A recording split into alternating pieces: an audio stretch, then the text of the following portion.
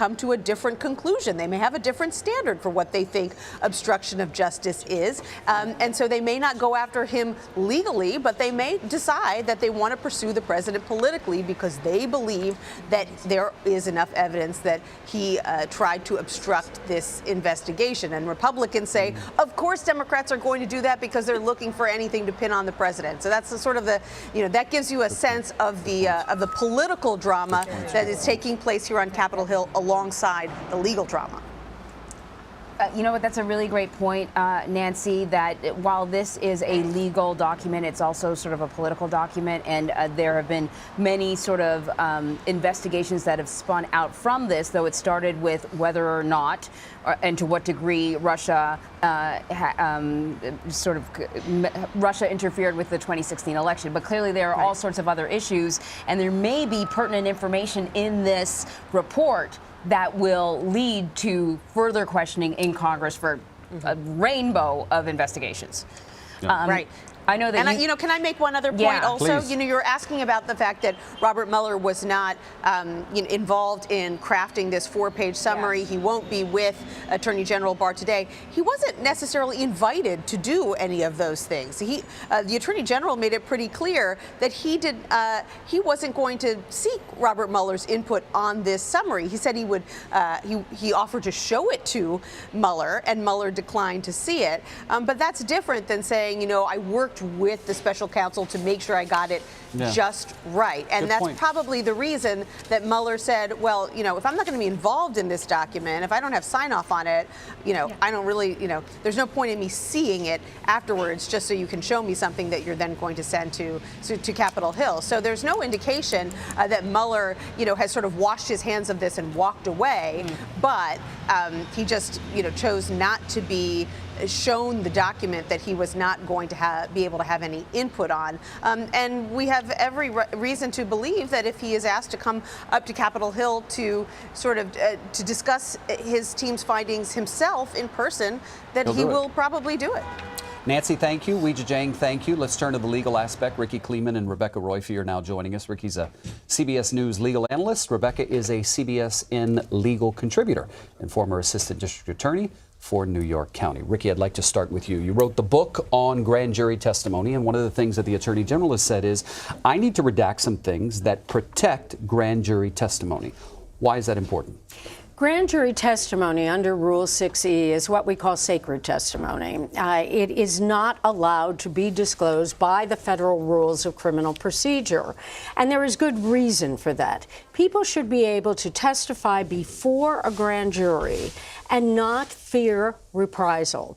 That's why their names are kept secret, their testimony is kept secret, and no one who is supposed to give out that information, not the grand jurors and definitely not the prosecutors. So you can't just willy-nilly decide to go around Rule 6E and give out grand jury testimony to the public.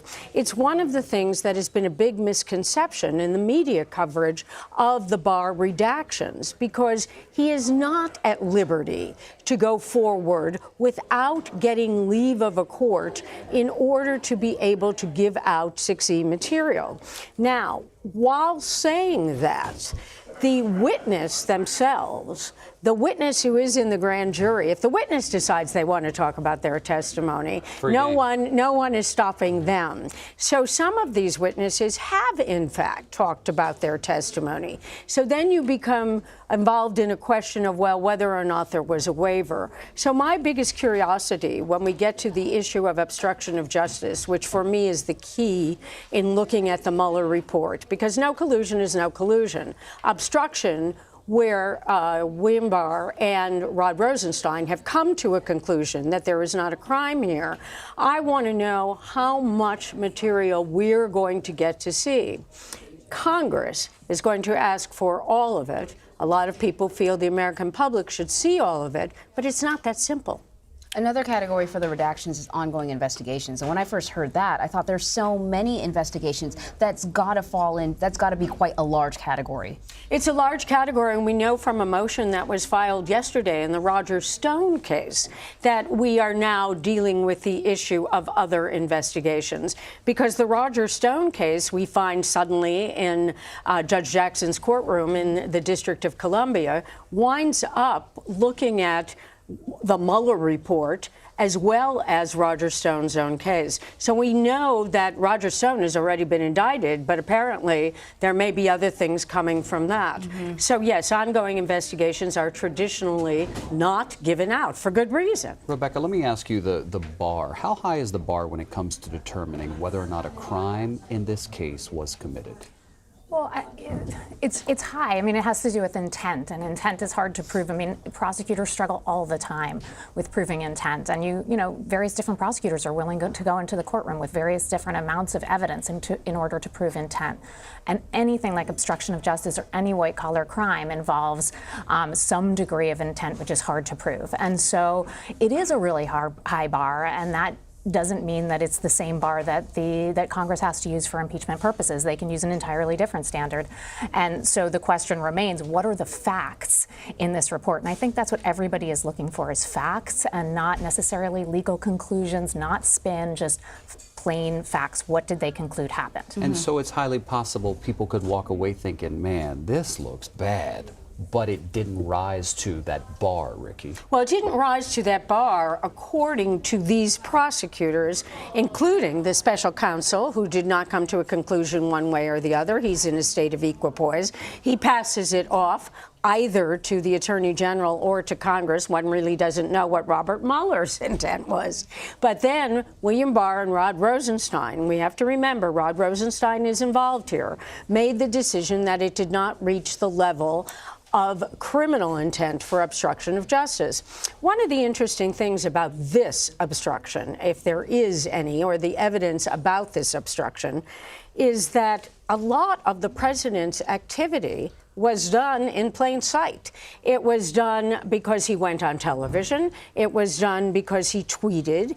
There's not too much that we don't know about the president's intent. We know what former FBI Director Comey said about the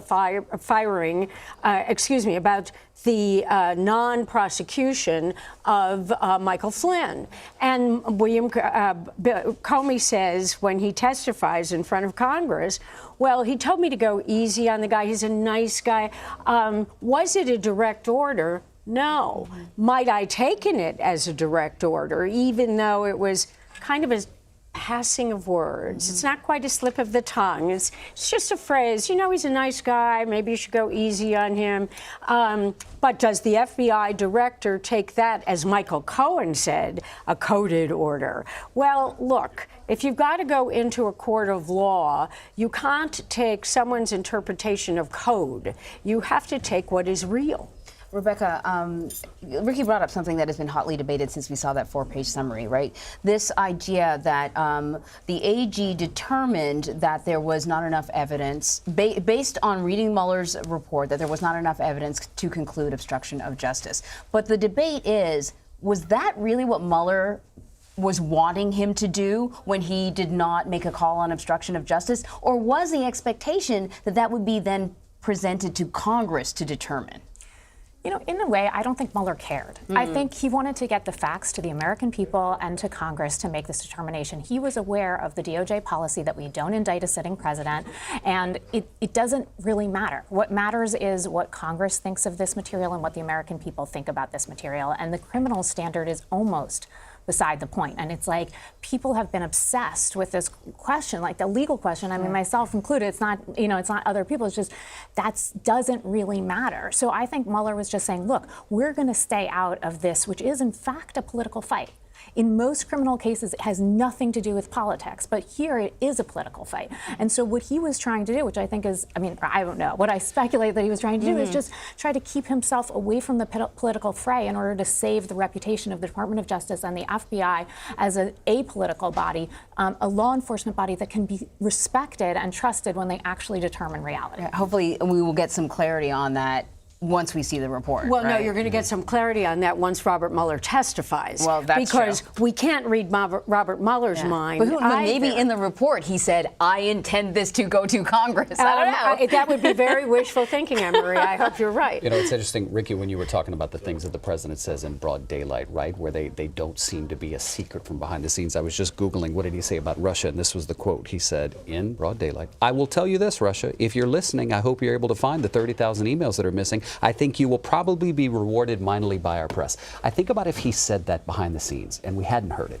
and it just came out in the Mueller report, we'd be like, whoa, that's a big deal. good point. Exactly. But there are lots of things that he has said publicly, especially during his campaign rallies. And then, I mean, when you look at the WikiLeaks, are you listening, WikiLeaks? Right. You know, come and help us out, give us those emails. But also what he has said on Twitter, that because it's the old, where is the defendant hiding? Where is the suspect hiding? And he's hiding in plain sight. So this is someone who, by virtue of his bursting everything out into the open, including his interview with Lester Holt about the Russia investigation and about the firing of Comey, where he says to Lester Holt that he fired him because of, quote unquote, that Russia thing. And that type of comment, exactly correct, David, if you said it in private, would clearly be a mountain of obstruction. But because you say it publicly, it takes away the secrecy. Obstruction of justice. To that point, go ahead. If you're his legal counsel, is that probably the most brilliant thing your client is doing?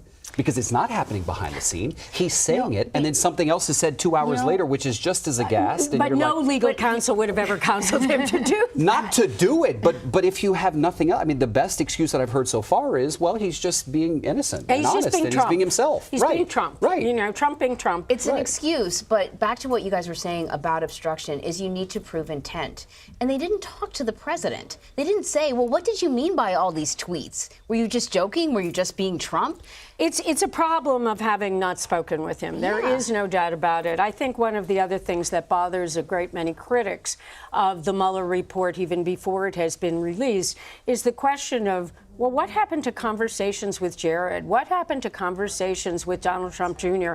Where is all of the evidence having to do with obstruction, having to do with dealing with the Trump Tower meeting, and then the alleged drafting of the excuse for Donald Trump Jr. on Air Force One as to why that meeting was held? That seems to have just gone into the wind. So I hope when I look at this, I'm going to be looking for that meeting. What happened to it? With that meeting, do you subscribe to sort of the theory that if you're not one of the witnesses being questioned, then you may be the subject? Because we know that Hope Hicks, who helped to craft that statement, was questioned. We know Don McGahn was questioned. We know that Donald Trump Jr. was not. Subjects are questioned. Targets may not be. Okay, there. And if they're the last person, so you know, if anything, they would be the last person to be. We know Jared questioned, Kushner was questioned. Yeah. He was in the room for that meeting. So we've been given a 2-minute warning that the Attorney General will step to the podium shortly. Rebecca, as we continue briefly, what should we make of the fact that Mr. Mueller didn't compel the president to testify? Again, I don't think this is a criminal prosecution. I don't think he ever intended it to be a criminal prosecution. Any good prosecutor in their right mind would have done that if it were a normal criminal prosecution, since he knew this was never going to be in a court of law. How important was it? I mean, you know, now I don't think it's that important for Congress. I think we all know what President Trump would say in a circumstance like that. It's not critical. What's critical is to have all of this information out there.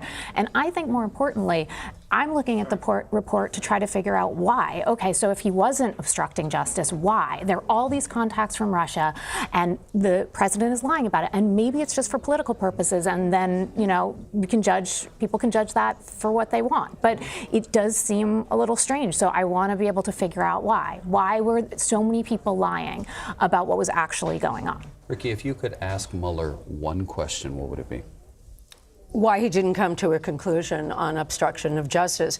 You have to remember that Mueller is a very different special counsel than when we saw Ken Starr in During his Clinton. role during Clinton. Tell us why. That's well, important. Ken Starr was out front with everything. Ken Starr was the leading prosecutor. Ken Starr assumed the role not only of investigator, but he really assumed the role that William Barr is assuming now. I mean, we saw Ken Starr all over the place, and Ken Starr's strong feelings about what was indeed a crime. Could you imagine if Trump would have had Ken Starr and Ken Starr would have been at the podium every week?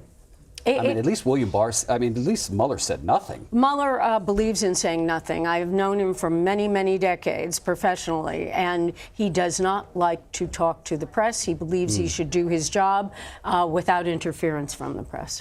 How do you think Mueller's going to sort of go down in history? Silence on this side of the I table. don't know. You know, I think he in all of this, it's people are being ripped apart by politics, and I think at least for now, I mean, and again, we haven't seen the report, we don't know what's in there, but I think for now, most people still have faith that he did this in an actually apolitical way in which he was devoted to being impartial and finding the facts, and I think that's a good way to go down in history if you're within the FBI or within the Department of Justice. As I recall, Preet Bharara, who had been the U.S. Attorney in the Southern District of New York and had the distinction of being the one who would not resign and therefore was fired by Donald Trump, and is very clear about his beliefs about the president and this investigation. And he was asked on Twitter if he still thought that Robert Mueller was his hero after William Barr came out with his 4-page summary, and there was no finding of collusion and an ambiguous finding at best about obstruction. And Preet Bharara said that indeed Robert Mueller remained his hero. What about the fallout when it comes to this report beyond, the report and, what Nadler does with it if he decides that it's impeachable or not? I don't know, that conversation. There are other investigations going on. If this report comes out and, everyone gets a good look at it and obstruction of justice, absolutely no way. Collusion or cooperation, coordination, whatever the phrasing is, absolutely no way. Does this sort of take the steam out of all these other investigations? Oh, hold that thought. We are going to take you to the Justice Department. We're going to have a CBS News special report about to start any moment now. It looks like the Attorney General will be coming to the podium. Yeah, it looks like we just got a 2-minute warning, but they delayed Another it. 2-minute warning? Yeah. Okay, there was another one. there we Here go.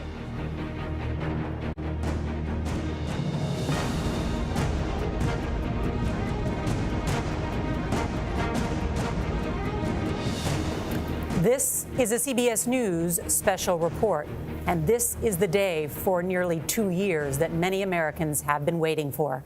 I'm Norah O'Donnell with Gayle King and John Dickerson in New York. We want to take you now to Washington, where Attorney General William Barr is about to speak to reporters about the special counsel's report on Russian election interference. Now, later this morning, Barr will release a redacted version of Robert Mueller's report, meaning that some of the material was removed as required by law. Barr said last month that Mueller's evidence does not support any criminal charges for obstruction of justice, but it also does not exonerate the president.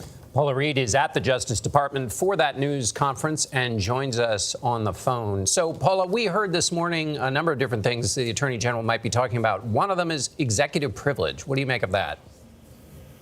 That's right. Well, there have been some outstanding questions about whether or not the president would have tried to assert executive privilege over any materials in this redacted report. But here comes the Attorney General, so I'm going to hop off. Okay. And now we see the Attorney General, William Barr, who's recently taken that position, joined by the Deputy Attorney General, Rod Rosenstein, as well.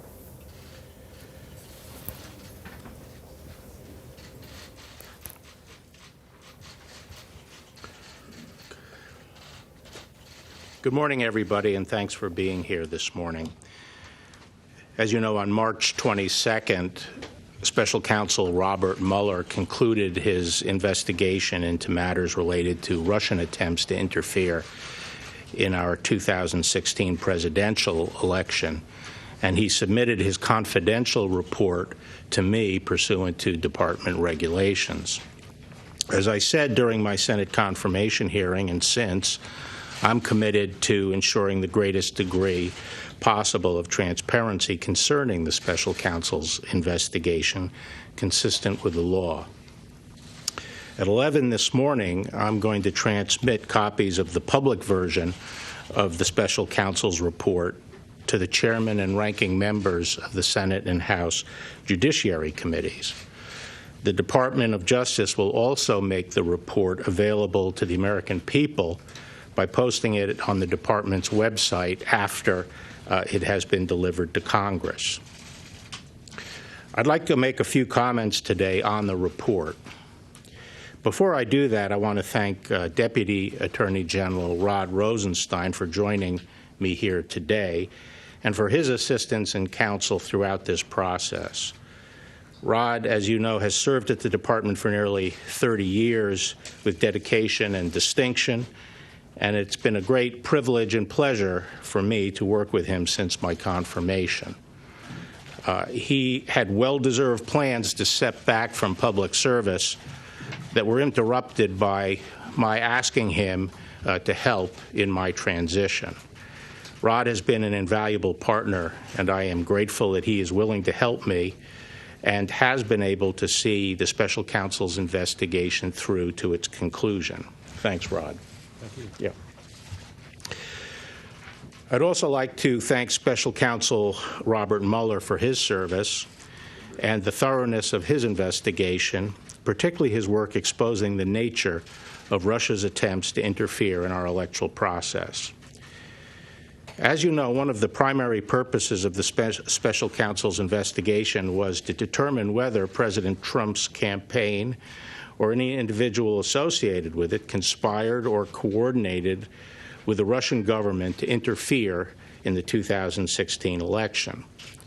Volume 1 of the Special Counsel's report describes the results of that investigation. As you will see, the Special Counsel's report states that his, quote, investigation did not establish that members of the Trump campaign conspired or coordinated with the Russian government in its election interference activities. I am sure that all Americans share my concern about the efforts of the Russian government to interfere in our presidential election. As the Special Counsel report makes clear, the Russian government sought to interfere in our election process. But thanks to the Special Counsel's thorough investigation, we now know that the Russian operatives who perpetrated these schemes did not have the cooperation of President Trump or the Trump campaign, or the knowing assistance of any other American for that matter. That is something that all Americans can and should be grateful to have confirmed. The Special Counsel report outlines two main efforts by the Russian government to influence the 2016 election. First, the report details efforts by the Internet Research Agency, a Russian company with close ties to the Russian government, to sow social discord among American voters through disinformation and social media operations. Following a thorough investigation of this disinformation campaign, the Special Counsel brought charges in federal court against several Russian nationals and entities for their respective roles in this scheme. Those charges remain pending, and the individual defendants remain at large. But the Special Counsel found no evidence that any American, including anyone associated with the Trump campaign, conspired or coordinated with the Russian government or the IRA in this illegal scheme. Indeed, as the report states, quote, the investigation did not identify evidence that any U.S. person knowingly or intentionally coordinated with the IRA's interference operation, unquote. Put another way, the Special Counsel found no collusion by any Americans in IRA's illegal activities. Second, the report details efforts by the Russian military officials associated with the GRU, the Russian Military Intelligence Organization, to hack into computers and steal documents and emails from individuals associated with the Democratic Party and Hillary Clinton's campaign for the purpose of eventually publicizing these documents. Obtaining such unauthorized following a thorough investigation of these hacking operations, the special counsel brought charges in court against several Russian military officers for their respective roles in these illegal hacking operations. Those charges are still pending, and the defendants remain at large. But again, the special counsel's report did not find any evidence that members of the Trump campaign or anyone associated with the campaign conspired or coordinated with the Russian government in these hacking operations. In other words, there was no evidence of the Trump campaign collusion with the Russian government's hacking. The special counsel's investigation also examined Russian efforts to publish stolen emails and documents on the internet. The special counsel found that after the GRU disseminated some of the stolen documents to entities that it controlled, DC Leaks and Guccifer 2, the GRU transferred some of the stolen materials to WikiLeaks for publication. WikiLeaks then made a series of document dumps. The special counsel also investigated whether any member or affiliate of the Trump campaign encouraged or otherwise played a role in these dissemination efforts. Under applicable law, publication of these types of material would not be criminal unless the publisher also participated in the underlying hacking conspiracy. Here, too, the special counsel's report did not find that any person associated with the Trump campaign illegally participated in the dissemination of the materials. Finally, the special counsel investigated a number of links or contacts between the Trump campaign officials and individuals connected with the Russian government during the 2016 presidential campaign. After reviewing these contacts, the special counsel did not find any conspiracy to violate U.S. law involving Russian-linked persons and any persons associated with the Trump campaign. So that's the bottom line. After nearly 2 years of investigation, thousands of subpoenas, hundreds of warrants, and witness interviews, the special counsel confirmed that the Russian government sponsored efforts to illegally interfere with the 2016 presidential election, but did not find that the Trump campaign or other Americans colluded in those efforts. After finding no underlying collusion with Russia, the special counsel's report goes on to consider whether certain actions of the president could amount to obstruction of the special counsel's investigation. As I addressed in my March 24th letter, the special counsel did not make a traditional prosecutorial judgment regarding this allegation. Instead, the report recounts 10 episodes involving the president and discusses potential legal theories for connecting those activities to the elements of an obstruction offense. After carefully reviewing the facts and legal theories outlined in the report, and in consultation with the Office of Legal Counsel and other department lawyers, the Deputy Attorney General and I concluded that the evidence developed by the special counsel is not sufficient to establish that the president committed an obstruction of justice offense. Although the Deputy Attorney General and I disagreed with some of the special counsel's legal theories and felt that some of the episodes examined did not amount to obstruction as a matter of law, we did not rely solely on that in making our decision. Instead, we accepted the special counsel's legal framework for purposes of our analysis and evaluated the evidence as presented by the special counsel in reaching our conclusions. In assessing the president's actions discussed in the report, it is important to bear in mind the context. President Trump faced an unprecedented situation.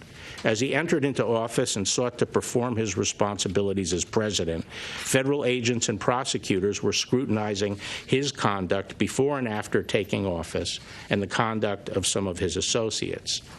At the same time, there was relentless speculation in the news media about the president's personal culpability. Yet, as he said from the beginning, there was in fact no collusion. And as the special counsel's report acknowledges, there is substantial evidence to show that the president was frustrated and angered by his sincere belief that the investigation was undermining his presidency, propelled by his political opponents, and fueled by illegal leaks. Nonetheless, the White House fully cooperated with the special counsel's investigation, providing unfettered access to campaign and White House documents, directing senior aides to testify freely, and asserting no privilege claims. And at the same time, the president took no act that in fact deprived the special counsel of the documents and witnesses necessary to complete his investigation. Apart from whether the acts were obstructive, this evidence of non-corrupt motives weighs heavily against any allegation that the president had a corrupt intent to obstruct the investigation. Now, before I take questions, I want to address a few aspects of the process for producing the public report that I am releasing today. As I said several times, the report contains limited redactions related to 4 categories of information.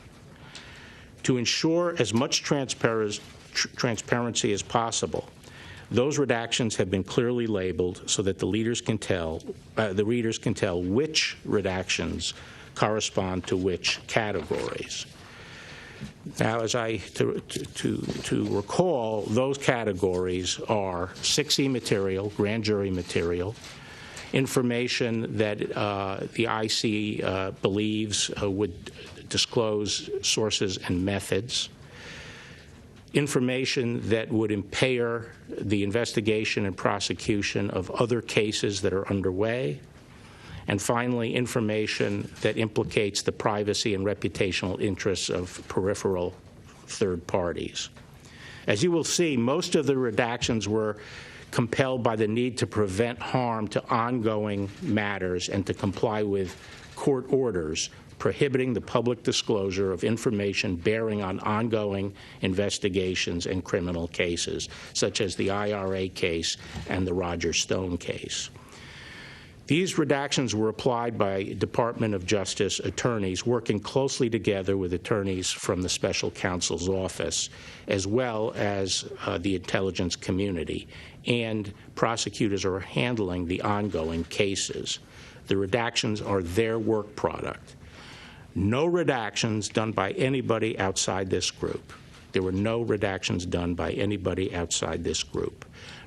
No one outside this group proposed any redactions, and no one outside the department has seen the unredacted report, with the exception of certain sections that were made available to IC, the intelligence community, for their advice on protecting intelligence sources and methods.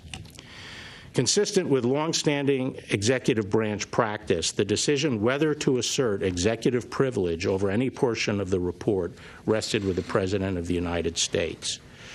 Because the White House had voluntarily cooperated with the special counsel, significant portions of the report contained material over which the President could have asserted privilege, and he would have been well within his rights to do so. Following my March 29th letter, the Office of the White House Counsel requested the opportunity to review the redacted version of the report in order to advise the President on the potential invocation of privilege, which is consistent with longstanding practice. Following that review, the President confirmed that in the interest of transparency and full disclosure to the American people, he would not assert privilege over the special counsel's report. Accordingly, the public report I am releasing today contains redactions only for the 4 categories that I previously outlined, and no material has been redacted based on executive privilege. In addition, earlier this week, the President's personal counsel requested and was given the opportunity to read a final version of the redacted report before it was publicly released.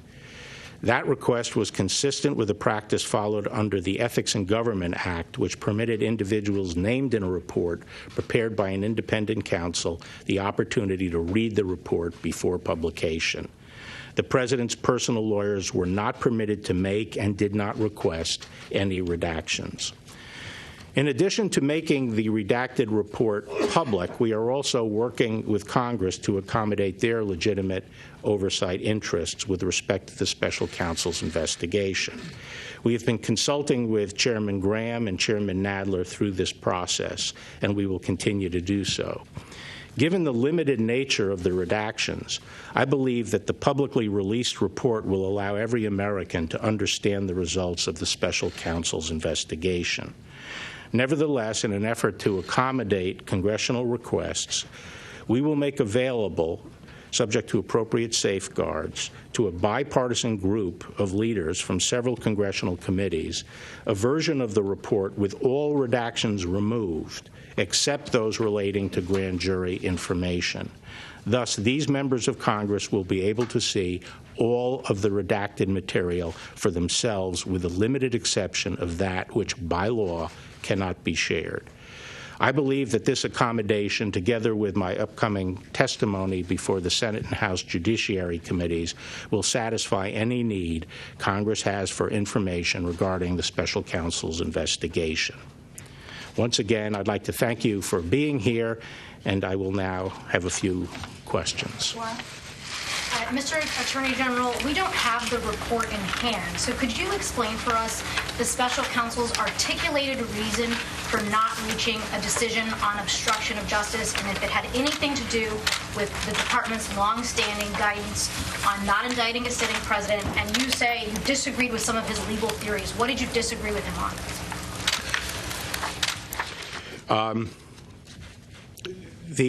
I'd leave it to his description in the report, the special counsel's own articulation of why he did not want to make a determination as to whether or not there was an obstruction offense. But I will say that when we met with him, Deputy Attorney General Rosenstein and I met with him, along with Ed O'Callaghan, who is the principal associate deputy, on March 5th, we specifically asked him about the OLC opinion and whether or not he was taking the position that he would have found a crime but for the existence of the OLC opinion. And he made it very clear several times that that was not his position. He was not saying that but for the OLC opinion he would have found a crime. He made it clear that he had not made the determination that there was a crime. Did you disagree with him on? May I follow up on that, Mr. Attorney General? What did you disagree with him on? Given that, why did you and Mr. Rosenstein feel the need you had to take it to the next step to conclude that there was no crime, especially given that DOJ policy? Well, the very prosecutorial function and all our powers as prosecutors, including the power to convene grand juries and the compulsory process that's involved there, is for one purpose and one purpose only. It's determine yes or no. Was alleged conduct criminal or not criminal? That is our responsibility, and that's why we have the tools we have. And we don't go through this process just to collect information and throw it out to the public. We collect this information, we use that compulsory process for the purpose of making that decision. And because the special counsel did not make that decision, we felt the department had to, and that was a decision by me and the Deputy Attorney General. Yes. Or did the special counsel indicate that he wanted you to make the decision or that it should be left for Congress? And also, how do you respond to criticism you're receiving from congressional Democrats that you're acting more as an attorney for the president rather than as the chief law enforcement officer? Well, Special Counsel Mueller did not indicate that his purpose was to leave the decision to Congress. I hope that was not his view, since we don't convene grand juries and conduct criminal investigations for that purpose. He did not. I didn't talk to him directly about the fact that we were making the decision, but I am told that his reaction to that was that it was my prerogative as Attorney General to make that decision. Attorney General Barr Catherine Herridge, Fox News. Hi there. Is there anything you can share today about your review of the genesis of the Russia investigation and whether assets have been provided to investigate? No, today I'm really focused just on the process of releasing this report. Attorney General, senior Democrats in Congress have asked for Robert Mueller himself to testify. Robert Mueller remains a Justice Department employee as of this moment. Will you permit him to testify publicly to Congress? I have no objection to Bob Mueller personally testifying.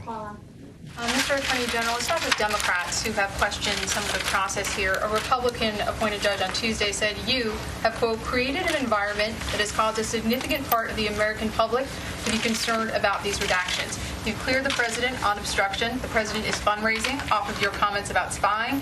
And here you have remarks that are quite generous to the president, including acknowledging his feelings and his emotions. So what do you say to people on both sides of the aisle who are concerned that you are trying to protect the president? Well, actually, the statements about his sincere beliefs are recognized in the report, that there was substantial evidence for that. So I'm not sure what your basis is for saying that I am being generous to the president. You face an unprecedented situation. It just seems like there's a lot of effort to go out of your way to acknowledge how this. Well, is there another precedent for it?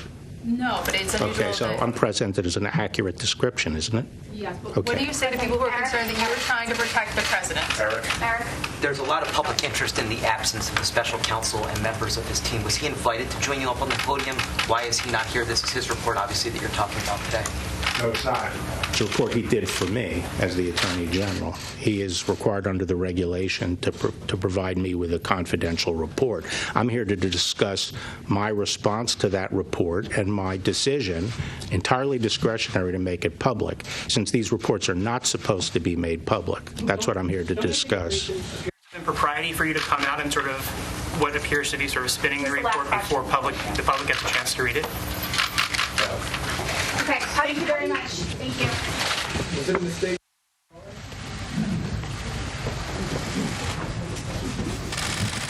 And an extraordinary statement by the Attorney General of the United States describing Special Counsel Robert Mueller's report, which will be released to the public to see, a nearly 2-year investigation. And as we just heard the Attorney General say, the Special Counsel's report states that the investigation did not establish that members of the Trump campaign conspired or coordinated with the Russian government in its election interference. So no conspiracy, no coordination, no collusion.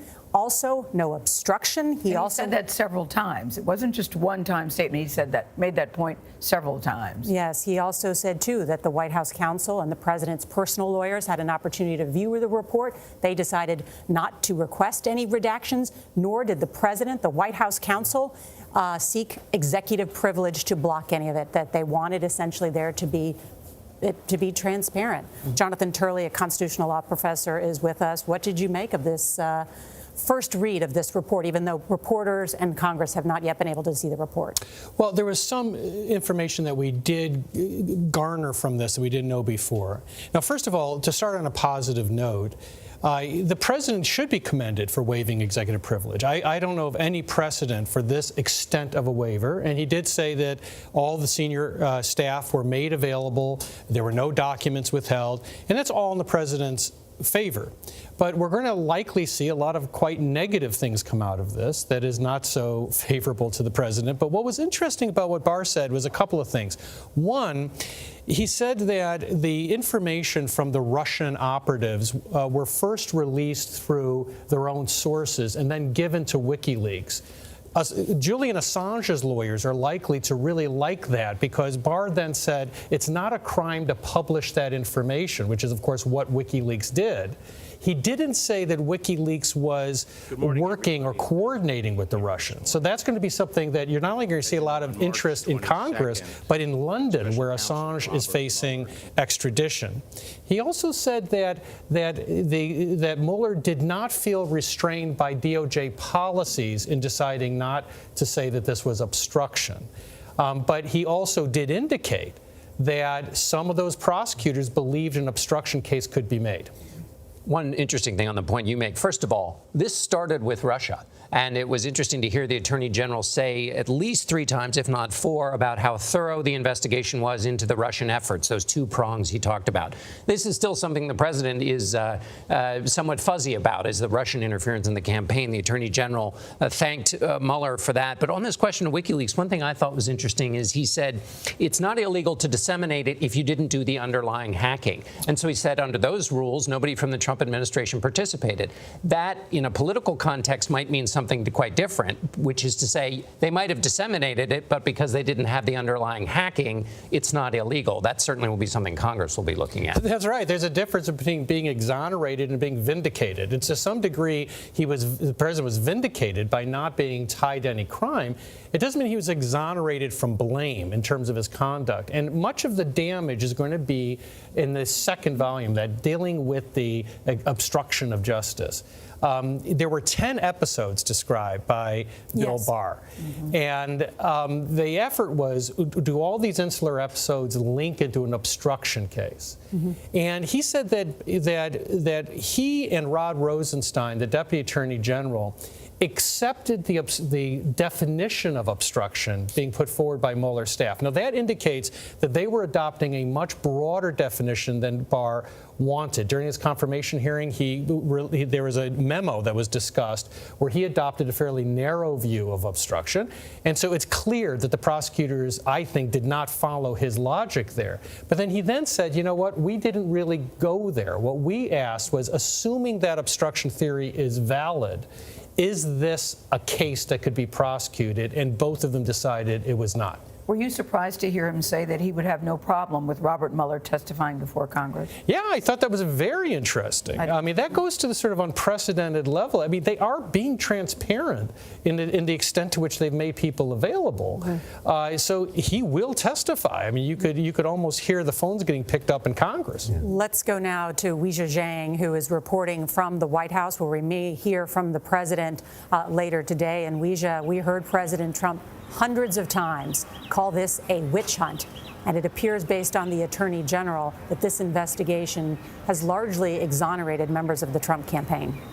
Well, that's certainly how the president feels, and he actually tweeted out a edited clip of him saying there was no collusion multiple times, and just moments ago he sent out another tweet because clearly he was following this press conference. Right after, he sent out an image that looks like it's from the same graphics as the television show Game of Thrones, and in big letters it says "Game Over." This is from the president's Twitter account. No collusion, no obstruction for all the haters and the radical left Democrats. So what we heard from the Attorney General did sound like a victory for the president in many ways. Our colleague Paula Reed even asked him about, why he was bringing up the president's emotions and why he was talking about what he was feeling and what the president had to go through personally in talking about this document, which is extremely factual and supposed to just rely on that. And he was stoic for the most part, but he did become defensive in saying, I am just reporting the facts, and this was unprecedented, and the president went through a lot. So, even before today, we anticipated another victory lap.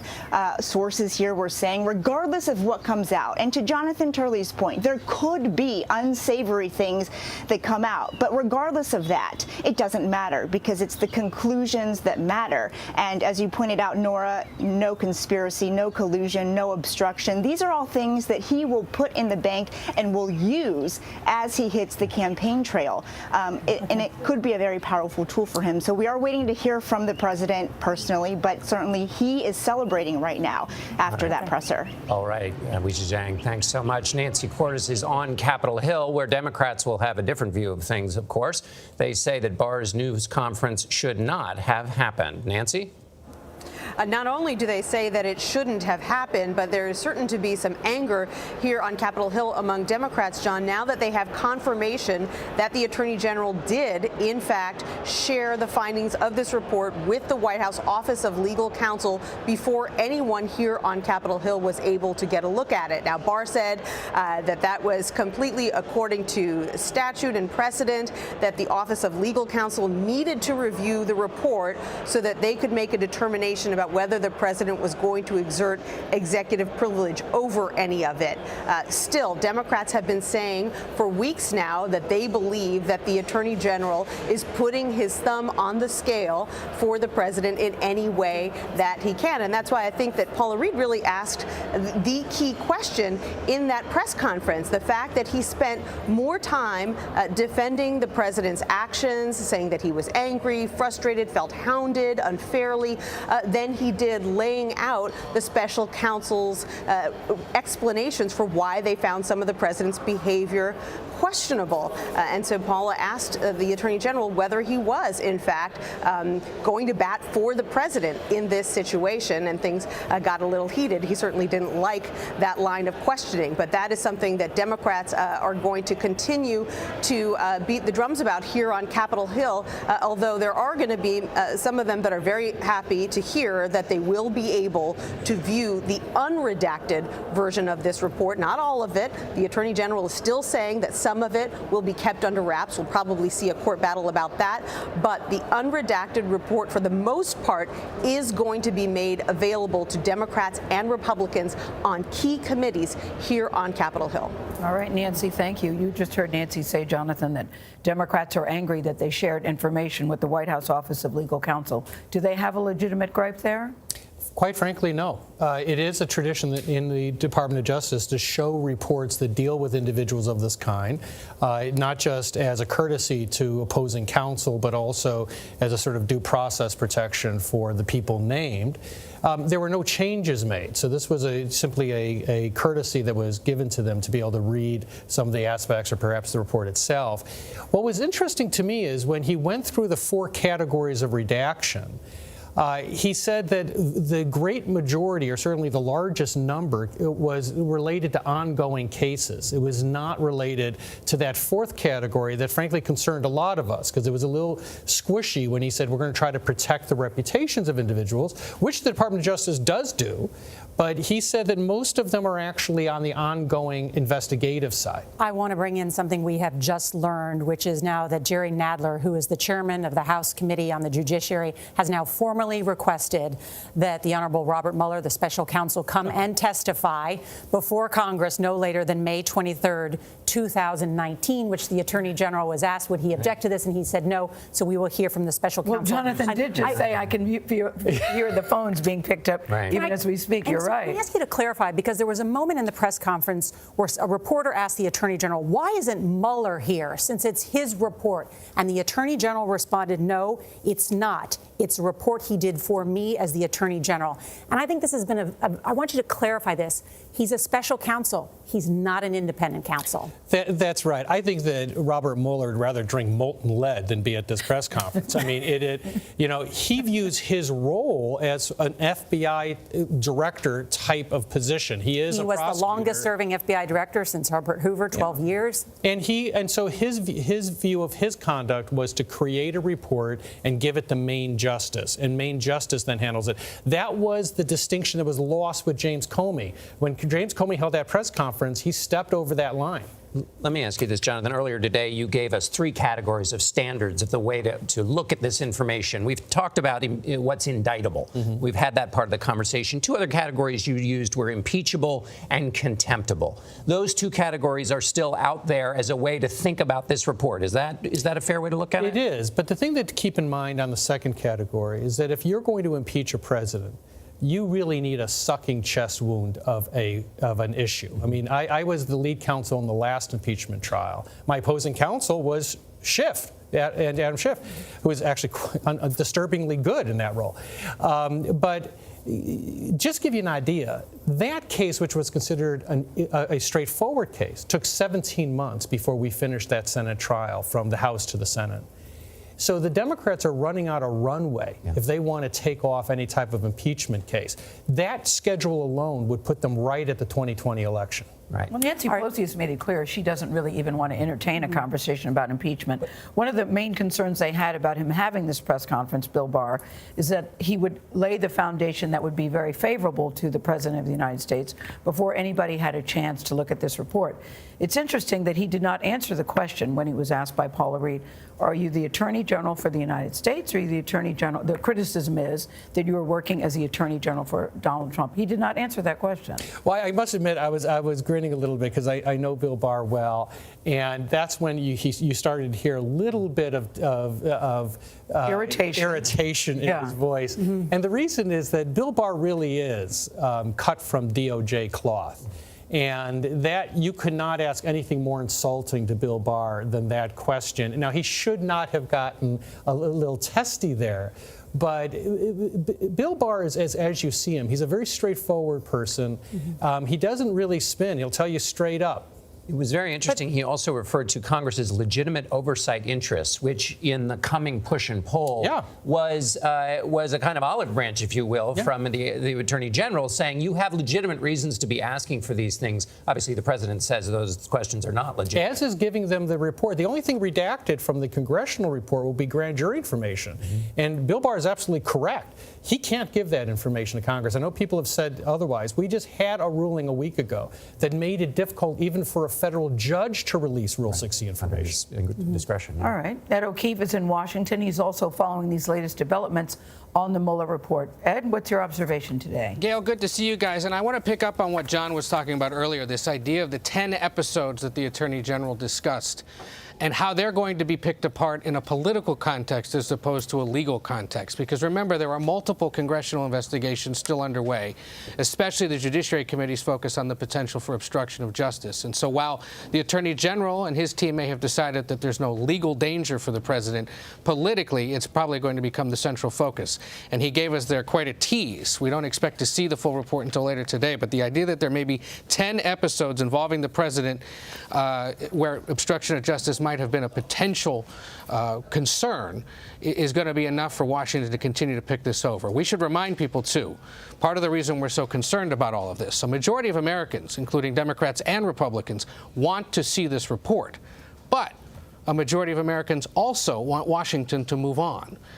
Majority of Republicans and independents, 2/3 of Democrats say the Democratic Party, as it controls the House, should continue digging. But it looks as if that won't happen until at least after May 23rd, when Robert Mueller now is asked to testify. And we should remind folks as well, the Attorney General himself will face questions, even stronger ones than he got from our colleagues there at the Justice Department this morning in early May, when he's going to testify before 2 committees to discuss the findings of this report. So a lot more to come as the day progresses, but certainly the push here to release it fulfills the wishes of Americans who want to see this report and be able to pick it apart for themselves. Well, we keep hearing this report is 400 pages, Jonathan. What would you look at first? What would your advice be to people who said, yeah, I can't wait to read it? What would you where would you send them? I quite frankly, I think most people are going to skip the collusion part and go straight to obstruction. First of all, that's going to have the least amount of redactions, because the obstruction investigation largely gathered its information from senior White House staff. Its footprint was not in the grand jury. On collusion, all that stuff was globally a global reach in terms of banks and other sources. They had to pull them through the grand jury. So it's obstruction where you're going to see these 10 episodes. And we have to look for linkages and also key players.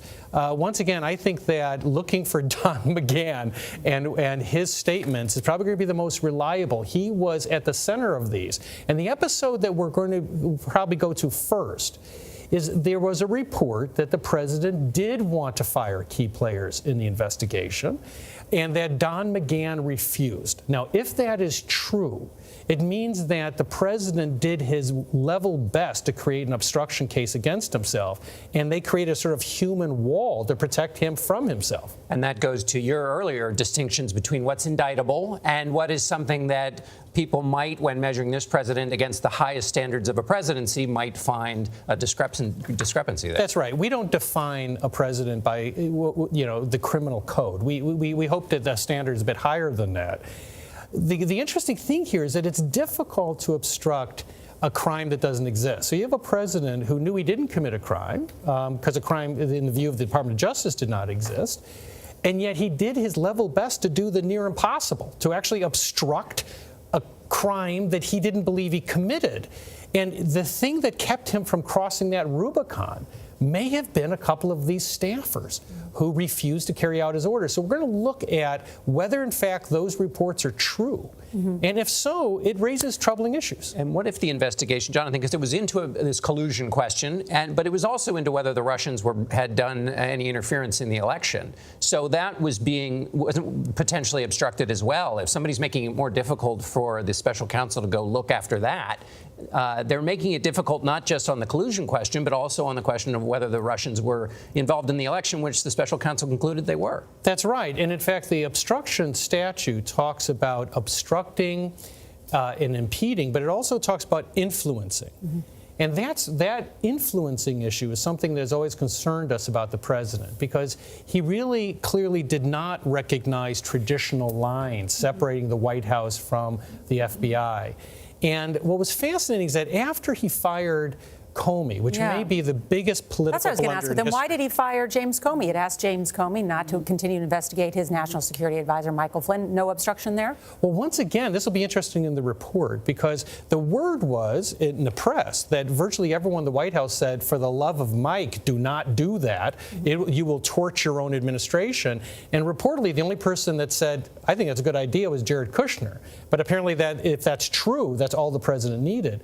But what's fascinating is it did exactly what his advisors told him to do. It set his administration on fire. Then when it came to this report of his wanting to fire other people, it sounds as if, and we'll see if this is true, critical players put themselves really between the president and those individuals. They may have saved this president from a more serious obstruction claim. I just want to recap, too, just very quickly as we continue this conversation, just what we heard from the Attorney General, for those who are just tuning in again, that according to the Attorney General's reading of the special counsel's report, the investigation did not establish that members of the Trump campaign conspired or coordinated. He also said no collusion by any Americans in the IRA's illegal activity. The IRA, talking about the Russians in this case, not the Irish, but the Russians in this case, which was, and I think always important to remember, there was a coordinated effort, though, by the Russian government to try and influence the 2016 election on numerous fronts, and that is still an effort that our intelligence community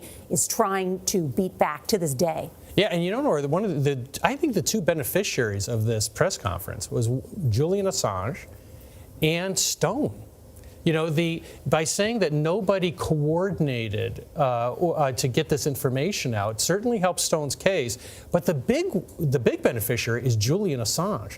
That is his saying that, look, if you just publish this information, it's not a crime. So we will have to see in the coming days whether new charges are brought against Assange that suggest he was a more active player with relation to the Russians. And just to remind everybody, so I'm sorry, just to remind everybody why that's important too, is those emails were leaked of John Podesta and the Clinton campaign on the very day, for instance, that the Billy Bush tape came out. Like there was this coordinating effort to influence the campaign. But your point is that it's good for them legally. That's right. It may also, and it's unproved, and we're going to look in the report and see if it's there, if those WikiLeaks emails were passed along through a conduit, but that conduit, that's only just bad politically because they weren't involved in the underlying hacking, which is the legal tripwire that has to be tripped. That's right.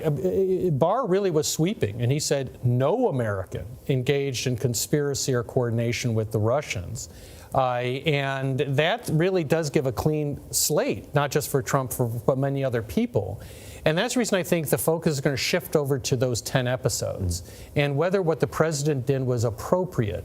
Now, that question can involve impeachable conduct. The Congress can view those 10 episodes as a mosaic to say, look, we don't believe that you acted appropriately or we believe you acted abusively. But it's a hard case to make when the Department of Justice is saying we don't believe there's underlying criminal conduct here. And doesn't the tug of war politically now is what standard to use, because the Attorney General has now summarized the report twice, and so in terms of a political fight, he has set the standard and said the president's got a clean bill of health. It now is up to anybody on the Democratic side to make the case, no, under our standard, which is a political standard, which is different than a legal one, the following things are bad. But they've got an uphill fight. Yeah, that's exactly right. The Democrats, even after the initial summary was given to Congress, came forward, people like Schiff and others, and saying, no, we clearly have collusion. Well, look, they're now in opposition, not just to Bill Barr and the Deputy Attorney General, they're taking a position in opposition to Mueller himself, that it's clear that that part of the report did not find collusion, certainly in any criminal sense. And if it's not collusion in a criminal sense, the question is, well, what are we talking about if they found no conspiracy, no coordination? Ed said something interesting when he said, but Americans want to see the report, but there's also a big majority that say it's time to move on. Jonathan, is it now time to move on? Is it still too early to tell until we see the report? Based on what we heard this morning, it was certainly very complimentary for President Trump. Very good news, it seems, for President Trump. Well, for God's sake, don't switch over to those political analysts. You don't want to hear from them. No, but it's actually not time to move on. I know that sounds self-serving, but there are going to be difficult questions raised, I think, in this obstruction material when we look at these episodes. All right, Jonathan Turley, thank you so much. And coverage will continue on our 24-hour streaming service, CBSN. Watch it at cbsnews.com or download the CBS News app. So that has been a CBS News special report. We heard from the Attorney General his overriding conclusion based on the Mueller report. He says no collusion or coordination and no obstruction of justice, which is what he had said before in his sort of 4-page summary. There's still a whole lot of questions. Yeah, and the release of the report is imminent. We're told it's going to be posted on the DOJ's website. That's when you will be able to read it. We've got the printers ready. We're going to print it and literally go page by page. You got to remember, even though the Attorney General has concluded there is no crime that has been committed, there may be some very embarrassing information for the president. There certainly could be. In these papers. Ricky Kleeman, Rebecca Roife are still with us. Both of them are legal analysts. Ladies, what are your sort of top takeaways? Ricky? Well, I think my top takeaway has to do with the fact that there was a press conference at all before the report was released, because what this permitted the Attorney General to do was exactly the question that was asked by Paula Reed, our reporter, in Washington, which has to do with spin. So when you have the report being issued in an hour or so, and you have the Attorney General speaking first, and he defends the president of being in an unprecedented situation where he was frustrated and emotional as a result of trying to take charge of the country and yet being under all of this suspicion, and that therefore his emotional content and context created some of his comments and some of his acts, as if that is an excuse. Well, all defendants and suspects in a crime are emotional and very frustrated. It doesn't mean that they should therefore commit a crime. I found that that whole section of Attorney General Barr's summary here this morning would have been better off not said. Yeah, in fact, what he says is that there is substantial evidence to show that the president was frustrated and angered by the sincere belief that the investigation was undermining his presidency. Well, and he goes on, I assume that comes from his tweets and from his public statements because he wasn't questioned. Exactly. That was my question. I mean, this is him sort of inferring intent, desire. I don't know how he came to that conclusion, Rebecca. What did you think of that? I mean, I agree that I think that, I can't quite figure out what the purpose of this press conference was, other than to say that the president didn't assert executive privilege, which is a piece of news that I'm happy to have. And, I would have been just as happy to have it 2 hours later when I could also be reading the report, but I'm happy to have that piece of news. Other than that, I'm not really sure why he did this. So, and as to your question about the conversation about his emotions, again, he had an opportunity to say, the president had an opportunity to say all of these things under oath and chose not to. So I think it's sort of strange that this public statement is being made on his behalf by an attorney general who has a sworn obligation to the Constitution, not to the particular president. I understand that the executive is a complicated beast, but he doesn't report to the president. And so it's important to remember that. The other thing I just want to say also is that this is a little bit the same as his summary report, in that he's sort of stating legal conclusions. I don't care anymore. I just want to see the facts. As you said, I think American people just want to see the facts. They're kind of sick of hearing what everybody thinks is in the report or what the report means without actually being able to read the report. It was really interesting to hear him say it, even though it was in his summary, because hearing him say it at times he seemed like a White House spokesperson. I mean, using his tone and his inflection, that kind of stuff. Let's go to Ed O'Keefe, who's in our D.C. bureau. He's our CBS News political correspondent. Ed, what's the immediate reaction on Capitol Hill right now?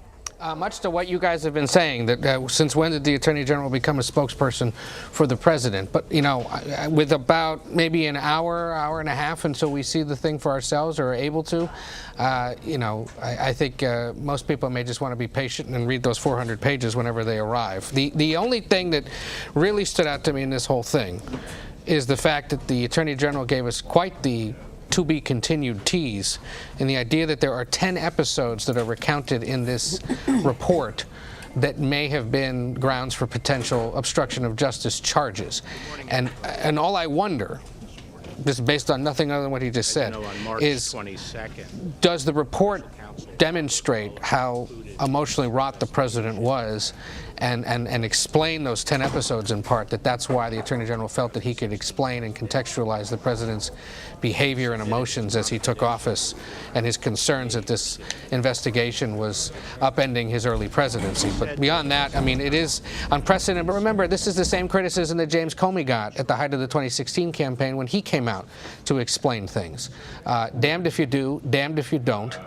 The difference here, perhaps, is that Barr, of course, was appointed by this sitting president and has written things in the past that suggest he was critical of this whole affair to begin with.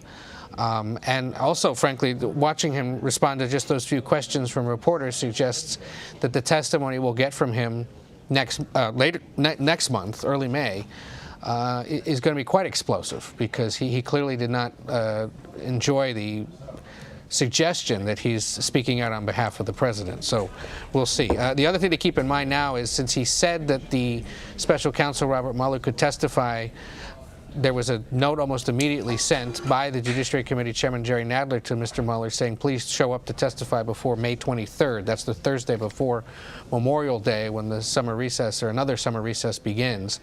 That too signals that we probably will at some point soon hear from Robert Mueller himself, once we all get a chance to digest this 400-page report starting later today. So I'm curious, Ed, no collusion, no obstruction, but like you said, a tremendous tease with these sort of 10 episodes. I'm wondering what the mood is on Capitol Hill in regards to all these other investigations, these congressional investigations. Do they feel bolstered by what they're hearing so far, or defeated? Well, and we got to remind folks, what the special counsel report did or establishes and what the Justice Department does is in regards to the legal concerns around what may have happened. But the political, nonpartisan political report, well, they will be partisan, but political investigations from Capitol Hill, are going to be an entirely different matter with an entirely different burden of proof. And these 10 episodes that the Attorney General alludes to today are likely to be the basis of some of this. There is an obstruction of justice investigation being led by the House Judiciary Committee, but there's a host of other investigations ongoing. Just last night, the House Financial Services Committee subpoenaed 9 banks for Mr. Trump's financial records, including Citigroup, Bank of America, and Wells Fargo. You have ongoing battles over whether or not the president and his family are unfairly profiting from the hotel down the street from the White House, and the fact that foreign heads of state and corporate leaders stay there while he's the sitting president. You have investigations into other aspects of the administration, and they're likely going to continue in one way or another. But you look at polling that we've done here at CBS and others have done elsewhere. While a majority of Americans want to see this report and be able to read it for themselves, they also want Washington to move on.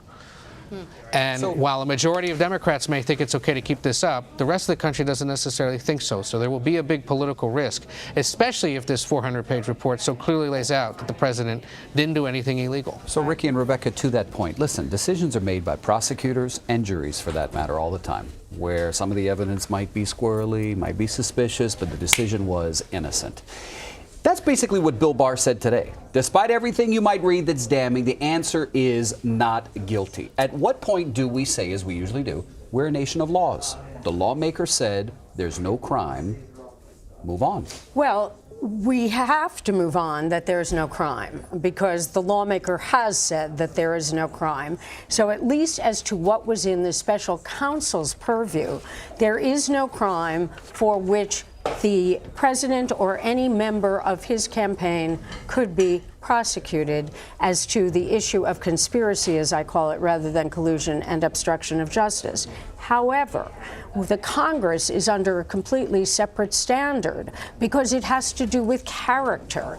It has to do with issues of what is appropriate in office. So that's a separate standard. In addition, when you talk about no crime, we are dealing not only with investigations within the Congress, but we are dealing with criminal investigations, particularly in the state of New York, the District Attorney's Office in Manhattan, the U.S. Attorney's Office for the Southern District of New York, as to various aspects of President Trump, his foundation, his organization. So those cases may or may not prove that there is a crime. But when we're dealing with the four corners of the 400-page Mueller report, crime is now off the table. That is significant. Yes, that's highly significant. Although, I mean, we really shouldn't forget that crimes have been charged. So it's like, I mean, you know, it's just memory is short, especially because there's just so much that comes out.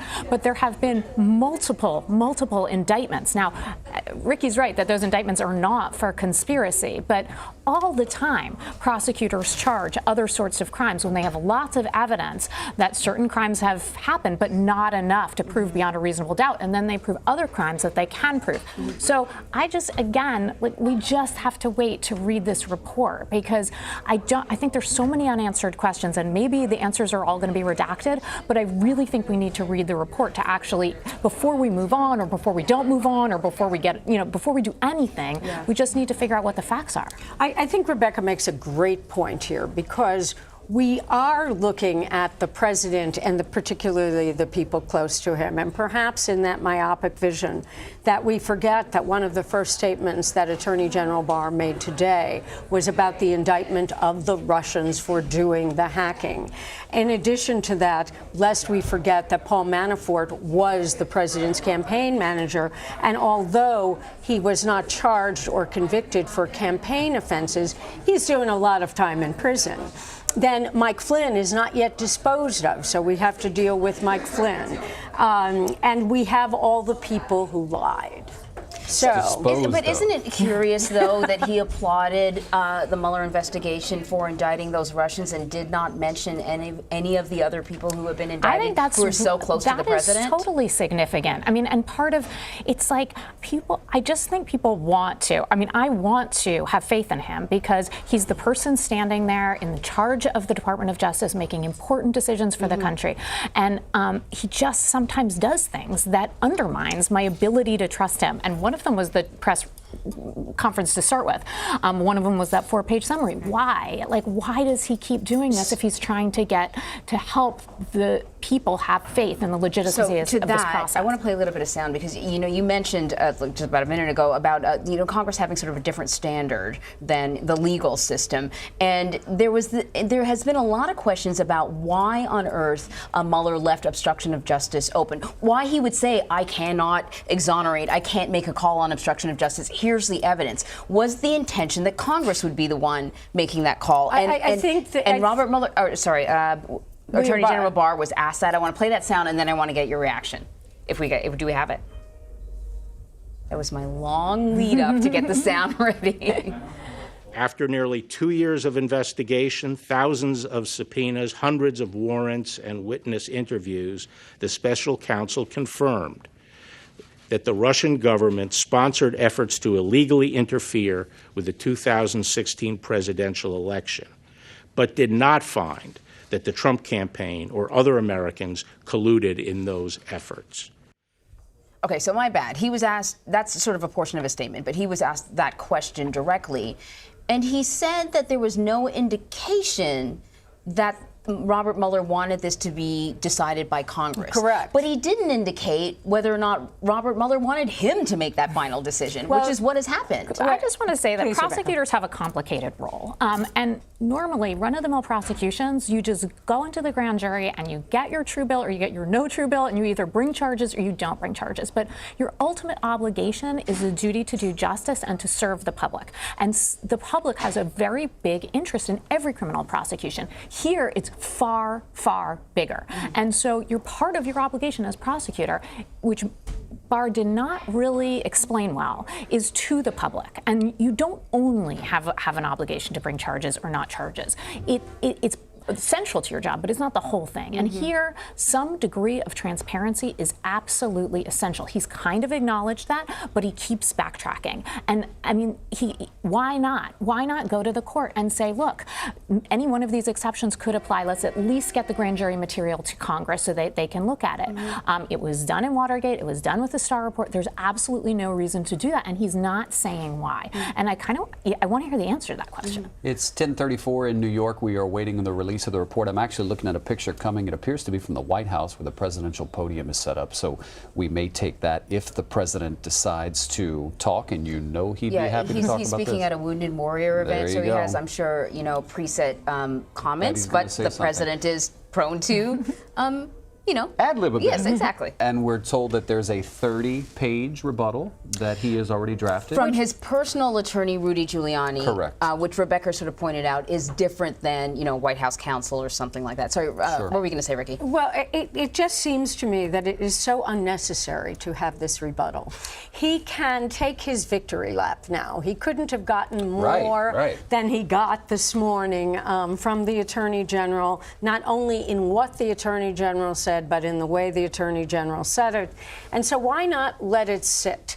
By virtue of doing this rebuttal, particularly from Rudy Giuliani, because you know that it will be painstaking and perhaps caustic, is that the result of that is you prolong the media conversation about not only the Mueller report, but now you prolong a conversation about the rebuttal. And why should the president's lawyer put the president, frankly, in the position of having the media able to criticize the rebuttal when they would be in the catbird seat by letting the media criticize the Mueller report? It just seems to me a needless move, and one that is typical of what Mr. Giuliani has been doing throughout.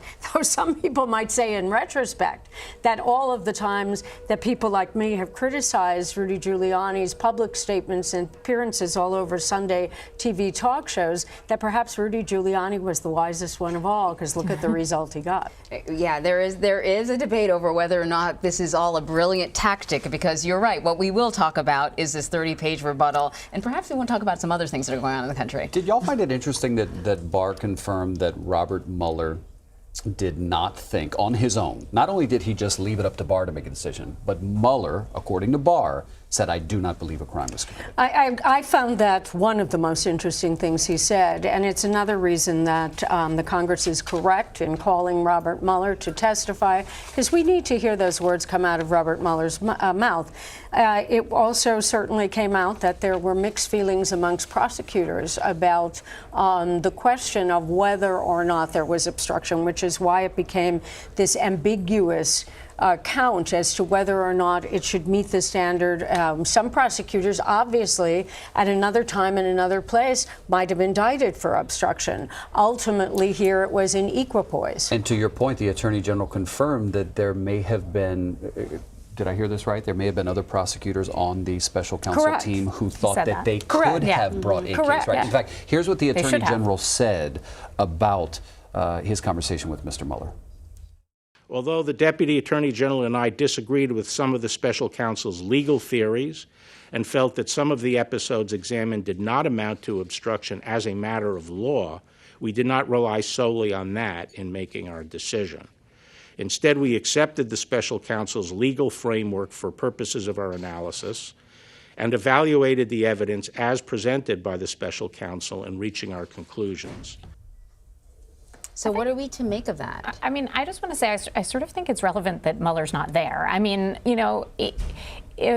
Barr can speak for Mueller, and maybe he's speaking accurately, and we'll learn at some later point, but why wouldn't you have the special counsel standing right there with you? To me, that seems interesting, and it's sort of part of that spin that Barr is making, that this report was for me, that I am the ultimate decider here, and kind of kicking Mueller into the background at this point. And to me, I'm not so interested in Barr's summaries and what he has to say, because Maybe he doesn't. I want to give him the benefit of the doubt. Maybe he really is just, following the facts and his opinion on the facts. But at this point, his credibility is somewhat undermined about being apolitical in that way. So I'd like to see Mueller stand behind this press conference. Let me push back on that, Counselor, if I may, with respect. You're saying you don't care so much about what Barr has to say.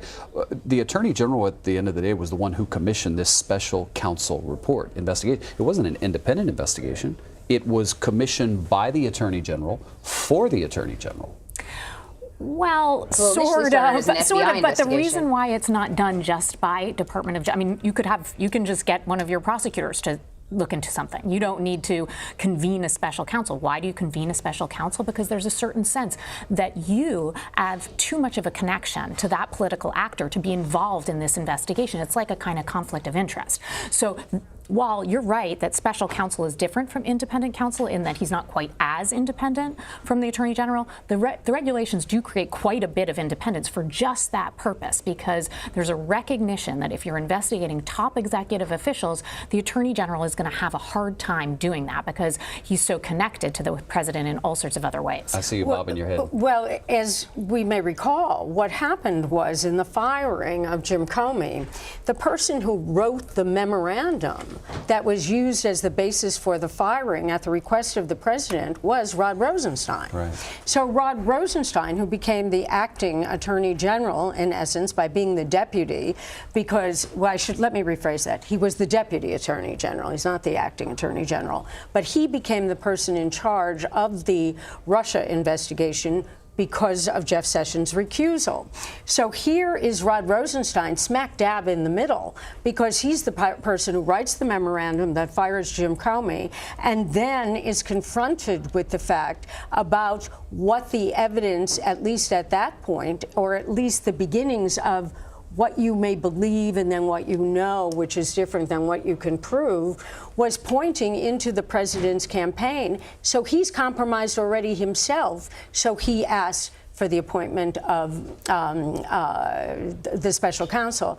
Steve Bannon has said that the firing of Jim Comey was the greatest mistake in history. That's right. That was done by President Trump, because it really created the office of the special counsel. There is no doubt about that. So, Ed, I know you've been standing by listening to this whole conversation. I had asked you about all the other sort of investigations taking place, but also there's the question of impeachment, and everyone was sort of holding their breath to figure out whether or not the Democrats would move in that direction. But it seems like since the midterm elections, the Democrats have sort of been lukewarm on the idea, not more than lukewarm, almost cold on the idea of pursuing any sort of impeachment. And I presume what we know so far about the Mueller report would just sort of reinforce that. Right, and most Democrats, when asked, will say they wanted to see the results of this report before they made that decision for themselves. So, at some point now in the next few days, we may get a better sense of whether there's enough Democratic support, at least, to proceed down that route. But remember what Speaker Pelosi has said about impeachment. There has to be overwhelming bipartisan support and evidence to move in that direction. And if you believe the Attorney General's preview of a full report, that would suggest we're not there yet. She has weighed in from Europe, where she's traveling right now, to say that the Attorney General has confirmed the staggering partisan effort by the Trump administration to spin the public's view of the Mueller report, complete with acknowledgement that the Trump team received a sneak preview. It's more urgent than ever that Special Counsel Mueller testify before Congress. Let's just fact check one piece of that.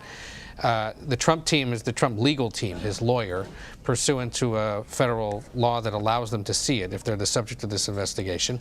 And now we know that Special Counsel Mueller probably will testify at some point before May 23rd, per the request of the Judiciary Committee and the permission given this morning by the Attorney General to let him do that. But, right now, at least, in these moments before the report is released to the world, the concern among Democrats is that Bill Barr came out and did what he did. But there's an old adage in this town: if you're fighting over the process, you're losing. And so, in essence, that's all the Democrats have right now, at least at this hour. In 2 hours, it might be something completely different, because the report will actually be released.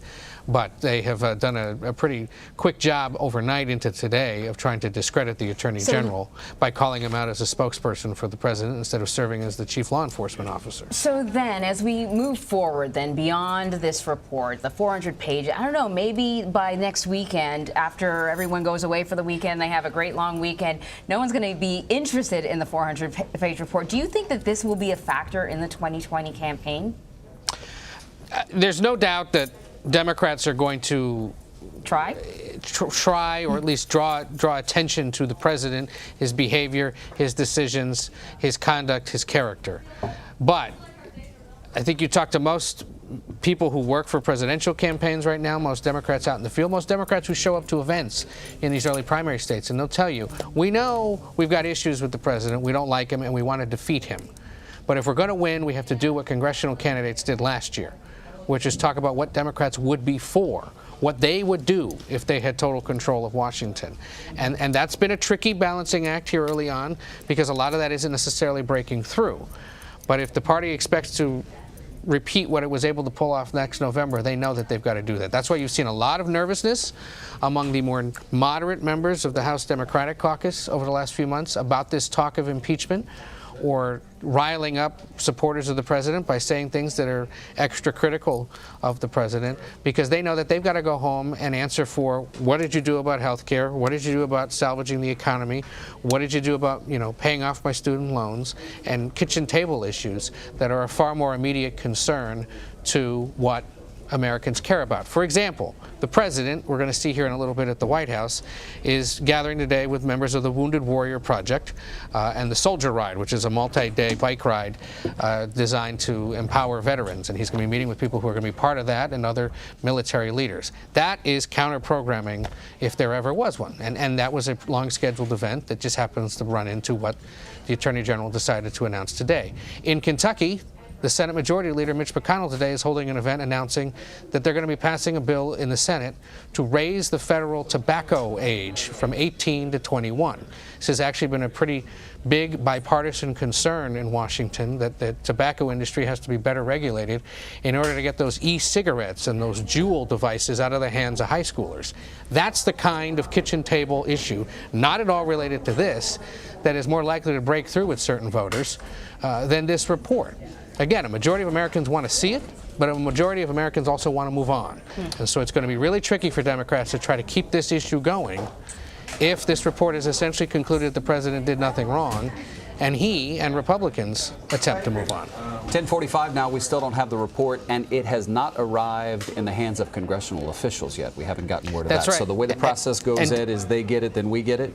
Exactly. Essentially, in the next hour or so, I think it's safe to say, as the Attorney General said earlier, the leaders of the House and Senate Judiciary Committee and other senior congressional leaders will be handed CD-ROMs. When was the last time anyone got a CD-ROM? What is this, the 90s? Exactly. I mean, Well, who has someone else was joking, you're also going to get 12 free hours of America Online with your Mueller report. Right, like who's got a computer that still takes CDs? Well, actually, ironically, David, most of the computers owned by the federal government and the legislative branch do still support CD-ROMs, because they don't necessarily purchase the most advanced equipment. Touche. I want to piggyback off one of the things that you were talking about, the fact check, and I want to bring in the legal ladies. For Nancy Pelosi to suggest that the president's team got a sneak peek is that something's a little untoward. That's not the case here. Well, it isn't the case, because it is true, as Ed noted, that there is an ethics in government law that allows the president's legal counsel to decide if any of the material should be subject to executive privilege, because you have the right to assert executive privilege. And what that means is if the president has had conversations, private conversations with someone within his administration or other person, that he has the right to say, no, no, no, I want to fight this issue in the courts, that you cannot let these out. Same kind of reasoning as between any privilege, attorney-client, psychotherapist-patient. There are some things that people ought to be able to say in private that will not come forth to the world.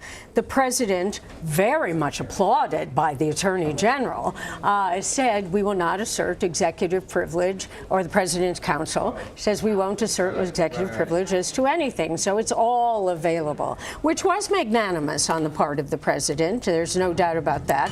But it was certainly noted to be magnanimous by the Attorney General. When you say that, are you talking about the White House counsel, the president, like the counsel White for the House president, counsel, or not Rudy Giuliani? Because Rudy Giuliani has a 30-page. No, not Rudy Giuliani. So what's he responding to? Well, no. First of all, the president has waived through his counsel executive privilege, which firmly means that everything is out there. So Rudy Giuliani, in his separate role as a personal counsel to the president and whoever else is working with Mr. Giuliani, they are writing a rebuttal. I assume, I'm making this up, so let me take that as I assume, that he is going to be responding to the 10 episodes of obstruction of justice. So Rudy Giuliani would be aware of what's in the report then? Yes, I assume that he is aware of what's in the report, or at least the president would be aware of what's in the report through the White House counsel, or Rudy Giuliani has taken the bold move, which many lawyers have done, which is to guess what might be in a report and to go forth and just do a political document that is couched as a legal document. I just want to add, though, to what you said, that that's this Ethics in Government Act provision. It's part of what makes this situation kind of unique and a little uncharted. Right. And the thing is that in the ways that Barr seems to want to accept the way it's unique, he's accepting the way it's unique. And in other ways, he's kind of retreating behind, oh, this is the way normal DOJ policy works, like we just charge or we don't charge. In fact, this is a really difficult situation, and we really have to look at a lot of moving pieces and a lot of different roles in order to figure out what the right thing to do is here. And when he sort of acts like, well, my hands are tied because this is DOJ policy, this is really different, and that's just one example. I want to go back to what we talked about earlier about the president's intent in terms of his behavior and obstructing justice, and what Bill Barr had to say. It jumped out to a lot of people. It jumped out to Paula Reed. She asked him directly about that. I want to play some of that sound. Mr. Attorney General, it's not just Democrats who have questioned some of the process here. A Republican-appointed judge on Tuesday said you have, quote, created an environment that has caused a significant part of the American public to be concerned about these redactions. You've cleared the president on obstruction. The president is fundraising off of your comments about spying. And here you have remarks that are quite generous to the president, including acknowledging his feelings and his emotions. So what do you say to people on both sides of the aisle who are concerned that you are trying to protect the president? Well, actually, the statements about his sincere beliefs are recognized in the report, that there was substantial evidence for that. So I'm not sure what your basis is for saying that I am being generous to the president. You face an unprecedented situation. It just seems like there's a lot of effort to go out of your way to acknowledge how this. Well, is there another precedent for it? No, but it's unusual. Okay, so unprecedented is an accurate description, isn't it? Yes, but Okay. what do you say to people who are concerned that you are trying to protect the president?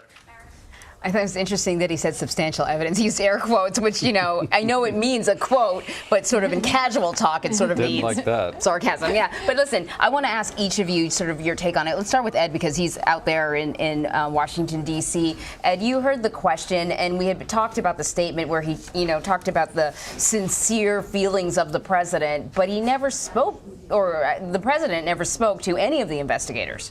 He provided written answers to questions from Mueller's team. We know that much. And so somewhere in those written answers, perhaps it speaks to his emotions or his state of mind. Will we see those written answers? I assume we will, but, stay tuned. We don't know for certain. Unless there's something in those answers that applies to those 4 areas of redaction, we probably, we may see them if we're getting all the data that was compiled by the investigators, and we'll see. It's either going to be summarized or we'll get the raw answers itself. Again, we simply do not know. We literally are the pregame show to the big reveal that is coming here in the coming minutes. And so if you're at home, get your lunch, pop your popcorn, hit refresh on cbsnews.com/Mueller in a little bit, and you may be able to enjoy the rest of your day reading a 400-page report, which we should point out is quite well written if it's written by the guys that have been filing all the court cases over the last 2 years. There's some very good writers who work for the Justice Department and provide us with some clear prose. But anyway, look, Attorney General clearly doesn't like the insinuation that he is defending the president, and didn't want to go there with Paula. And we will see how the Justice Department responds to those accusations through the rest of today. But again, that press conference may become a real quick sub-note and forgotten moment, depending on what is in this report once we get a chance to see it. Everyone wants to see it. A lot of people will spend time digesting it. Clearly, he was trying to set the table and set some expectations and give us some answers on camera that we'll probably have to use. But we'll see what the report itself actually says. Rebecca?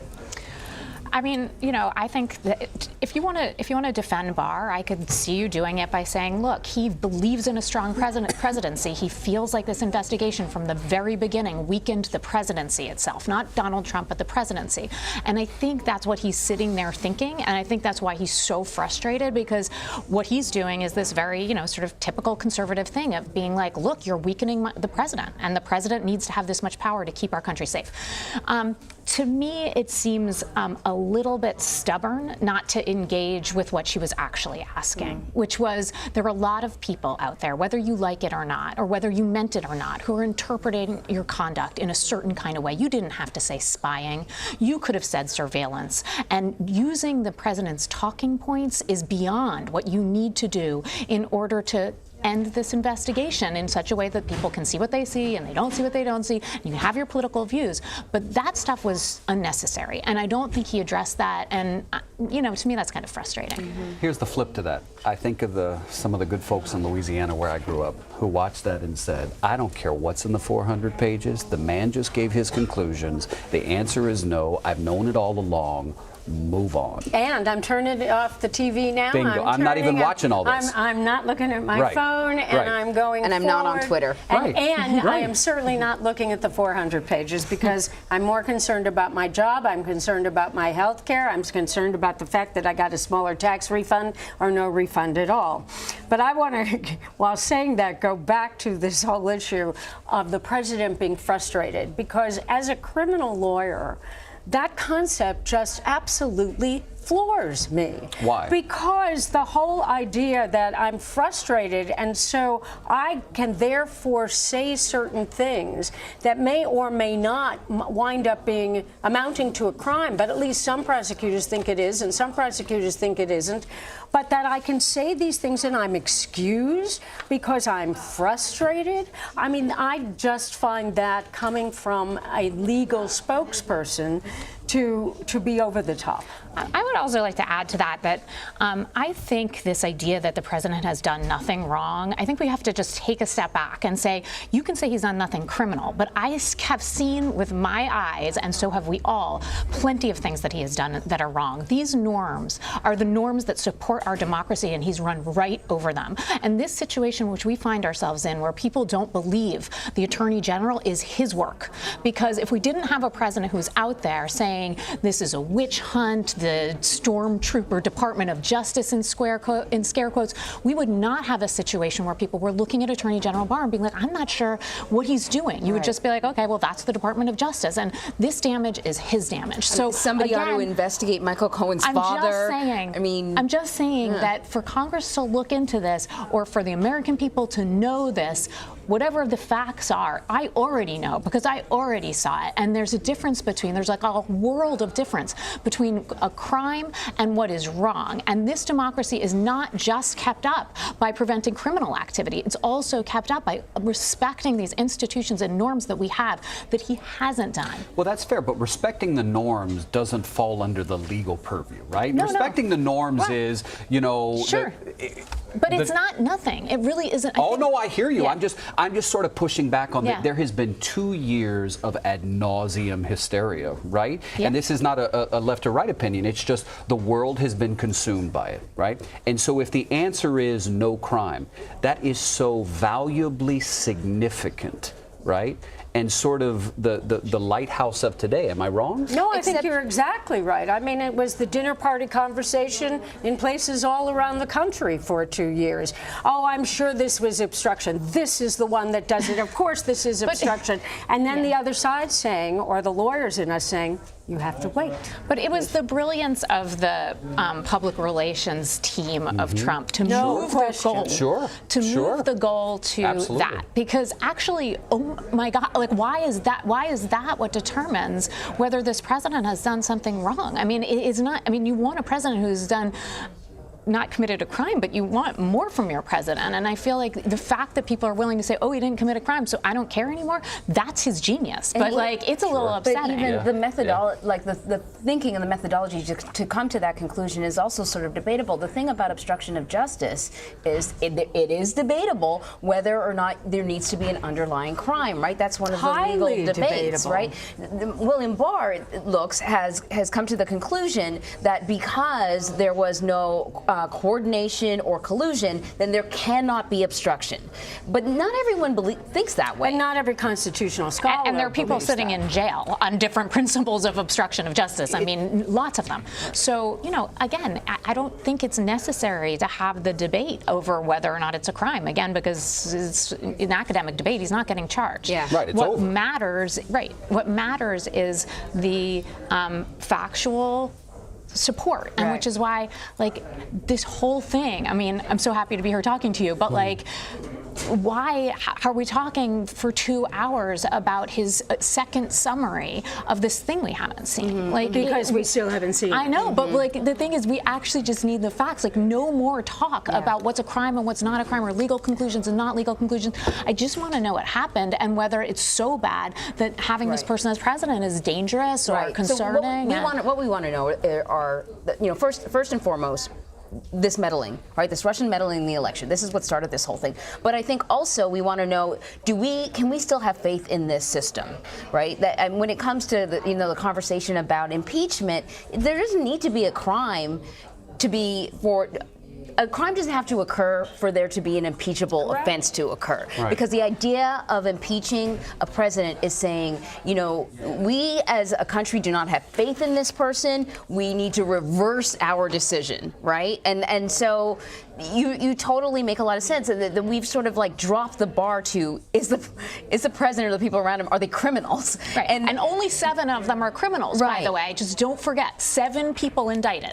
So only 7 people around the president are criminals, and not the president himself. Okay, I'm going to go on and like everything's fine. You know? There's a whole lot more to discuss. Well, and when you're dealing with the issues that could be possible for impeachment, but they also are simply there for the Judiciary Committee, for the Oversight Committee, and therefore for the American people. You know, it's an interesting factor when you consider that this is now 2019, because we are now we're a year away and some months from a presidential election, and which is why some of the candidates on the Democratic side have simply said, and including, by the way, not a candidate, the Speaker, Nancy Pelosi, have said, look, we have things to do in Congress. We need to show the people of the United States of America that we are here for their needs, and that the real referendum on what Donald Trump has done, whether or not it's a crime, it is still 10 episodes of possible obstruction of justice, which tells us something about his character and something about how he views his own role in office, that the ballot box is the remedy. You know, the violation of norms, Rebecca, that you were talking about are something that Trump supporters know about and they accept, and something the Dems recognize is not going to go away as well. Don't you ladies both think that Mueller testifying is perhaps the next most significant moment? Yes, and I would have much rather seen, if there was ever to be a press conference, which I think there shouldn't have been at all, that the press conference was conducted by Robert Mueller. Right.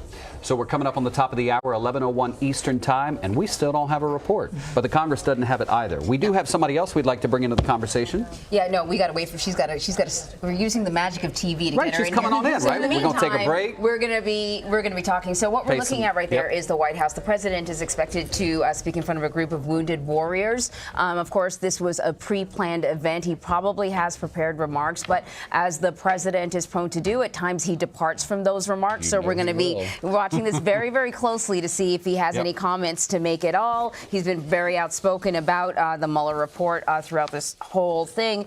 And so here's what's happened this morning. The AG, Will Barr, had a press conference this morning and essentially David, he sort of elaborated on his 4-page summary and gave us a little more insight into how he was thinking. The bottom line is, though, no collusion, no obstruction. It was his 4-page summary in person, right, where you could hear his tone and his inflection.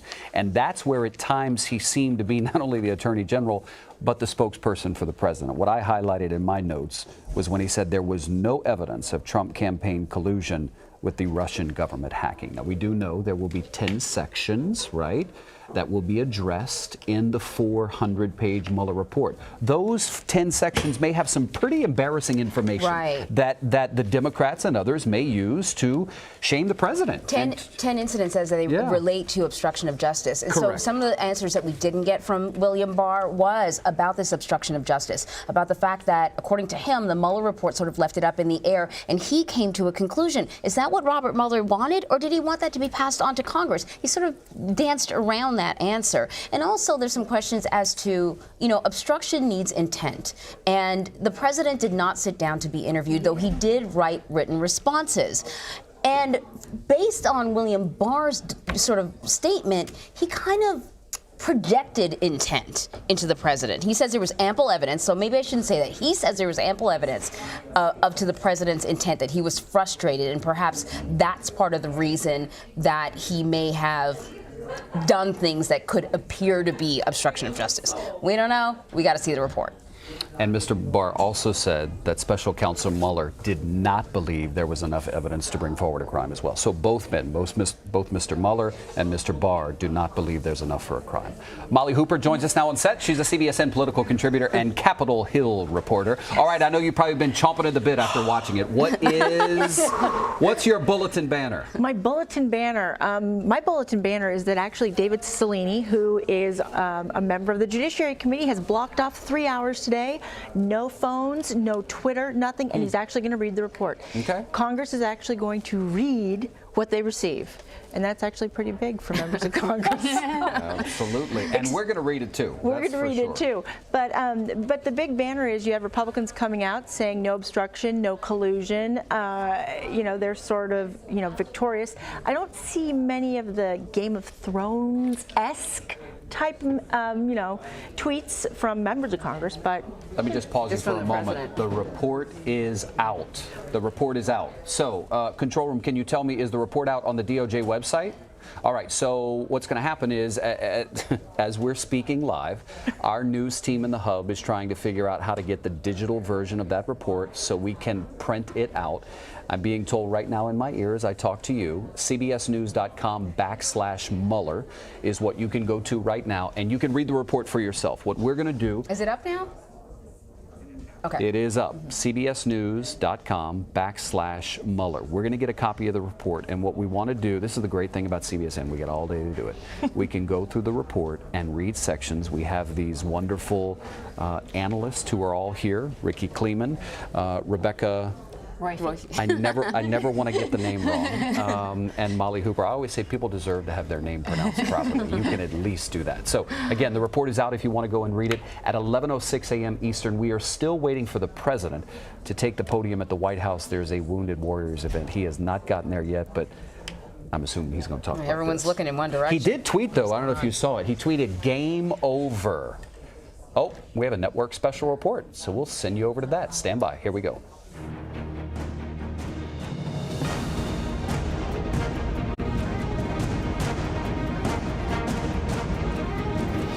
This is a CBS News special report. I'm John Dickerson with Norah O'Donnell and Gayle King in New York. We welcome those of you watching on CBSN. Special Counsel Robert Mueller's report on the Russia investigation has just been made available to the American public. The Justice Department released a redacted version of the Mueller report, meaning some of the material was removed as required by law. Now, Congress also just received the redacted report just a short time ago. They actually got it on a CD-ROM after Attorney General William Barr summarized it at a news conference. You can see we are actually printing the report here, getting it to us. It's color-coded. Now, Barr, in his press conference, said the evidence does not support accusations that the president obstructed the Mueller probe and found no collusion with Russia by any American, he said. Now, just of course, as this report is being released, look, Gail, we see the President of the United States enter into the East Room of the White House. Yeah, and it was still unclear if the president was going to speak today. He said he might have something to say. My guess is that he will come up with something to respond to Mr. Barr's press conference this morning. Let's listen to the president. Soldier ride is something very, very special. Few people could do it, including me. I hate to admit it. I hate to admit that, General, but including me. We're deeply honored to be in the presence of true American heroes. I want to thank our great Vice President, Mike Pence, and Karen Pence for being with us today. Thank you, Mike and Karen. Stand up. Mike, stand up.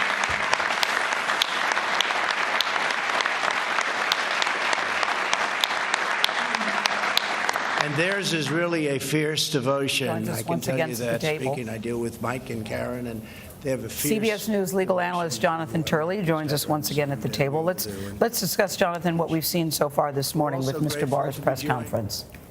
Well, thus far, we have some new information. One is interesting issue is that there was a disagreement as to what constitutes obstruction of justice between the prosecutors and the Attorney General. The Attorney General made some reference to the fact that he accepted their definition of obstruction in deciding that it would not make a plausible criminal case. That indicates that they did not accept Barr's more narrow definition of that crime. We also have the description of these 10 episodes that the... Let me just pause you just for a moment, just as we are just getting this report that's been released to the public. Paula Reed covers the Justice Department and the White House for us. She has read through some large sections of this report. Paula, your headlines. One of the most remarkable things that I saw in here, Nora, was we are getting for the first time the president's reaction to being informed by his former Attorney General Jeff Sessions that special counsel Robert Mueller had been appointed. Quote, President Trump said, "Oh my God, this is terrible. This is the end of my presidency. I'm, quote, effed." He said, quote, "Everyone tells me if you get one of these independent counsels, it ruins your presidency. It takes years and years and I won't be able to do anything. This is the worst thing that has ever happened to me." And Nora, what's also interesting is in this report, we're learning more about the pressure that the president applied on his attorney general when he got wind of the fact that he may recuse himself from the Russia investigation. This report also confirms that the president tried to convince his attorney general to recuse himself. But so far in going through this, that was the most remarkable passage, just seeing how rattled the president was when he learned that special counsel Robert Mueller was going to look into any ties between Russia and his campaign.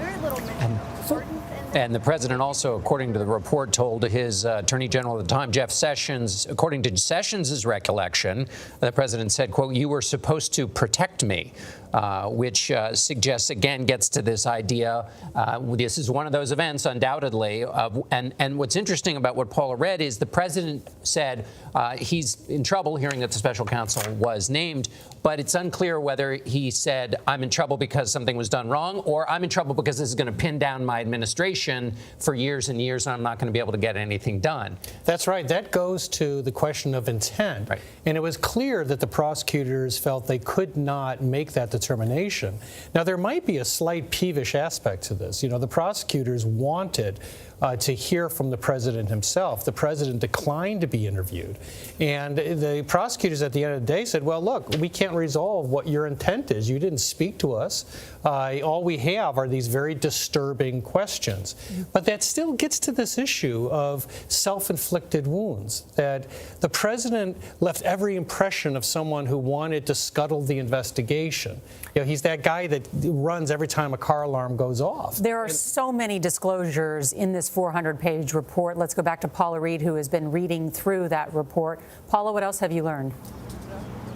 Nora, one of the most surprising things to me was how lightly this report has been redacted. There's very little of this that we can't actually read. But one of the most interesting things, it's all the way at the end in an appendix that talks about other investigations that this investigation has launched. That is really the only place that we saw any redactions. You see almost 3 pages of total redactions, which means they could not share this information with us because these are ongoing cases. So if anyone thinks this is the end of the special counsel's investigation or the headaches that it has caused the president.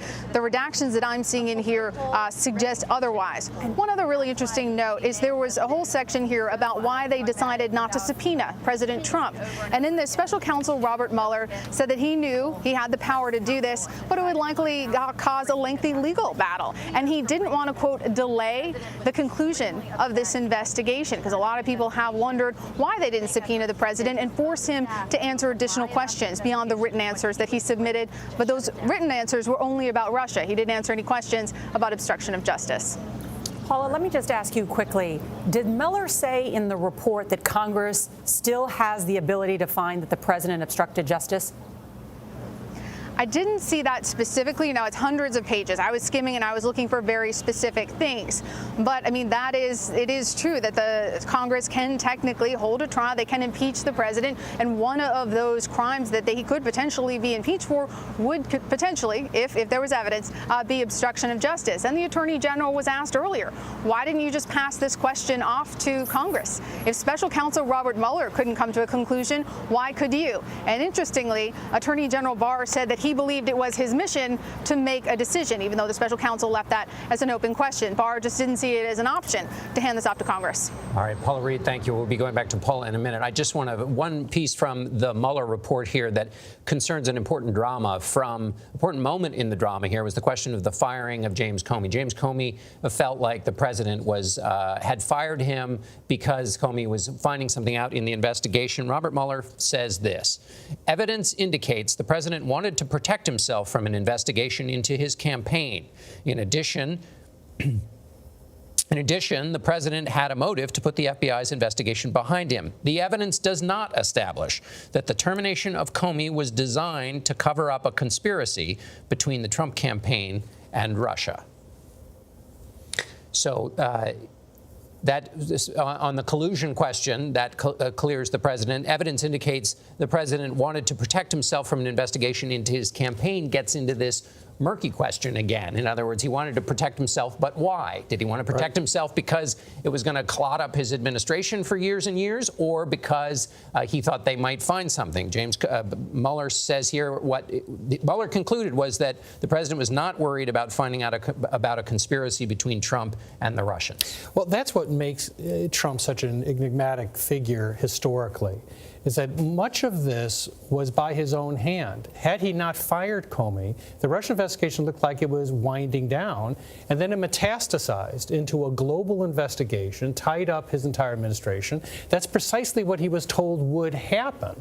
And so it's a baffling aspect to all this, that his inclination to counterpunch almost succeeded in counterpunching his way into an obstruction case. Yeah, Jonathan, they seem to be fighting so hard all along the way. What was the purpose of fighting so hard? You know, you always hear people who have nothing to hide nothing, and it seemed like they were trying to hide a lot. At the end of the day, what does this mean? Well, it may mean that Trump is Trump. You know, he's this very difficult study of what motivates him. He has these instincts that, quite frankly, are often wrong. You know, if the report is true, and we're still going through the report, that he wanted to fire critical players, he was only protected from a criminal case by essentially his staff creating a meat shield around him to try to keep him from firing someone and making the Comey thing look like a walk in the park. So what's fascinating about this is that you have someone who, according to the Department of Justice, did not commit an underlying crime in collusion or conspiracy with the Russians, but then took so many steps that influenced and in many people's view harassed the investigation, that he made a plausible case of obstruction. So we'll have to see more about those details. But of these 10 episodes, the prosecutors were clearly looking for linkages. Is there a pattern here? What is the mosaic?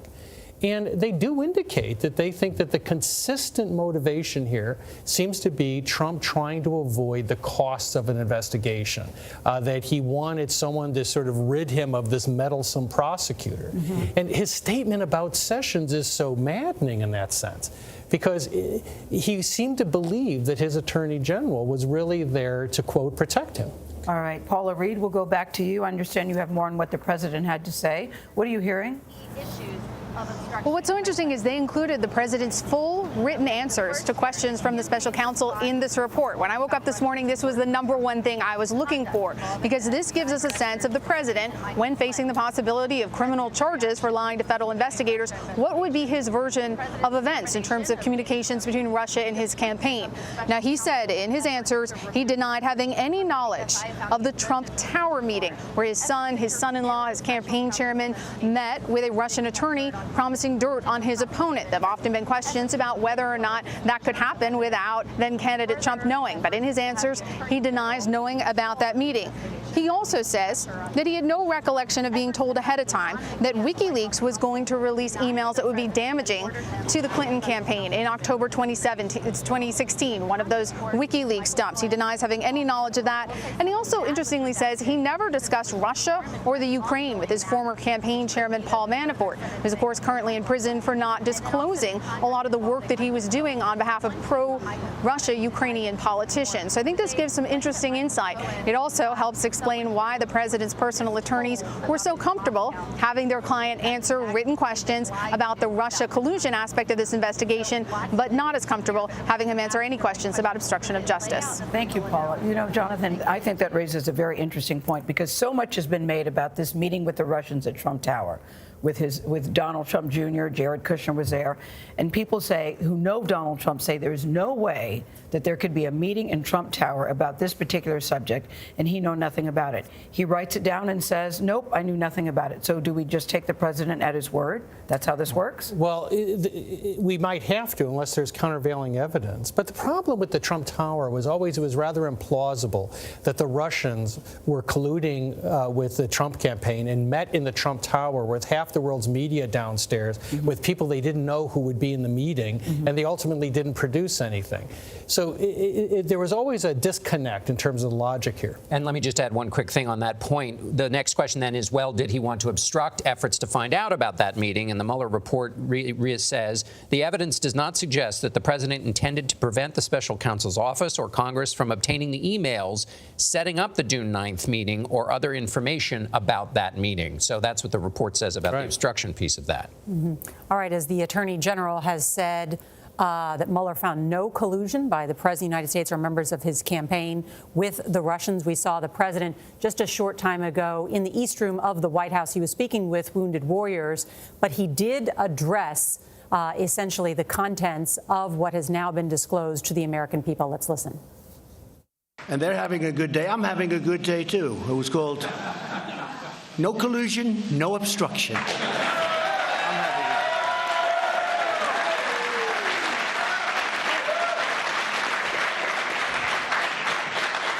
There never was, by the way, and there never will be. And we do have to get to the bottom of these things, I will say. And this should never happen. I say this in front of my friends, wounded warriors, and I just call them warriors because we just shook hands and they look great. They look so good and so beautiful. But I say it in front of my friends. This should never happen to another president again. This hoax. This should never happen to another president again. Thank you. Weijia Jiang is at the White House. Weijia, it was reported yesterday by some outlets that White House staffers were nervous and in a panic. Are they nervous and in a panic today?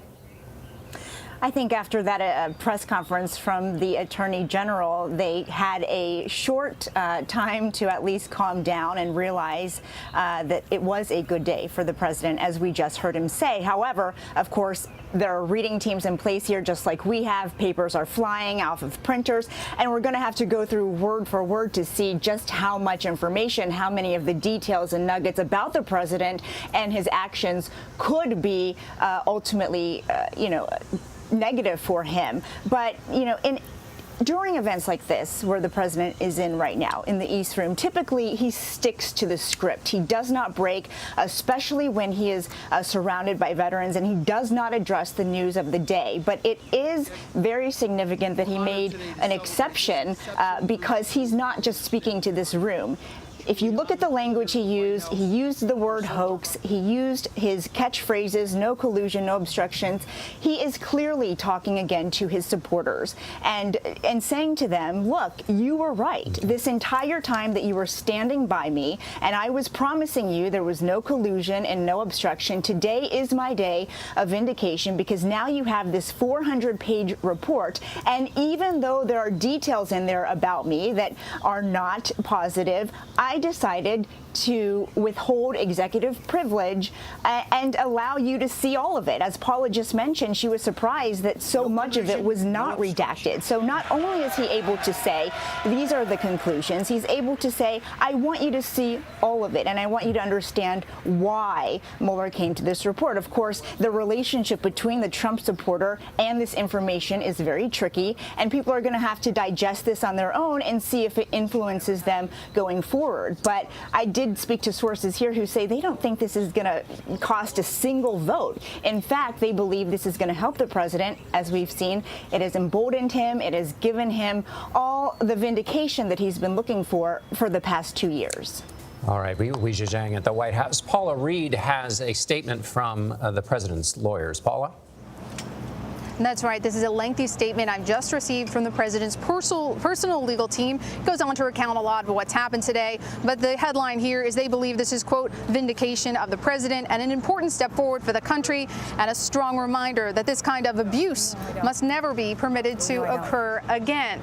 Now, it's important to remember that earlier today, the Attorney General had a press conference before any of us had had a chance to see this document. And I noticed that his remarks were quite complimentary and empathetic to the president. And I asked him about that. I said, I was surprised to see in here that you went out of your way to say this was an unprecedented situation for any president. They talked about the anxiety that he felt. They talked about how difficult this would have been for him. And they also said, the Attorney General said, that in no way did the president try to interfere with this investigation, which I believe is sort of belied by the fact that he has dangled pardons in front of several different witnesses in this case. So I thought today Attorney General Barr's remarks were quite generous to the president. And I asked him what he would say to Americans who believe he is trying to help or protect the president with a speech like this, or his comments about spying on the Trump campaign, which the president is now fundraising off of. He did not answer that question. All right. Thank you, Paula. We have more information from the report on page 79, referring to Jeff Sessions, Jonathan. He says, the president then told Sessions he should resign as Attorney General. Sessions agreed to submit his resignation, and he left the Oval Office. The next day, May 18, 2017, FBI agents delivered to McGahn a preservation notice that discussed an investigation related to Comey's termination and directed the White House to preserve all the relevant documents. Before this, the president told Sessions, you left me on an island. 2 days later, the president told advisors he decided to fire Comey. What does all of that mean or say to you? Well, this is part of the perils of being a counterpuncher. You know, the president's inclination at every stage so far we've seen in this report is to, frankly, flail about. And his response to Sessions recusing himself, which was the correct thing to do, is I'll fire Sessions. But what's troubling is this idea that he has, that his attorney general is his attorney general, that the attorney general represents him. Even the White House counsel doesn't represent him, represents the White House itself. So this inclination that we see throughout this report is so damaging, not just to himself, but to his office. And you can see in the report staffers trying to hold him back. Does he sometimes punch when he doesn't need to? Oh, absolutely. But you know, most of the damage here is self-inflicted. Absolutely. And it comes from, and isn't this the crucial question, whether he just doesn't know how the system works, or, you know, he looks at Bobby Kennedy and thinks, well, Bobby Kennedy was in there working for Jack Kennedy when he was Attorney General, so why isn't Sessions doing that for me? Or, and this was the crucial question, or he knows how the system works and he's trying to get around it.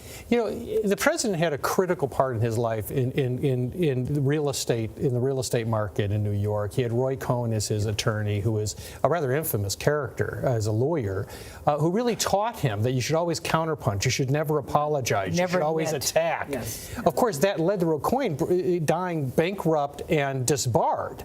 But the president has always had this idea that you have to attack attack. Well, that may be good for New York real estate, because that certainly is a signature of that market. It is not good for the President of the United States. So the question, when we look at this report, when we look for example, impeachable conduct, is whether the President was trying to do something that was a crime, but not allowed to do so. And that raises a tough question. You know, if the President wanted to take a criminal act, but staffers prevented him from doing so, is that something that Congress needs to think about? So could it be that his behavior is at times distasteful to some? It's not illegal. That's right. I mean, he stayed short of the criminal code. That's not a huge recommendation, but clearly the prosecutors did not believe that there was a case to be made. It's also notable that much of what the special counsel looked at were in fact his public tweets, were in fact the public statements that he made. So he was doing this in the open. I mean, he was not someone who was concealing much. So what comes out of this report is that this is a guy that really does play poker with the cards facing outward. I mean, he attacks. I should also note one other thing the investigation found is that on this question of Michael Flynn, the president's former national security advisor, and whether Flynn was having conversations with Russia about sanctions the Obama administration had put on Russia. The Mueller report says our investigation accordingly did not produce evidence that the president knew about Flynn's discussions of sanctions before the Department of Justice notified the White House of those discussions in late January 2017. The point being that if the president didn't know about Flynn's discussions with the Russians, how could he have been trying to block our efforts to find out about those discussions? Right. In fairness to President Trump, you know, a lot of people don't understand, if you're not colluding with the Russians, how come there's so many Russians around? You're meeting them in hotels, staffers are meeting them. The fact is, this is Washington, D.C. Diplomats reach out to people. They try to create back channels. And so a lot of folks made that into a mosaic of a collusion conspiracy. And what comes out of the report is, no. I mean, a lot of this was insular types of back-channel communications. The Russians were very incensed by the sanctions that were imposed against them on things like adoption, and they kept raising that with critical figures. We are all going through this report now. It is extensive. It is online. We're reading through much of it and distilling it. Paula Reed is at the Justice Department, has been covering this probe from the beginning, and I know you're going through it as well. What else have we learned? Nora, what I'm seeing starting to emerge is a tale of two presidents. The president's forward-facing approach to this investigation here to the press, dismissing it as a witch hunt, trying to undermine it in the court of public opinion, but behind the scenes really encouraging cooperation and transparency with investigators. And one really interesting example of that is when the story about the Trump Tower meeting started to become public. Apparently, the president encouraged his son-in-law and his press representative, Hope Hicks, at the time, not to talk about it, just to leave it alone, and not to discuss it with the New York Times, which is working on a story. And Hicks told investigators, she said she thought this was very unusual because, quote, the president usually considered not responding to the press to be the ultimate sin. So she found it noteworthy that the president did not want to be transparent about that Trump Tower meeting or any emails or how that was set up with the press. But later on in the investigation, he encouraged his son-in-law's attorneys, he encouraged Hicks and others to be completely forthcoming with investigators. I think it is an interesting tale of sort of both sides of the coin and how he's played this investigation in the public eye, while behind the scenes seeming to follow some pretty good legal advice, which is full disclosure. All right, Paula Reed, thank you. The report is out, as you know. We've just gotten our first copy. Nora. Oh, I'm sorry. We are looking at this report together. Yeah, this is our first copy. This is volume 1. It's 196 pages. What were you all looking at before we go to Nancy Cordes? We're talking about the president's intent, which has been important in this. And there's a part on page 60 that Jonathan can read from. Yeah, and this is just the first part of this on collusion. But it says, as described above, the evidence does not establish that the president asked or directed intelligence agency leaders to stop or interfere with the FBI's Russian investigation. And the president affirmatively told Comey that if some satellite was involved in Russian election interference, it would be good to find that out. So that is different from some of the accounts that we read earlier, where he approached cabinet members to try to get them to intervene. Here, Mueller is saying that he really did, whatever actions he took, was not to stop the investigation. Well, and it's funny because the president, having called the investigation a witch hunt, in that quote, is saying to Comey, if you find some satellites, meaning some people who work for his campaign or in his orbit, that he should go after them. So he was, in fact, basically essentially telling Comey, hunt for the witches. And that's consistent in one other respect. If you look at what Comey testified and what other critical players said, the president was upset not necessarily with the Russian investigation as a whole, but in terms of Comey, but Comey's refusal to say publicly what he had told Congress, that Trump was not a target of the investigation. Here's an interesting part of this, because should we go to Nancy Cordes first? Yeah, I think we should go to Nancy Cordes on Capitol Hill, who also has a report. What are you hearing on Capitol Hill, the initial reaction? Nancy. Well, initial reaction, Gail, is coming down along predictable party lines. That's the reaction before most lawmakers have really had a chance to go through this report with a fine-tooth comb.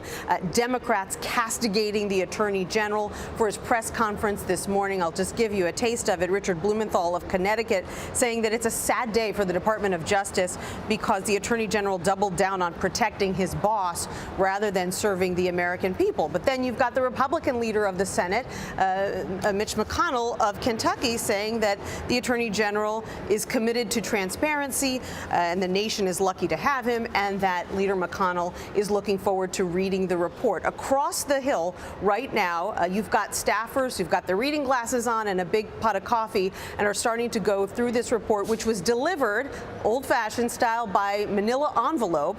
We saw a woman in a black suit drop it off at the Judiciary Committee room right at 11 o'clock. But lawmakers across the country are getting into this report as well, because keep in mind, we are in the midst of a 2-week congressional recess right now. And it is probably no accident that this report is being released during that recess and right before Easter and Passover weekend, when it will be more difficult, frankly, for Democratic lawmakers to coordinate on a message in response to what you're hearing from the Attorney General and the President. The chair of the Judiciary Committee, for example, Gerald Nadler, has announced a press conference for this afternoon, not here at the Capitol, but at his home district in New York City. So you're not going to see what you would ordinarily see if Congress was in session, which is a lot of lawmakers running to the microphones and having big press conferences in a group, either here on Capitol Hill or in front of the Supreme Court. So that was probably a tactical decision made by the Attorney General, even though he is slated to testify about the report very quickly after Congress comes back into session in the beginning of May. All right, Nancy Cordes. One of the things we're looking for, too, is whether there's any daylight between essentially how the Attorney General, William Barr, characterized this report and then what's actually in the report, correct? Mm-hmm. And that's one of the things as reporters and journalists we're all looking very closely at. One significant factor, the way that the Attorney General characterized it earlier, was that the President, the White House, was extremely cooperative. They didn't exert executive privilege. One of the things we're learning in this is that Mueller's team was very dissatisfied with the President and his written responses in terms of this probe, because remember, he gave those written responses. In this report that was just released, prosecutors called Trump's answers inadequate. We're learning now they did consider subpoenaing Trump for this, which had been reported contemporaneously at the time, but decided against it, weighing a long legal battle. But they also concluded they had other information. A second thing that we've learned of this, if you're reading through this, 2 important things. Volume 1 is going to be on collusion, which we know, of course, the Russians were involved in a massive effort to try and influence our election. The second is on obstruction of justice. So if you're looking to, and if you want to go quickly, you can use Control F in case we all forget those keys that we used to use back in the day. You can use that. So let me just start here. Let me read you from Volume 1, the introduction, this specific part that says, the Russian government interfered in the 2016 presidential election in sweeping and systematic fashion. We knew that. Then, the investigation, quote, identified numerous links between the Russian government and the Trump campaign. We knew that, right? These Trump Tower meeting later when he became president in the White House. But it says, although the investigation established that the Russian government perceived it would benefit from a Trump presidency and worked to secure that outcome, and that the campaign expected it would benefit electorally from information stolen and released through Russian efforts. The investigation did not establish that members of the Trump campaign conspired or coordinated in that. And that's a really, because everyone's trying to understand, how did all these friendships, connections, meetings happen, and then it wasn't nefarious. The important thing in that is we talked about our three different standards: the legal, the political, and then the congressional. Numerous links. If you listen just to the Attorney General, it sounds like there was no connection at all. There were numerous links. They just didn't break the law. And what he found also is there's no conspiracy between the Trump campaign and the Russian government. But as we know, the material the Russian government got, it gave to WikiLeaks. So it leaves very much open the possibility, and in fact states explicitly that they expected to benefit from it, from this connection between Russian obtained information and the campaign. And that's in the political context and the congressional context where the conversation will now go, is that these connections took place. They weren't criminal, but they still existed. And so what do we feel about that as a country? And even, Jonathan, if the optics don't look good, it doesn't mean that they did anything wrong. That's right. I got to tell you, this is a fascinating read. The degree to which the details of these meetings are being revealed without privilege. But there's a couple of interesting points. First of all, the report says that Rod Rosenstein did not object to the firing of Comey. There's always a question about what role his memo played. And they viewed that's within his powers. That's right. And it was reported that he was upset that the White House suggested that it was his memo that caused the firing of the president. What's fascinating here is that the special counsel is saying this was raised with both Sessions and Rosenstein, and they did not object to the firing of Comey. It also says, however, this. It says the act of firing Comey removed an individual overseeing the FBI investigation. It goes on to say firing Comey would qualify as an obstructive act if it had the natural and probable effect of interfering with or impeding the investigation. So they did find that the firing could be an act of obstruction, but then they went on to say, but it really didn't have that impact because nothing was done to stop the investigation. Meaning that it could have had that impact irregardless, or I should say regardless, of the president's intent. Well, it still will charge him. You still have to show corrupt intent, but that the act itself could be an act of obstruction. But they do. I mean, it's a very fair report. I mean, the Mueller does say, you know, but on the other hand, he went ahead and appointed McCabe that he knew was close to Comey. Right. And it didn't interfere with the investigation. I mean, so far I have to say, this is a much better report than I would have thought Trump could hope for. It has many embarrassing factors here. Yeah. But are you surprised to hear that that Rod Rosenstein wasn't upset about the firing of Comey? Because it was widely reported that he felt he was being made the fall guy for the firing of James Comey. Yeah, and the White House had to make that cat walk backwards. Yes. Remember? I mean, because it was they released that, and then suddenly there was a press conference, and even Trump himself came out and said, okay, it wasn't Rod Rosenstein that was the reason for this. Let's go to one of the key details, of course, that Trump Tower meeting that happened that has been the focus of a lot of reporting. Paula Reed has been going through this report. Paula, what have we learned?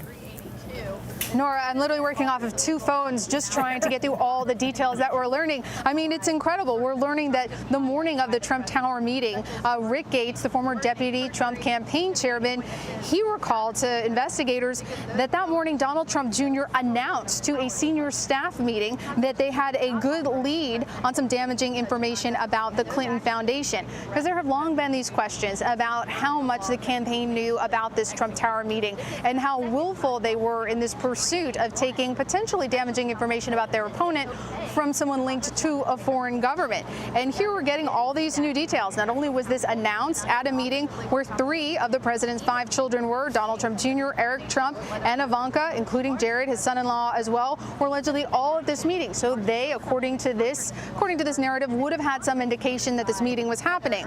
But again, in his written answers to the special counsel, the president says he has, quote, no recollection of any advance knowledge that this meeting was happening, that they were trying to get this dirt on his opponent. This is really helping to flush out one of the key moments in this investigation. The significance of that, do you think, the details of that meeting that were laid out? For some people, this will just raise more questions about whether the president is just trying to wrap this in, oh, I have no recollection, but maybe he has some recollection, whether or not he's being honest. But for other people, this will look like an exoneration of the president. And they'll say, look, perhaps there were things that happened on that campaign that he didn't know about.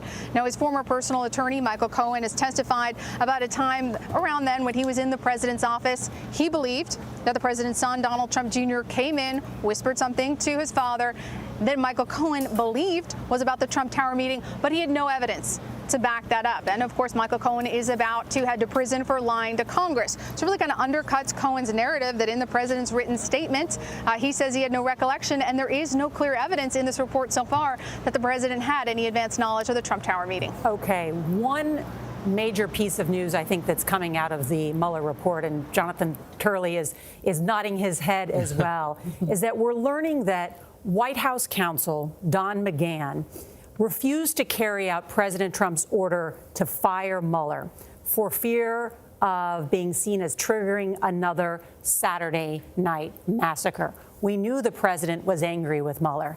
Now it appears that his White House counsel said, you just can't do this. Essentially, as you said, tried to throw his body in front of the president from having this done. That would have been obstruction of justice? Yeah, this is an extraordinary part of this report. You have a president of the United States giving a direct order to the White House counsel, and the White House counsel just saying no. I mean, I don't know how many occasions that has happened, but I expect there are very few. You serve at the pleasure of the president. And so here, McGahn gets this order that Mueller should be fired for a conflict of interest. Now, the Justice Department and the White House counsel, according to this report, sat down with the president and said, we've determined that his prior work in the law firm is not a conflict of interest, that there's no barrier to his continuing. But Trump still wanted him fired. So that gets us back to this question. If firing Mueller would have been an obstructive act, is being prevented from committing that crime something that Congress has to look at? And to put this in a slightly larger context, you've had former members of the Trump administration, former Chief of Staff John Kelly, former Secretary of State Rex Tillerson, Speaker Paul Ryan, said all of them considered a big part of their times in office was preventing the president from doing things that would have been disastrous. And this seems to fall in that same category. Yeah, now, in fairness to the president, I think two things should be noted. One is, Mueller repeatedly comes back to the point that Trump's primary point of anger with Comey was his refusal to say what he was telling everyone, that Trump was not a target of the investigation. And Mueller comes back to this time and time again and says that does appear to be the reason for his anger. And on the firing of Mueller, he does say that the president believed that Mueller was basically an improper choice by Rosenstein for the special counsel. It's not saying that he wanted to kill the investigation. Goes right to that point of intent. Right. And now Weijia Jiang has some more reporting from the White House. Weijia? Well, John, you know, as soon as we heard from Attorney General Barr, he really framed what this report was all about and reminded Americans that, look, the bad guy here is Russia. And he aligned the administration, Department of Justice, the president, the special counsel on one side and said, we are all standing up to the government, the Russian government here, which is at fault because this is really about them trying to meddle in our election. And I want to read from you findings from this report that in sum, the investigation established multiple links between Trump campaign officials and individuals tied to the Russian government. Those links included Russian offers of assistance to the campaign. In some instances, the campaign was receptive to the offer, while in other instances, the campaign officials shield away. Ultimately, the investigation did not establish that the campaign co-coordinated or conspired with the Russian government in its election interference activities. And we also are starting to get a clearer picture of the president's mindset through all of this. When he was being briefed about this, where he was. Just before that, what I read from you, there are pages that describe his former Deputy National Security Advisor, KT McFarland, telling him that they believe that the Russians interfered. Trump asked McFarland in a briefing if the Russians did it, meaning interfere in the election. McFarland said yes, but Trump expressed doubts that it had been the Russians. Trump told McFarland sanctions would give him leverage with the Russians. And of course, this brings us right back to that extraordinary moment when President Trump was standing next to President Vladimir Putin in Helsinki, and he very boldly seemed to take the side of Putin rather than his own intelligence community that had already made this conclusion and briefed him about it. And so even though he sort of tried to step back a few days later when he was back here in Washington, that chapter is still a dark cloud over his presidency because it sent so many people who work for him, who are, in his administration, advising him on security matters, into a tizzy because they could not believe that he would not stand up to Putin when given the chance on such a world stage. Okay. And so I do think that these are really important conclusions and that sort of give us a little bit more information about where the president was throughout the investigation. All right, Weijia Jiang at the White House. Thank you, Weijia. And Jonathan Turley is also finding some more tidbits in this report. Jonathan? Well, it's really it's an amazing insight. During this whole process, we were all looking at this moment when McGahn was told repeatedly to fire Mueller. What's amazing is around page 86, it describes the president repeatedly telling McGahn to basically punch this guy's ticket and get him out. Mm-hmm. And McGahn calls one of his aides and says he's coming into the office to pack his things. I mean, it's as he tells his aide, look, he wants me to fire this guy. I'm going to come into the office and pack up. Mm-hmm. So you could see the tension here where McGahn understood. He just said no, not to one, but repeated orders of a sitting president. But explain why this matters, because at the end of the day, it didn't happen. Don McGahn barred the door and said, no, you cannot do that. Mm-hmm. So if you're a supporter of President Trump or even a critic of President Trump, it didn't happen. That's right. So, okay. Yeah, I mean, this is the bomb that didn't go off. Exactly. It was not the Saturday Night Massacre. Exactly. Right. That President Nixon carried out. Which moves it into that third category, which is what will voters make of this? Is this the presidency as it should exist, and let's have 4 more years of it? Or is it not the presidency as it should exist, which is to say a president who is pushing for something and having to be restrained by his advisors? So it moves it into that third category. What it shows is a president engaging in distinctly bad judgment, and judgment that really could have influenced the investigation, could have even stopped the investigation, but did not. But I have to say, for people that felt that there was a concern, Kenneth Starr said he felt this report would be some type of political hit job. It's not. I mean, it's actually a very balanced report, and it gives great credence to the president's motivations here. What's also interesting to me is that even though they say we can't say that there was a corrupt intent here, they go pretty far in saying that the president did seem to be motivated by how all of this looked, that he didn't want his administration tied up in a long investigation. And that really works to the president's favor. Yeah, but I thought John raised a really interesting point just then. What kind of president do the voters want? Do you want a president where you have to have people around him to sort of block the doors to say, listen, Mr. President, you cannot do that, or else it seems like he would make very bad decisions. Right.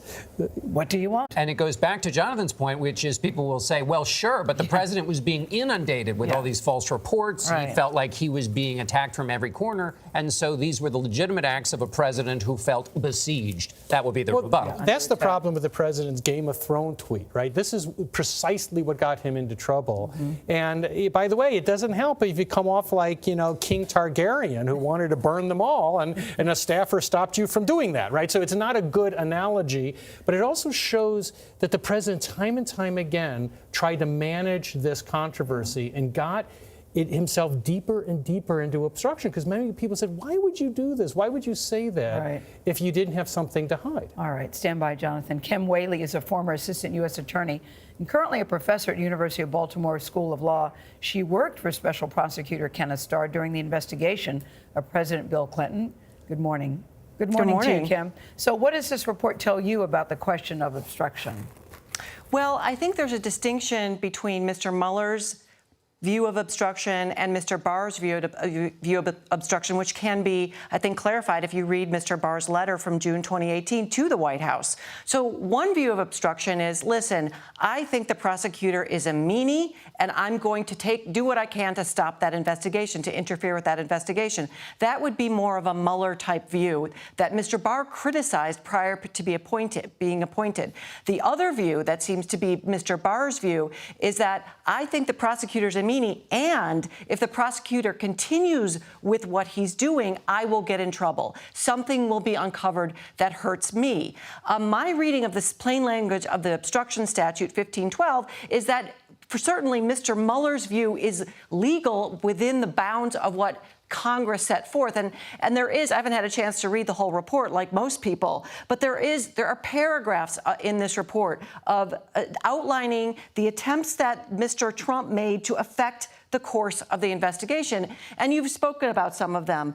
He wanted to fire Mueller. Mr. McGahn stopped him. He wanted Corey Lewandowski to tell Jeff Sessions to publicly say that it was a very unfair investigation. That didn't happen. He encouraged people in the White House not to disclose emails of the infamous Trump Tower meeting in New York. So these are efforts to say, listen, I don't like this. I want to stymie it. I want to slow it down.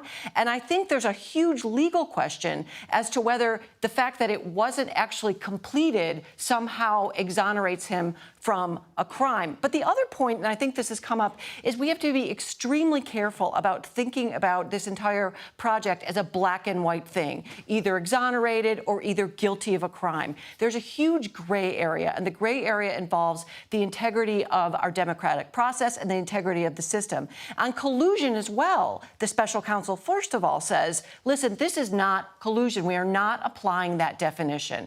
And Mr. Barr, unfortunately, did apply that definition this morning, which I think is confusing for people. The special counsel also says the Russians, quote, worked to secure the outcome of a Trump presidency, and that the Trump campaign expected that help. So on a very loose definition of, hey, wink and nod collusion, arguably that connection is something that maybe some voters would have a problem with. But the last piece I want to say is, at least for now, is that I commend Mr. Barr for the transparency here, for making it all public. He did not have to do that under the special counsel regulations. And transparency is how democracy works. People that should read this themselves and make a determination. But the process here worked. And I also really take issue with people calling this a hoax or an abuse, because guess what? One thing that's very clear is that foreigners attacked the Russians attacked our electoral process. And that's the heart of our democracy, which is the heart of individual liberties in our country. The president just said, Kim, that he's having a very good day, no collusion. This was a witch hunt. Does he have reason to feel pretty good today, in your opinion, based on what you've seen so far?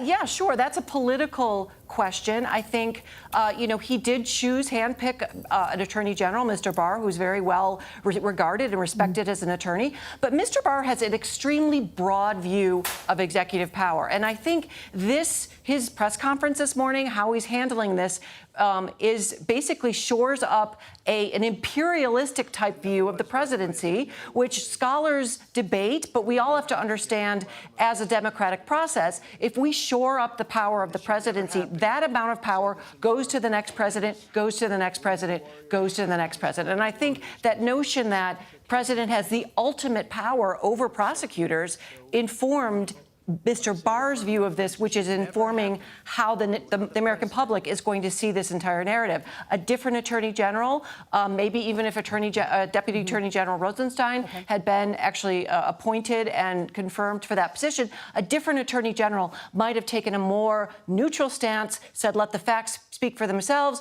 There's evidence on both sides. I'm going to let this play out in the political process in the American sort of consciousness and through Congress. But Mr. Barr Barr decided to essentially have Mr. Trump's back on it and frame it in a way that was very advantageous to him politically. But we cannot, I think, as Americans, just see this as all one way or all the other way, because that's not what 400 pages means. And of course, we also have thousands of information below that. We'd stand by for just a moment. We want to go back to Paula Reed, who has been at the Justice Department and going through all the details in this. And Paula, one of the sections, too, deals with WikiLeaks, which was damaging information that was released during the campaign that significantly hurt the Clinton campaign.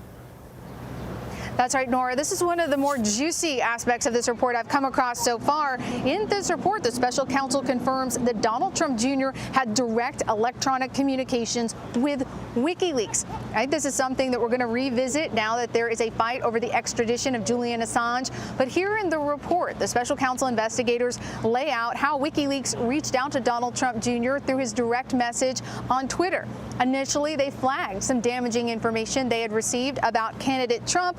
But then the conversation continues with Donald Trump Jr. asking them, hey, what's this Wednesday announcement that I hear about? And then also WikiLeaks coming back at him, encouraging him and his father to amplify it, to tweet out some of their work, specifically against his rival. There have been a lot of questions about the extent to which the Trump campaign knew about WikiLeaks' plans to obtain these emails and disseminate them in an effort to damage candidate Clinton, or whether or not they directly worked together. Because again, many of the emails that WikiLeaks released are believed by U.S. intelligence to have been hacked by Russian intelligence officers or Russians working on behalf of the Russian government. So this is pretty interesting that there is a direct line of communication between the president's son and WikiLeaks. But again, this was not enough for the special counsel to establish any conspiracy or collusion between the campaign and any foreign entity.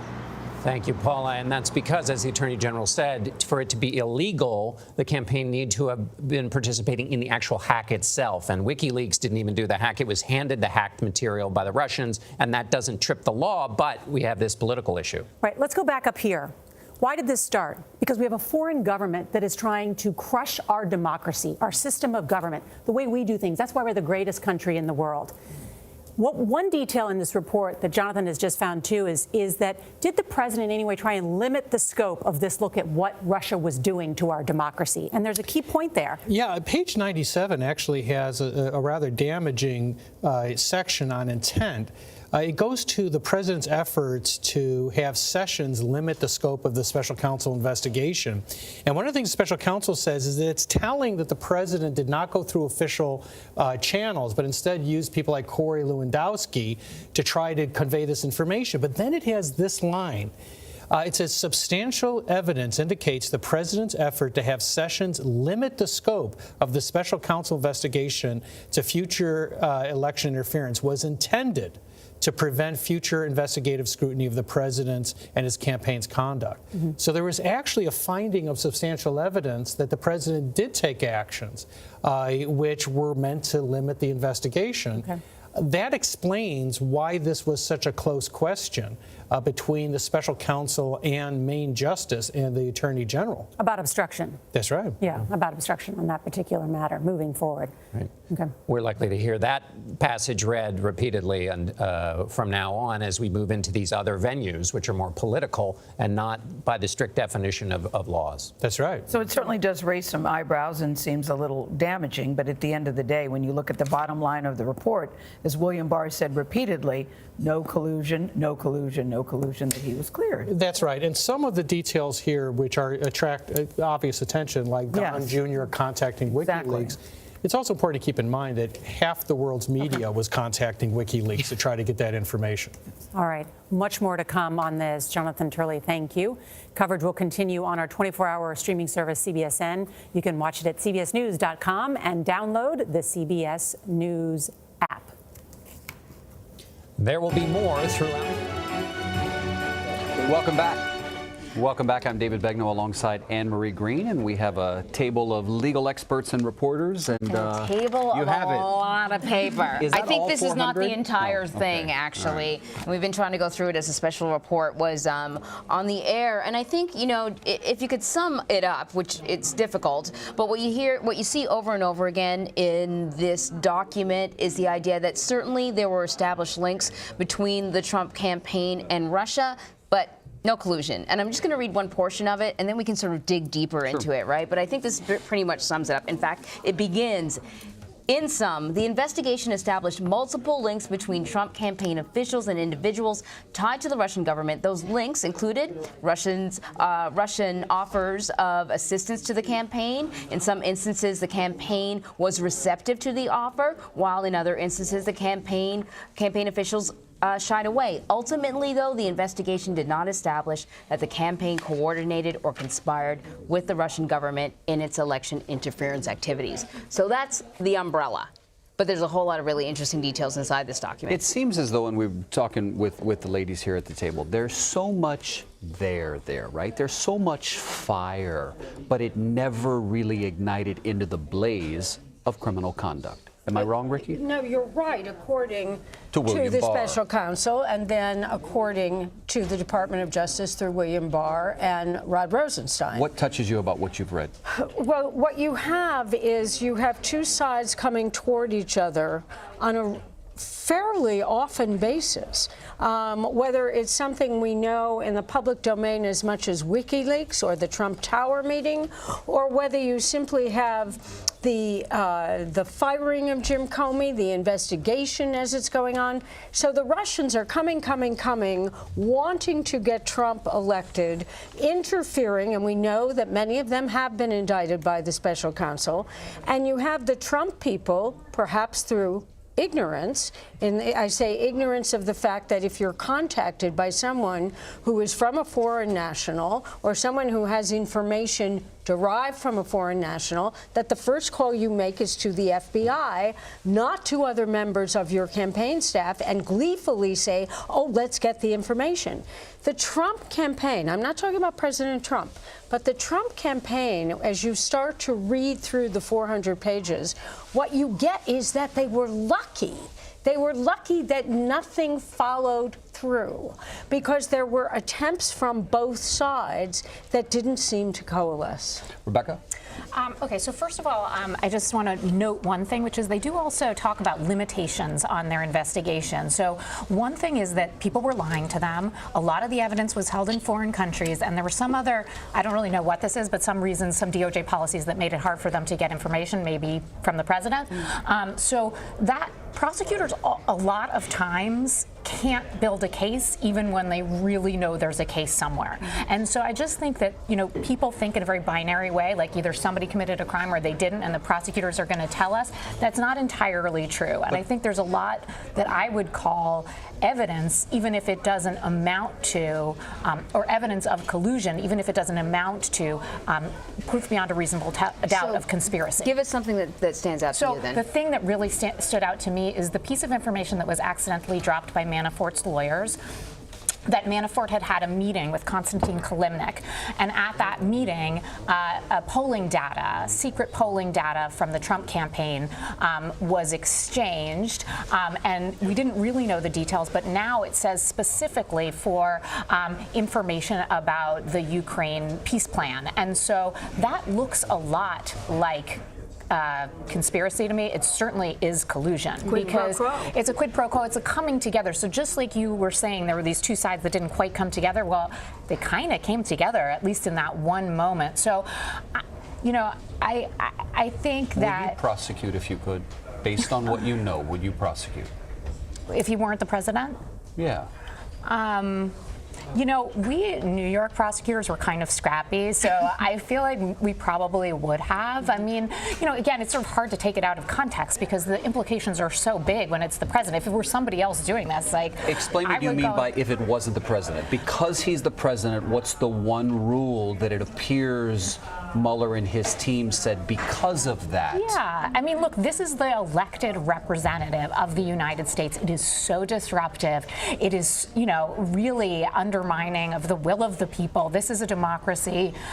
You really would want an overwhelming amount of evidence before you said this person should be prosecuted. Instead, there's a process. But beyond that, there's a appropriate. DOJ rule, right? Well, yeah, the DOJ rule, but the DOJ rule is built around the proper process for holding people accountable. It's not there because people are above the law. It's there because we have a different process. There are two different processes. One is the political process, people can vote, and the other one is Congress impeaching. And so that's why I wouldn't. And to pick up on that point, I remember a few months ago, I was talking to a Republican lawmaker, a former prosecutor who actually worked with Mueller back in the day, who said, who basically predicted that Mueller would do this. He would find all the facts and whatnot and leave it up to Congress to basically decide whether to move forward with impeachment hearings or to take the information, the findings that the special prosecutor presents to them and go the impeachment route or use it for other investigations. And what was highlighted by Jerry Nadler, who was one of those chairmen, those committee chairmen, the Democrat Judiciary Committee chairman, he highlighted this point about obstruction of justice. He said, and this is from the report from the special prosecutor, if we had confidence after a thorough investigation of the facts that the president clearly did not commit obstruction of justice, we would so state.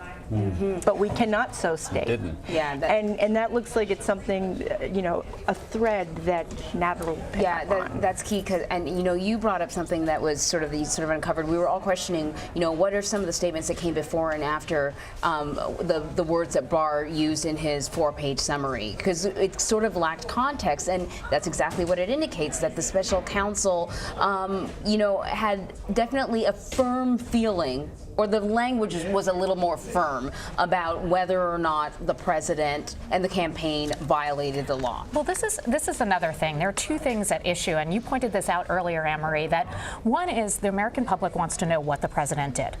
They want to know what happened, they want the facts, and they want to figure out whether that was appropriate or how inappropriate it was. The second thing is the legitimacy of our institutions have been so in doubt, and people need to be reassured. And there's some things that are very concerning about that right here, which is that Bill Barr just went out into the press conference and said one thing, and the Mueller report really does say something else. So the Mueller report really concludes the reason we aren't reaching this legal conclusion is that we think this is an appropriate decision for Congress to make.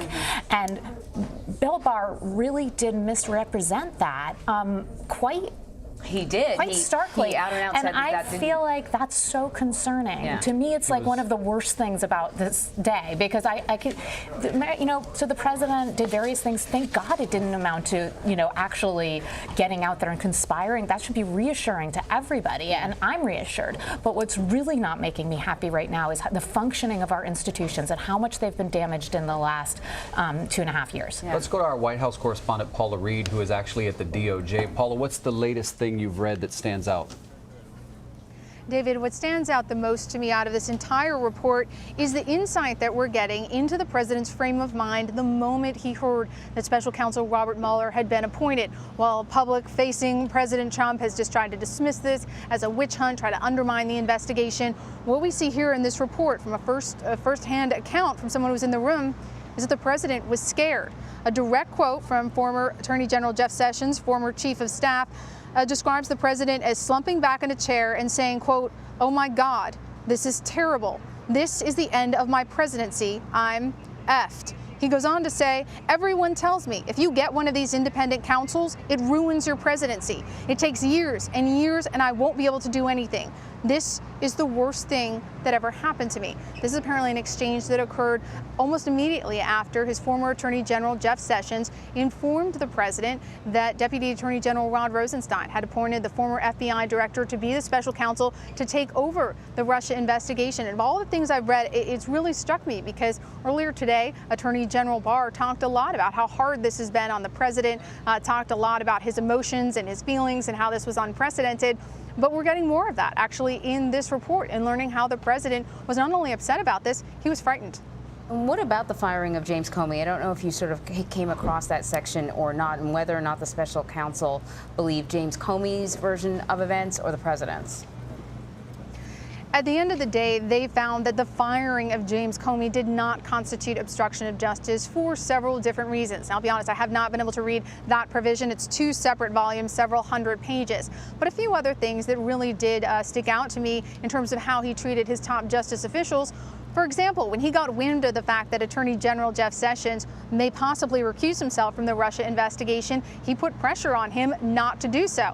Even when Jeff Sessions stepped aside, he put pressure on Sessions to unrecuse himself. I thought that was incredibly significant. And another one of the most interesting aspects of this whole release, which is very lightly redacted, are the president's written answers to the special counsel. I'll tell you, Anne Marie, David, when I woke up this morning, this was the #1 thing I was hoping would be in this report.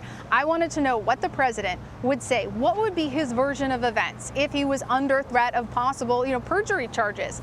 And what's so interesting is he denies any knowledge of the Trump Tower meeting ahead of time. He says he never discussed Russia or the Ukraine with Paul Manafort. It's very interesting to me to go through his written answers. It's clear that his attorneys felt he didn't have anything to hide on the question of collusion, but clearly, since the obstruction issue is still open-ended, they did not think it was a good idea for him to answer any questions on that topic. I thought it was interesting, though, almost every answer sort of begins with, to the best of my recollection, as far as I can remember. That's some good lawyering, Anne Marie. Yes. That's some good. Whatever he's paying Sekulow and Giuliani, he's getting his money worth, because that's just good sense, especially when you're dealing with this kind of client. Yes. Paula Reed, thank you. Great work on the fly. Let's go to Ed O'Keefe, who's at our D.C. bureau. Ed, what's the latest on Capitol Hill? I know lawmakers have been tweeting. The speaker has already tweeted. What are you hearing? Essentially what we've been hearing all along, David. Democrats want to hear directly from Special Counsel Mueller. They want to be able to read through this report, and we expect that they are doing that right now, not only here in Washington, but mostly around the country and around the world, because remember, Congress is on recess this week, many of them on overseas trips ahead of the Easter holiday, and then they'll be back.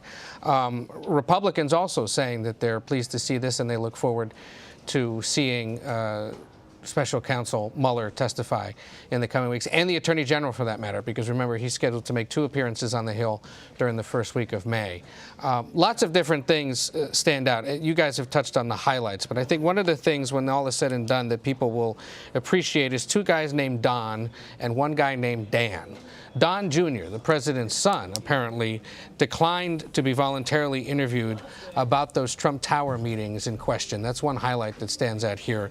Another Don McGahn, who served as the White House counsel, the top lawyer for the White House. He's going to be best remembered in history, and certainly in recent history, as the man who was responsible for shepherding the nominations of Neil Gorsuch and Brett Kavanaugh onto the U.S. Supreme Court, because as White House counsel, you are responsible in part for overseeing judicial nominations, and he will be remembered for putting those 2 men on the Supreme Court. But according to this report, he may also be remembered for stopping the president from essentially starting a second Saturday Night Massacre. It was McGahn who was asked to pressure Jeff Sessions, to pressure Jim Comey in different ways, and he basically rebuffed those requests and slowed down the president's instincts to essentially clean out house in a panic. And then there's Dan Coates, the director of national intelligence, who's still on the job. The report recounts a January 27th, 2017 meeting where the president met with some senior advisors the night that then acting Attorney General Sally Yates told Don McGahn that they needed to talk about Michael Flynn, the national security advisor. In that dinner, the president asked these senior advisors, including Dan Coates, what do you think of James Comey? Nobody in the room, according to the report, thought that Comey should go. And Coates actually told the president he thinks he's a good director. He suggested that the president and Comey should meet face-to-face before the president made any decision about Comey's fate. So it looks as if we can essentially cite Dan Coates now as the reason that the president ultimately decided to have that intimate one-on-one dinner with the FBI director. You'll remember that James Comey detailed that meeting in a memo and later in his congressional testimony, and apparently he did it to investigators as well. So if you're looking for characters and some of the things that have been done by people involved in this, look at Don Jr., Don McGahn, and Dan Coates. Those are 3 names that, at least so far in my reading, stand out as people who played critical roles, or in the case of Don Jr., perhaps were not as willing to be as forthcoming as others involved in this investigation. Ed, as you're talking, Ricky Kleeman is just jumping to get in. Well, Go. it's not even that I'm jumping to get in. I think that Ed just almost knocked me over with a feather because the whole idea of Dan Coats suggesting that Jim Comey should have a private meeting with the president or the president should have a private meeting with Jim Comey, one of the things that bothered Jim Comey so much, which he stated during his congressional testimony, was he really knew it was totally inappropriate for him to ever have a private meeting with the president. It's one of the reasons that the U.S. Attorney for the Southern District, Preet Bharara, refused to take phone calls from the president because it was inappropriate for the president to be directly speaking with the U.S. Attorney, and certainly in putting Comey in a terribly difficult position by having any kind of private encounter. So that was what almost knocked me out. The other thing that, and I like Dan Coats a great deal. I mean, I don't know him. I'm just saying my impression of Dan Coats is that he is a truly honorable man and truly a public servant who believes in God and country. The other thing that Ed said that I'd like to go back, if I don't know if you can get back to Ed, is I'm here, Ricky. Okay, good, Ed. So I'm going to look to you. The other thing is what you said about Don Jr. What I do not understand, frankly, is you're saying that Don Jr. declined to speak to the special counsel. What I don't understand is why they didn't then subpoena him and get him in there. Don Jr. and that whole Trump Tower meeting is really biting at me. I don't understand why it has not become the focus, particularly the president allegedly writing the excuse for Don Jr. or dictating it on Air Force One. That unless I haven't gotten to it in the 400 pages, I don't understand why Don Jr. was not really, if not a subject, certainly a target of this investigation. Well, and Ricky, all I can tell you is that on page 117 Thank you.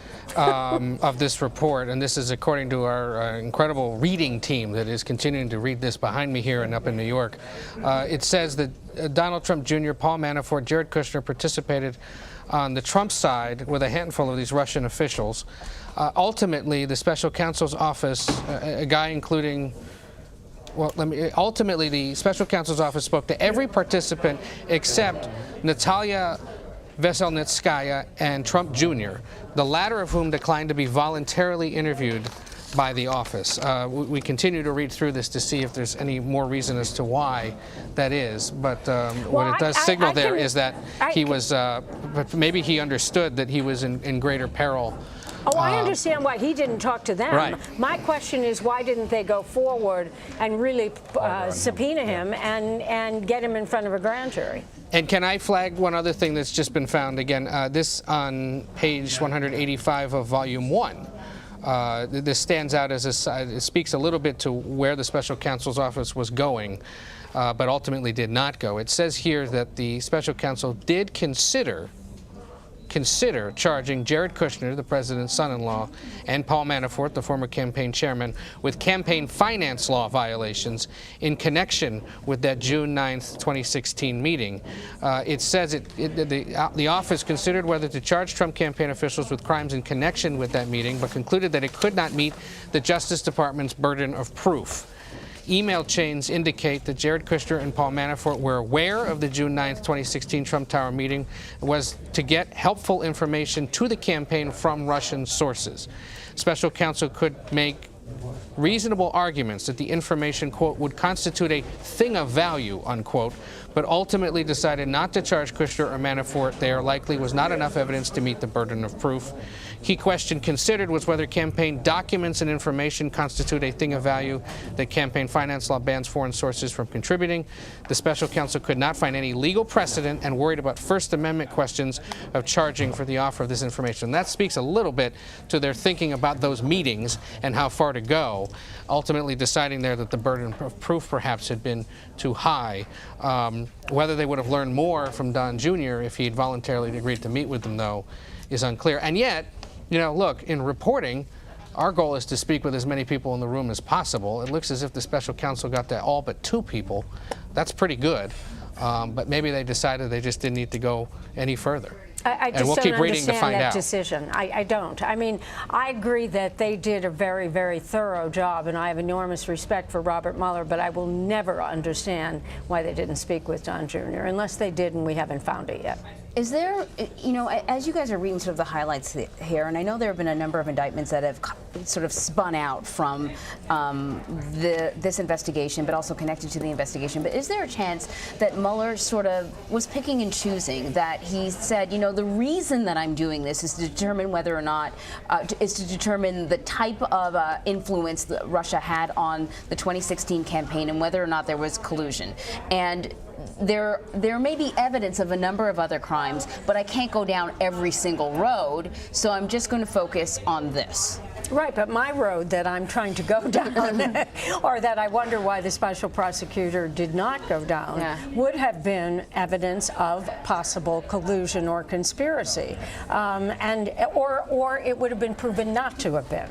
But I don't understand it. I will never understand it unless it is finally explained to me. But, you know, just in looking at this sort of small section here that we had seen the highlights of about James Comey being fired, and how it sort of said almost two things at the same time, that it sort of indicated that the president was certainly concerned about the negative impact on his presidency and his campaign, and had reason to want to inhibit an investigation, but then at the same time there was no proof that he fired James Comey because he wanted to stop the investigation. There was sort of like two things at the same time. And right next to each other. Yeah, I mean, but I think there's also very clear in the report that there is substantial evidence that supports Comey's account of what happened and not the president's account of what happened. And then I think in a different part of the report, there's also evidence that the White House tried to make it so that Rod Rosenstein had the last word on Comey's firing, which seems a little strange since that's just not true.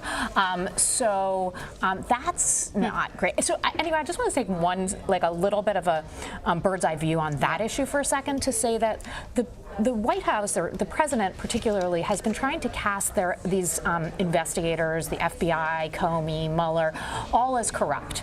And here we are, you know, now with their conclusions, and it certainly looks to me that, like, if anything from that story, that it is the White House, if anybody is behaving in a way in which they should not be behaving, not necessarily criminally, but inappropriately. It is the White House behaving inappropriately, not these investigators. Comey comes off looking good. Mueller, there's nothing, you know, in there suggests, I mean, again, I know there are these other investigations into Mueller, but there's nothing in this that seems like the investigators did anything wrong. What looks wrong is how the White House was reacting to them. So if we take a step back from criminal and we look at inappropriate, it really looks inappropriate. All right, so go ahead. Well, I was just going to say, picking up sort of on that point, this is where you're going to see Republicans like Lindsey Graham, who, even though I think part of him wants to do this, push for it, but looking at the origins of the investigation, how this came about, and was this whole investigation based on a faulty FISA warrant? And I think that you're going to see Republicans really try to push that narrative as we move forward, you know, while Democrats pick up on these other points we're talking about. And keep in mind, Jerry Nadler still can, you know, subpoena the full unredacted version of the Mueller report, and he also, when the committee authorized him to issue these subpoenas, added a few other people that he can subpoena: Don McGahn, Steve Bannon, Reince Priebus, Hope Hicks, and Ann Donaldson. But Don Jr. wasn't on that list.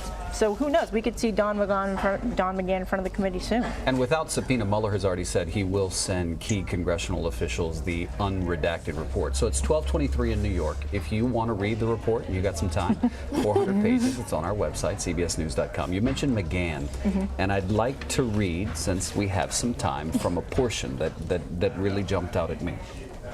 Phone records show the president called McGahn in the afternoon of June 17, 2017, and they spoke for about 23 minutes. Phone records do not show another call between McGahn and the president that day, although McGahn recalled receiving multiple calls from the president on the same day in light of the phone records. The first phone call came on June 14, 2017. While McGahn was not certain of the specific dates of the calls, he was confident he had at least 2 phone conversations with the president, where the president directed him to call the acting attorney general to have the special counsel removed. And then it gets kind of juicy. When the president called McGahn a second time to follow up on the order to call, he said something to the effect of, call Rod, tell Rod that Mueller has conflicts and he cannot be the special counsel. McGahn recalled telling the president, or the president telling McGahn, Mueller has to go, call me back when you can do it. And then McGahn describes feeling trapped. He says he did not plan, McGahn recalled feeling trapped because he did not plan to follow the president's directive, but he didn't know what else to say the next time the president called. So he decided he had to resign. He called his personal lawyer, then he called the chief of staff to inform her of his decision. Then he drove to his office, packed his belongings, and submitted his resignation letter. He was ready to go. So let's look at this, that there is no obstruction of justice count for the idea of Trump ordering his own counsel to fire Robert Mueller because his own counsel did not do it. So it seems in much of the obstruction factual bases in this report that the president is saved by his own people because they refuse. Wow, that's a headline. Ed, I can hear you trying to chime in. And Dave, well, just again, that just reiterates what I was saying earlier, that Don McGahn, now the former special counsel, is going to go down as somebody who played an incredibly influential role in cementing the legacy of the Trump administration. Two conservative Supreme Court justices put on with his assistance, and he stopped the president from starting what could have turned into a much larger constitutional crisis by starting to fire Justice Department officials. If you're a Republican office holder right now, you are sending flowers to Don McGahn today because of what he apparently did. Just because it's just incredible. Part of that is because Don McGahn is so tapped into Capitol Hill. I mean, he's worked with all these officials. He's friends with Paul Ryan. He knows all the players on Capitol Hill, and he knows that if this happens, all heck is going to break loose for the party. And so by him refusing to do that, I have a feeling it might have been informed by individuals he talked to, namely GOP lawmakers, who are saying the president can't do this, cannot do this. But, you know, it's like this story goes right to going back to Bill Barr's statement. It goes right to his thought about obstruction of justice, which is he tried to spin this narrative before we got this report that says the president was only doing these sorts of things. He was, yes, he was. But he was only doing it because he was innocent. He sincerely believed that this was a plight, like it was this blight on his president. He couldn't function as president because of this. Now, I think what Mueller was doing and how we should react is, well, okay, what do you think? Because I agree with you that I don't think the American people think that's kosher. Like, you can't do that. Like, even if you're innocent, okay, just wait till he shows that you're innocent and, like, leave him alone. You can't do that. And so Barr can say all he wants, this, you know, obstruction theory, that's how he got the job. But it doesn't matter. And that's why I stick by Mueller's genius, because it's like, it doesn't matter. You can take his view. What matters is what do you think about it? I think you're right. Like, I don't think the American people think that's a great thing to do. And it really shows the complete reasoning if people say on the Democratic side that the reason that William Barr went forward with this press conference today, and the same reason that he gave the original 4-page summary, was to be the president's lawyer. Because when you get into the details of this 400-page document, page by page, we are finding things that make us gasp. The fact that they don't ultimately resolve in a criminal charge, nonetheless, gives us reason to pause. But will it all matter as we move towards the 2020 election? I don't know. I'm not a political analyst, but so I'm going to ask you this question, which is, to me, it seems like the American people are really sick of all the scandal. You know, it's like one scandal after the next. And so I do think they want to move on. But don't they want to move on in a way without, like, in a kind of scandal-free presidency? And do the American people have faith that if we just put the Mueller stuff behind us, that this will be a scandal-free presidency after seeing all of this? I don't think it matters who's the president. Either side in Congress, they're all going to be going going for broke. I mean, that's kind of where Congress is right now. Everything's so divided. You look at Twitter, people say the nastiest things about each other, and it just creates more disunity and dysfunction as opposed to unity and bipartisanship.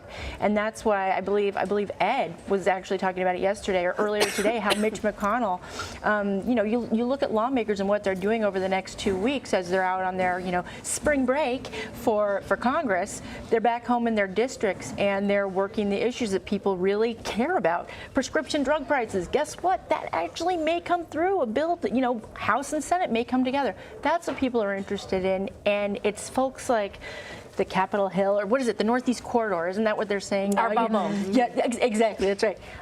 It's really interested in this, but we'll see. When I talk to lawmakers, the common refrain is, my voters aren't talking about this very much. They're talking about where's my next paycheck. And I'm going to suggest that they may be talking about it less because we can dig through these 400 pages and give you, one sort of detail after another of outrageous behavior. But if ultimately Mueller's investigators determine that there's no crime here, then what do all of these details mean? They mean nothing. Well, and they may mean nothing because many of them we knew already in one form. We may not have known the entire conversation that Donald Trump had with Jim Comey or that Donald Trump had with Jeff Sessions, but we knew there were conversations, and we knew from Trump's tweets and we knew from Trump's outbursts that these conversations were happening. From all the leaks and the newspaper I don't know. articles, I think it's like how the narrative gets framed. I mean, I just think the president has had a monopoly and he's been winning at framing the narrative, but I actually think, there are some powerful people in Congress who are trying to change that, and I mean, I can develop a narrative that could try to convince people that this should matter. This is a president and a White House that's behaving incredibly inappropriately in ways that have lasting, maybe even permanent effects on democracy as a whole. And so, if somebody gets up there and says that, I mean, I know that people care about that. Nancy Pelosi would agree with you, but she would also tell you she doesn't have the votes to impeach him or remove him. So she wants to work with him, and she wants to kind of, where does this go? I mean, listen, we have 400 pages. The Trumpers are convinced of what they believe, and the anti-Trumpers are as well. And the president has 2 words for us: game over. Well, and the thing is but here's the thing: Nadler still has those subpoenas, and I have a feeling that we're going to see old Donnie M. Coming before the committee. Don McGahn. Yep. Oh, sorry, Don McGahn. Coming before the committee sooner rather than later, and he'll be pressed on all these. It's an amazing story. I mean, it really is. It does. It says a lot about the people who've been working for the president, and starting out in this administration, another common refrain I heard from Republicans was that the president really picked good people. A lot of senators like Jeff Sessions. I mean, look what Jeff Sessions did. He's the one who said, I have to recuse myself, and yes, let's go forward to the special counsel, which, of course, on page, what page is it with the effing, I'm so effed. That was with Donald Trump to Jeff Sessions saying, you basically screwed me over by doing this. There's a lot here about just how angry he was and how much he wanted to make sure that Jeff Sessions knew he was furious with him. That's not exactly obstruction, but, when your boss is that mad at you, it's not going to end up good for you. And you're right back to where we started. That frustration and upset is not an excuse if you're going to commit acts of obstruction, even if they don't amount to a crime, but do amount to your term of being against the norms. And certainly that some of the prosecutors in the special counsel's office believed they were acts of obstruction, even if ultimately the decision is that they were not.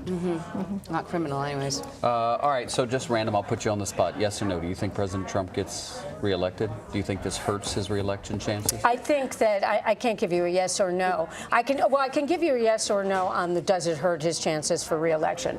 This does not hurt his chances for reelection. I make absolutely no prediction at this stage of the game as to whether or not he gets reelected, but since we don't even know. But it doesn't hurt his chances. That's interesting. I think Rebecca's going to say it depends. Yeah, what do you? Hurt his chances? Depends on who controls the narrative. I think if somebody can control this narrative and not just speak to their, in their own bubble, but rather speak to everybody, and I think there are Democratic candidates out there who might be able to do it, and I know they need to speak to the issues more importantly, but the issues are bound up with the morals of the person who is charged with, developing and enforcing those things. So I think it affects. That's a yes. I think it does hurt his chances if House Democrats handle their investigations well, and they energize Democrats to get out and vote against the president. I don't think that it hurts the president with his base at all. Right. But it's sort of a question of who does this energize more? Trump voters or anti-Trump voters? And again, who's Maybe the both. Or both? Maybe both, And yeah. who is the Democratic Who's the candidate? Democratic Yeah. nominee? Well, yeah, Right, so, right. so early. Rebecca Roife, Ricky Kleeman, Molly Hooper, Ed O'Keefe is out there. Oh, there you are, Ed. Ed, thank you very much, everyone. We're going to take a quick break, but of course you are streaming CBSN, CBS News Always On. We have a lot more coming up. Our colleague Tanya Rivera is going to join us.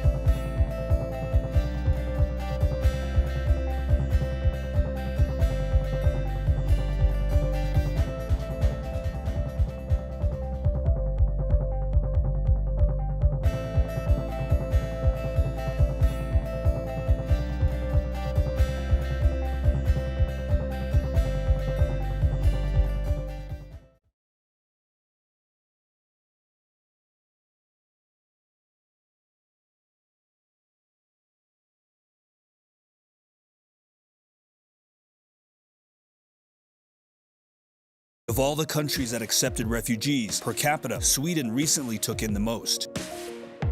We don't know how many we're taking in. We got immigrant problem in every city. The issue of migration and the rise of the right is mirrored in the U.S. We need a strong welfare state so they can feel included. The political influence of the anti-immigrant right continues to rise. All cultures are not equal. I feel an incredible responsibility to be in the moderator position because people are overwhelmed by opinion right now. They are not necessarily always getting the kind of trusted, calm, contextualized analysis that we try to put on this program. This is moderating what a difficult place we are in our country, where often we can't have conversations. We have one on this show each week. We will tell you on Face the Nation what's important, we'll tell you why, and we will have the decision makers who are changing the country you're living in.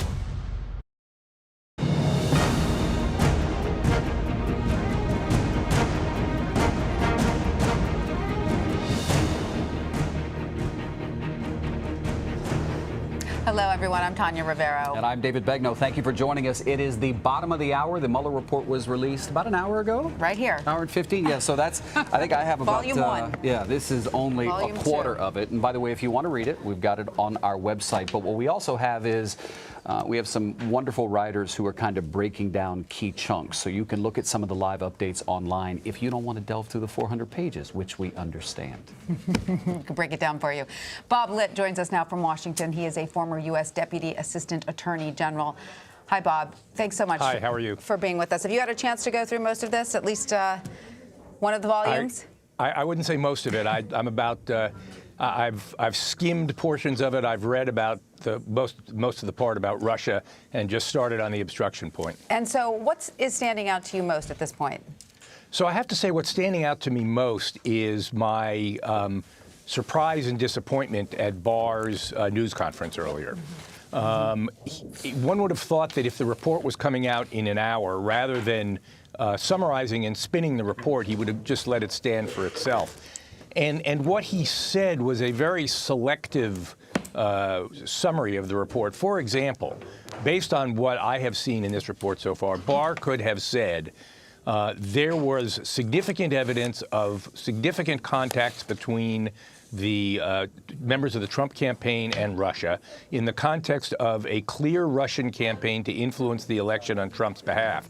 This warranted a full investigation from the FBI, which was not a witch hunt. He didn't say anything like that. Instead, he sort of mimicked the language of the president in a way that I think is fundamentally inconsistent with his role as leader of the Justice Department. Yeah, absolutely, especially when it was characterized as spying at one point Exactly. to Congress there. I was struck by that as well, that there was sort of a clear reasoning as to why this investigation began, and it seemed to make perfect sense.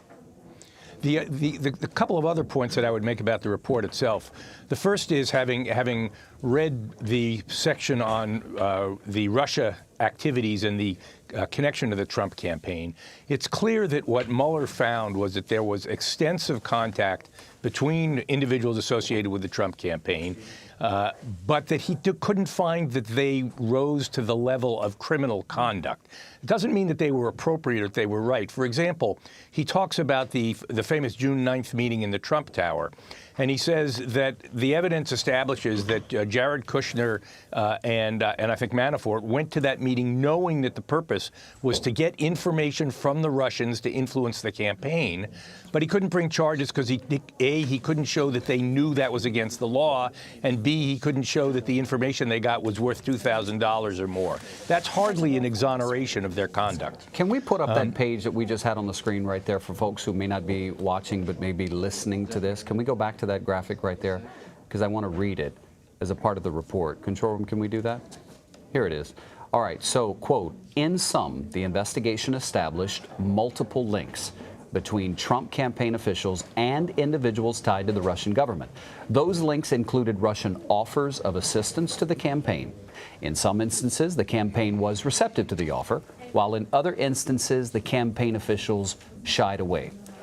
Ultimately, the investigation did not establish that the campaign coordinated or conspired with the Russian government in its election interference activities. Bob, what do you make of that? Well, I think the key part of that is the words coordinated and conspired, because those are legal terms. Those establish criminal activity. And Mueller found that for a variety of reasons, he couldn't meet the necessary evidentiary threshold of proof beyond a reasonable doubt to establish that crimes were committed, but in a context where the Russians were trying to help Trump, and the Trump people knew that the Russians were trying to help them. They just couldn't establish an agreement to violate the law. I want to bring in the ladies who are still with us here at the table, Ricky, Rebecca, and Molly. Ricky, I remember when the Attorney General was speaking, he said no one had knowing assistance. There wasn't knowing assistance of what was going on, right? So could have been bad. Maybe it was bad what they were given, but they didn't know.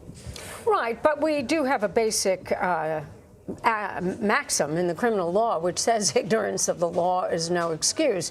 So why didn't they follow that? Well, one of the things that becomes difficult is because they were so, no pun intended, they were so intent on finding intent. They really wanted, they being the Office of the Special Counsel, was really looking to see, are we going to blame people who were doing things just because they thought that this was a good idea, and not because they had a malevolent intent, not because they had an intent to break the law. I have some problems with that, and I'm sure that there will be plenty of other legal commentators and political commentators that will have problems with that. Getting into a presidential campaign should not be a frolic. Getting into a presidential campaign means you are looking to eventually have someone occupy the exalted office and the powerful office of the most powerful country in the world. So you should do it by the numbers. You should not be doing it with a gleeful, oh, let's get those WikiLeaks emails, and oh, come on, George Papadopoulos, I know someone who can give you dirt on Hillary Clinton. Campaign operatives, I'm sure Molly could corroborate this, campaign operatives who are seasoned know that there are rules, and you are supposed to follow those rules. But he was a rule breaker, and that's the thing he ran on, and bragged about. Yes, but you don't break legal rules. Fair, counselor. Fair. So the question, though, was that criminal activity? The answer seems to be no. It didn't reach that threshold. Well, it didn't reach that threshold because it appears that they all kept missing each other. The Russians and people attached to the Russians wanted to give them information. They wanted Donald Trump to become the president.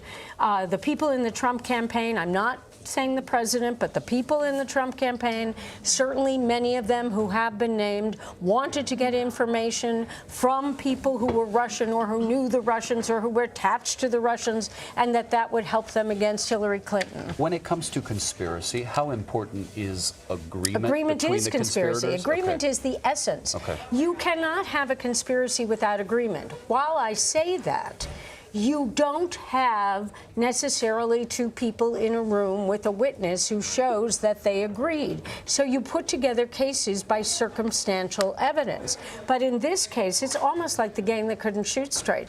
They kept trying to shoot. Right. And the material kept coming at them, but somehow their shot didn't hit the material.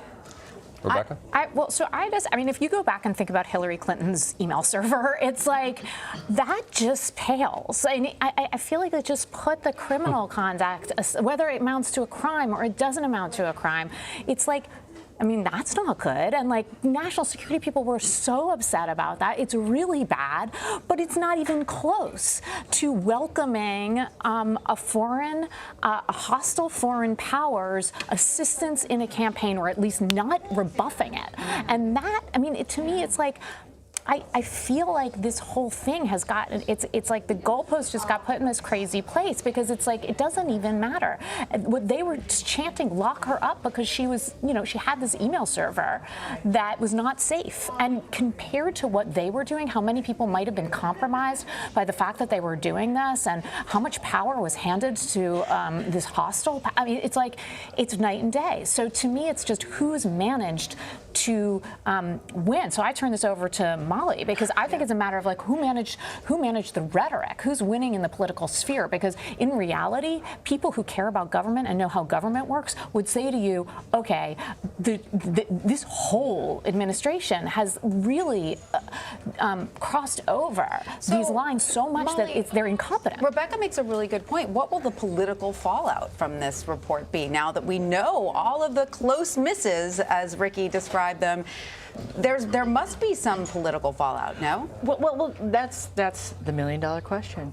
And, the timing here is really interesting, because this report is dropped in the middle of recess for members of Congress. So you don't have Democrats, Republicans, people are not on Capitol Hill, and they're not really able to easily come together to sort of hash these issues out. On Holy Thursday before Good Friday before Passover. Before Passover, and added to that, half of the members are overseas, catching up, because remember with the government shutdown, they couldn't really make their congressional delegation visits. They're also catching up with their constituents at home. So it makes it really difficult for Democrats to come together on the same page. But you will see you'll see Jerry Nadler. He's having a press conference later today, I understand, to react to what we've seen. You bring up a really good point, because I was wondering why we haven't gone to a live picture on Capitol Hill. It'd be a free-for-all right now if they were on the Hill. I want to point out that the Trump campaign has just released a statement on the release of the full Mueller report. And I quote, "President Trump has been fully and completely exonerated yet again. Now the tables have turned, and it's time to investigate the liars who instigated this sham investigation into President Trump, motivated by political retribution and based on no evidence whatsoever. There is simply no denying that spying did occur," that's in quotes, "on the Trump campaign during the 2016 election, as Attorney General Barr himself noted in testimony before Congress. Barr went on to testify that there was a, quote, failure among a group of leaders there at the upper echelon, in brackets, of the FBI, and I feel I have an obligation to make sure that government power is not abused," end quote. Now that the collusion and obstruction conspiracy theories have been exposed for the pathetic hoaxes they always were, the Obama-era DOJ and FBI must answer for their misdeeds and the scam that they perpetuated against the American people. Justice will be served. All right, so that's from the campaign side of the Trump. But this is why they're so good. It goes back to Rebecca's point. They know how to spin. The idea that this language is here concerning obstruction, when we're wading through 400 pages that have incident after incident that some prosecutors firmly believed within the special counsel's office was obstruction. And when you look even at the issue of Russia collusion, that the conduct, although he was clearly exonerated of Russia collusion, I do not think that they can say they can say with a straight face, because they've mastered that with the spin, that he's totally exonerated. Now we're going to go investigate the investigators. Well, the 400 pages certainly show that the investigators within the special counsel's office were not corrupt. No, and there was lots of evidence here as to why the investigation began. It sort of clearly details the reasons and the genesis of the investigation. I just also want to. This makes me so upset. The Obama-era DOJ and FBI. First of all, that's inaccurate, and second of all. We don't have Obama DOJ. We don't have Trump DOJ. We have just DOJ. He said this about judges, too. He said Obama judges and Trump judges. And if you remember, Chief Justice Roberts had to respond to that. What is being destroyed is the rule of law. The rule of law is in the Department of Justice. It's in a Department of Justice that is not political. And, I mean, it's just like... But the pushback on that would be it's not being destroyed because the man who runs the department said today there's no evidence of collusion. So he's upholding the rule of law. But and I'm not saying that it's been destroyed. I actually think it's still doing okay. Although I actually feel like Barr did some damage. He did some damage by mischaracterizing Mueller's report. And explain what you mean, because he came out and he was so definitive and so clear cut. And now as we read, it's like, wait a minute, this is not clear cut. Well, I mean, that's one thing. It's just sort of the sense that it was clear cut that we got. But I mean, secondly, he said that Mueller decided individually. Bob Mueller, decided that these facts did not constitute obstruction of justice on any theory. And the report itself says Mueller decided that this was an appropriate decision for Congress to make. Yes. So that is a direct contradiction. And I feel like the Attorney General should have, this is the whole thing about lawyers, is that we're supposed to have like a real adherence to fact. And that, I mean, of course, I know lawyers spin things in certain circumstances, like when they're litigating. But an attorney, like an Attorney General, is supposed to care about truth and fact. And I really find it upsetting that he had that press conference to start with, as Bob Litt said, and also that he used it to actually say things that were just not accurate. Bob Litt, do you think there's enough there to have prosecuted? On which? On the obstruction or on the Russia coordination? Either. I clearly think there's enough there to have prosecuted on the obstruction, and I don't think. I think that if you read the report, what Mueller says is the reason he didn't reach a conclusion was because, number one, he was bound by Justice Department policy that says he can't indict a sitting president. Number two, it would be unfair to make accusations against someone in a situation where they can't defend themselves because there's no indictment. So do you agree with that reasoning, or do you think that Bob Mueller failed in his mission? That's really hard to tell. I'm always inclined to give Bob Mueller the benefit of the doubt. I have immense respect for him. He's actually one of my heroes, and I think he's done an exemplary job here. He made a point of saying that if we had found that there was no obstruction, we would have said so. And I think if you read the facts, and in particular the circumstances, which I think you were talking about earlier, about his interactions with White House counsel McGahn, it's something that clearly, I think, could have warranted a prosecution for obstruction of justice. Do you think Don McGahn is really, I don't know, the one person President Trump needs to thank? Well, he certainly, I mean, there were other people, if you read the report, other people who also declined to carry out orders from the president. There was he wanted Corey Lewandowski, I think, to convey a message to Jeff Sessions, and Lewandowski just didn't do it. So I think he was well served in many respects by the people around him. Totally, because that was a bomb which, if it exploded, could have brought down his presidency. Yeah. As he said himself, he was so worried about. I mean, how about that first one where when Jeff Sessions told the president that a special counsel had been appointed, the president slumped back in his chair and he said, "Oh my God, this is terrible. This is the end of my presidency. I'm effed." Well, it certainly shows his reaction. If that reaction in and of itself was enough for Attorney General Barr this morning to describe in his remarks in his press conference that he was frustrated that this was unprecedented and to really give the president cover, it seems to me that the Attorney General went too far, that we really have to simply look at conversations like this, where we can read what the president said, according to Jeff Sessions. By the way, we can give you another interpretation of that, which is that any president who had plans, who had policies, who had acts that he wanted Congress to do, that had an agenda for this country, that his or her presidency would be stalled by virtue of the appointment of a special counsel. All right. Well, Bob, Ricky, Rebecca, and Molly, thank you. We are going to continue our special coverage of the Mueller report after a short break. Stay with us.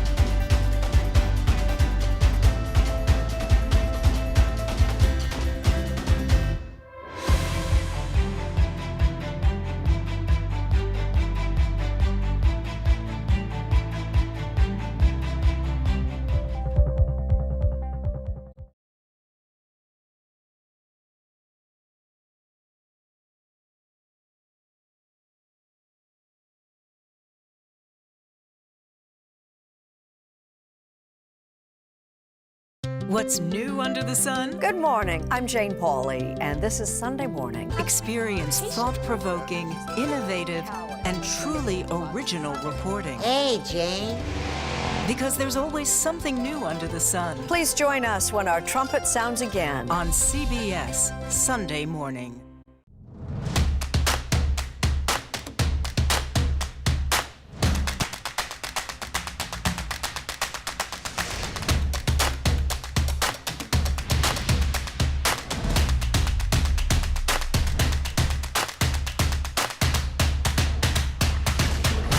We're in the midst of a serious financial crisis. Housing shortages now afflict cities across the nation as corporate developers evict tenants and drive up rents. We're in need of 550,000 units of housing, but instead we're building luxury housing. It's like I'm showing you my bedroom and it sucks. Did you ever think that you could be living out of your vehicle? No. Sometimes I feel like I failed as a mother.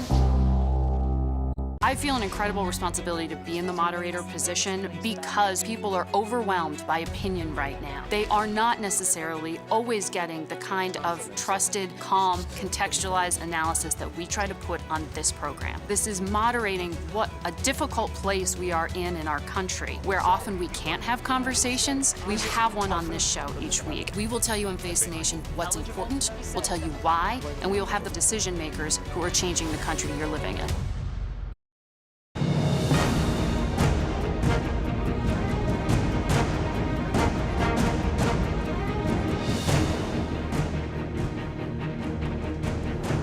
Hello, everyone. I'm Tanya Rivero. I'm David Begnaud with the Mueller report in my hand. Thank you for joining us. 400 pages. The full thing, the full Monty. Nearly a month after seeing Attorney General William Barr's 4-page summary of the Mueller report, we have it, a redacted version of it.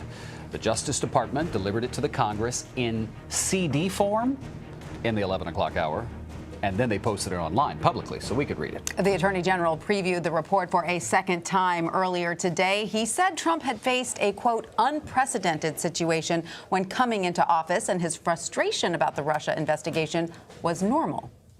As the special counsel's report acknowledges, there is substantial evidence to show that the president was frustrated and angered by his sincere belief that the investigation was undermining his presidency, propelled by his political opponents, and fueled by illegal leaks. The president was still calling the probe a hoax on Twitter this morning, but after the report's release, President Trump said he was having a good day. And they're having a good day. I'm having a good day, too. It was called No Collusion, No Obstruction. I'm having a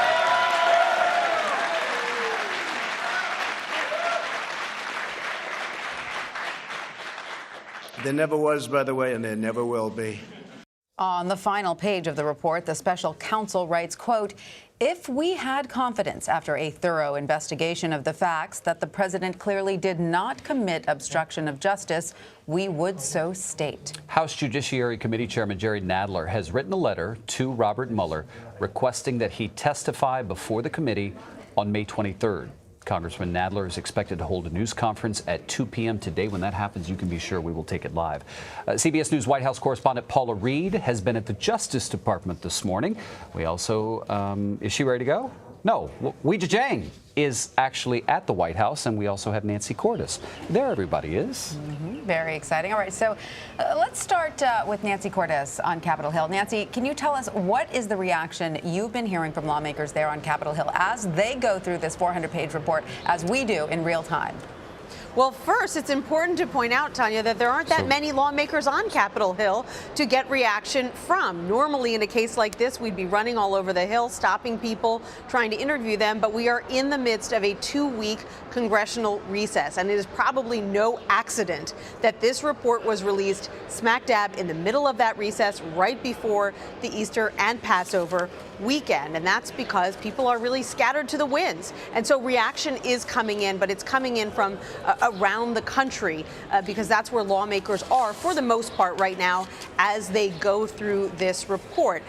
Not too much reaction from lawmakers yet about the substance of the report as they read through it. Plenty of reaction to Attorney General Barr's press conference earlier today. Democrats, of course, saying that they felt that he put his thumb on the scale for the president. Republicans applauding his transparency and saying that the nation is lucky to have him. What happens next? Well, Congress is going to be going through this report.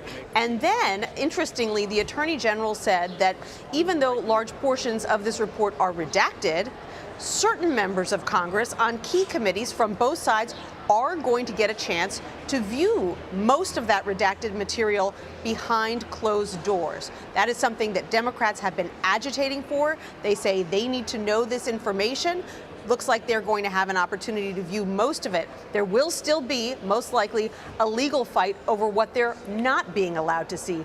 Grand jury evidence. Democrats are going to argue that it's very difficult to know what to make of the Mueller report write-up if they can't see that grand jury evidence. They have said in the past that they're going to go to court, issue a subpoena to try to get at it. So that is a fight that will continue. And finally, now that this report is out, the requests for Robert Mueller to come and testify are flying. We've already heard from the Senate Intelligence Committee, which wants him to come up here and testify either in an open session or behind closed doors. And the House Judiciary Committee has asked him to come and testify no later than May 23rd, so within the next month or so. Paula Reeds of the Justice Department. Paula, what are the highlights?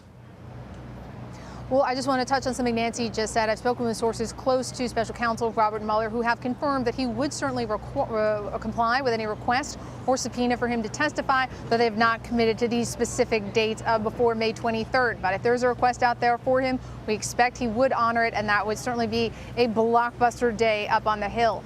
But today, in this report, David, two of the things that struck out to me are one, something the special counsel said about obstruction of justice. They said arguably one of the reasons they could not find any evidence, conclusive evidence, or that the president obstructed justice is because many of the people around him didn't follow the orders that he gave them. So in some ways, he was actually spared but because people around him failed to follow through on the things he told them to do.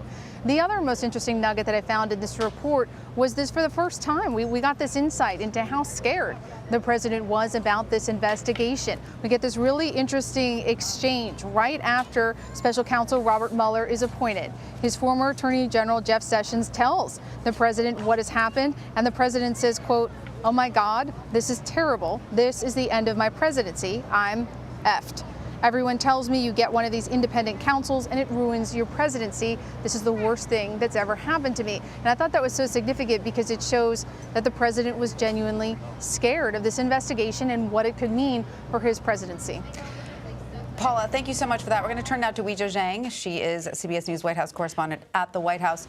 Weijia, what more can you tell us about how the White House has been responding to this released report? You know, this is exactly what the White House had anticipated in some ways, because even though they knew there were going to be some potentially damning details to come out about President Trump, for example, some language that he uses that Paula just pointed out, at the end of the day, they said, we already know how this book ends. And that's because Barr had already released the conclusions that he drew weeks ago. And so regardless of what was going to come out today, they were able to feel confident that they could return over and over again to the fact that there was no collusion and that there was not enough evidence to claim there was obstruction.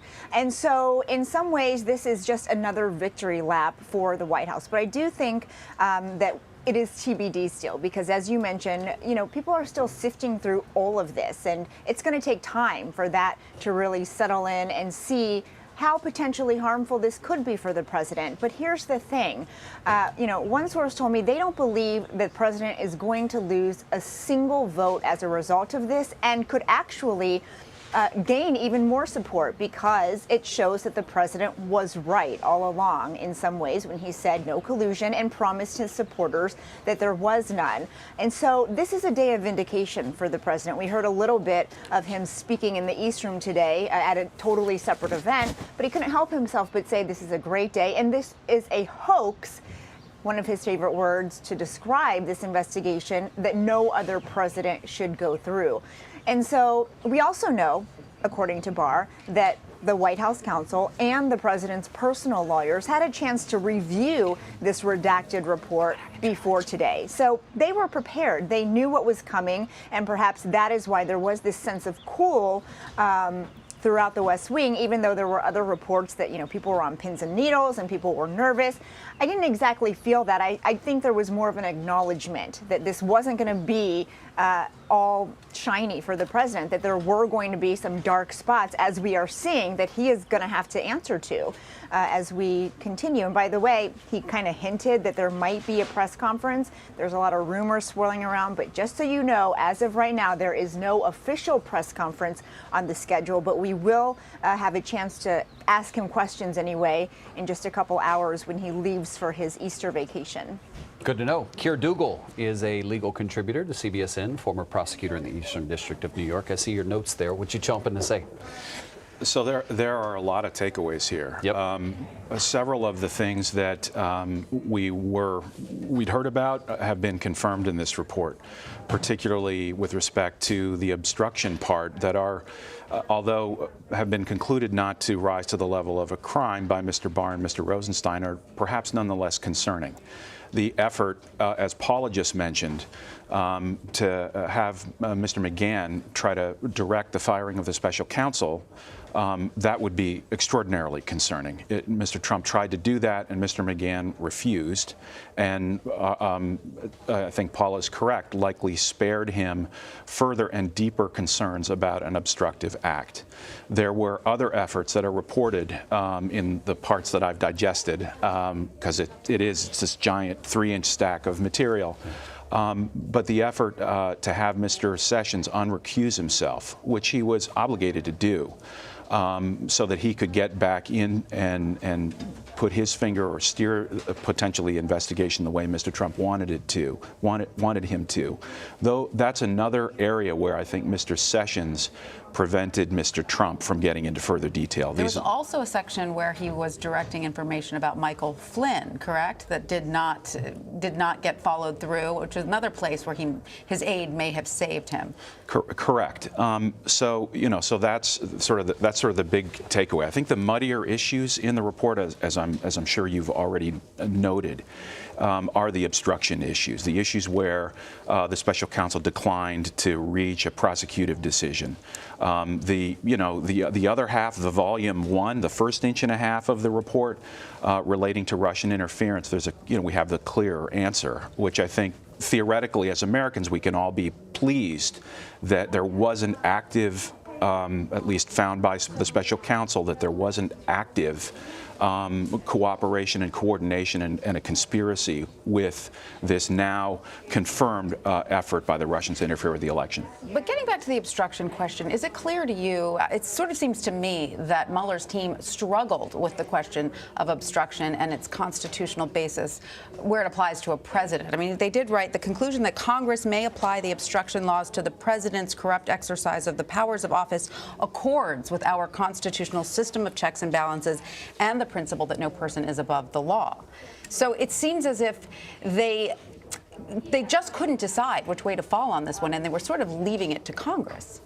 Yeah, so, and you're absolutely right, Tanya, to focus on that area. What I think Mueller is saying in that part of the report is that he's not accepting this broad, unitary executive theory that some of the more right-wing legal commentators adhere to.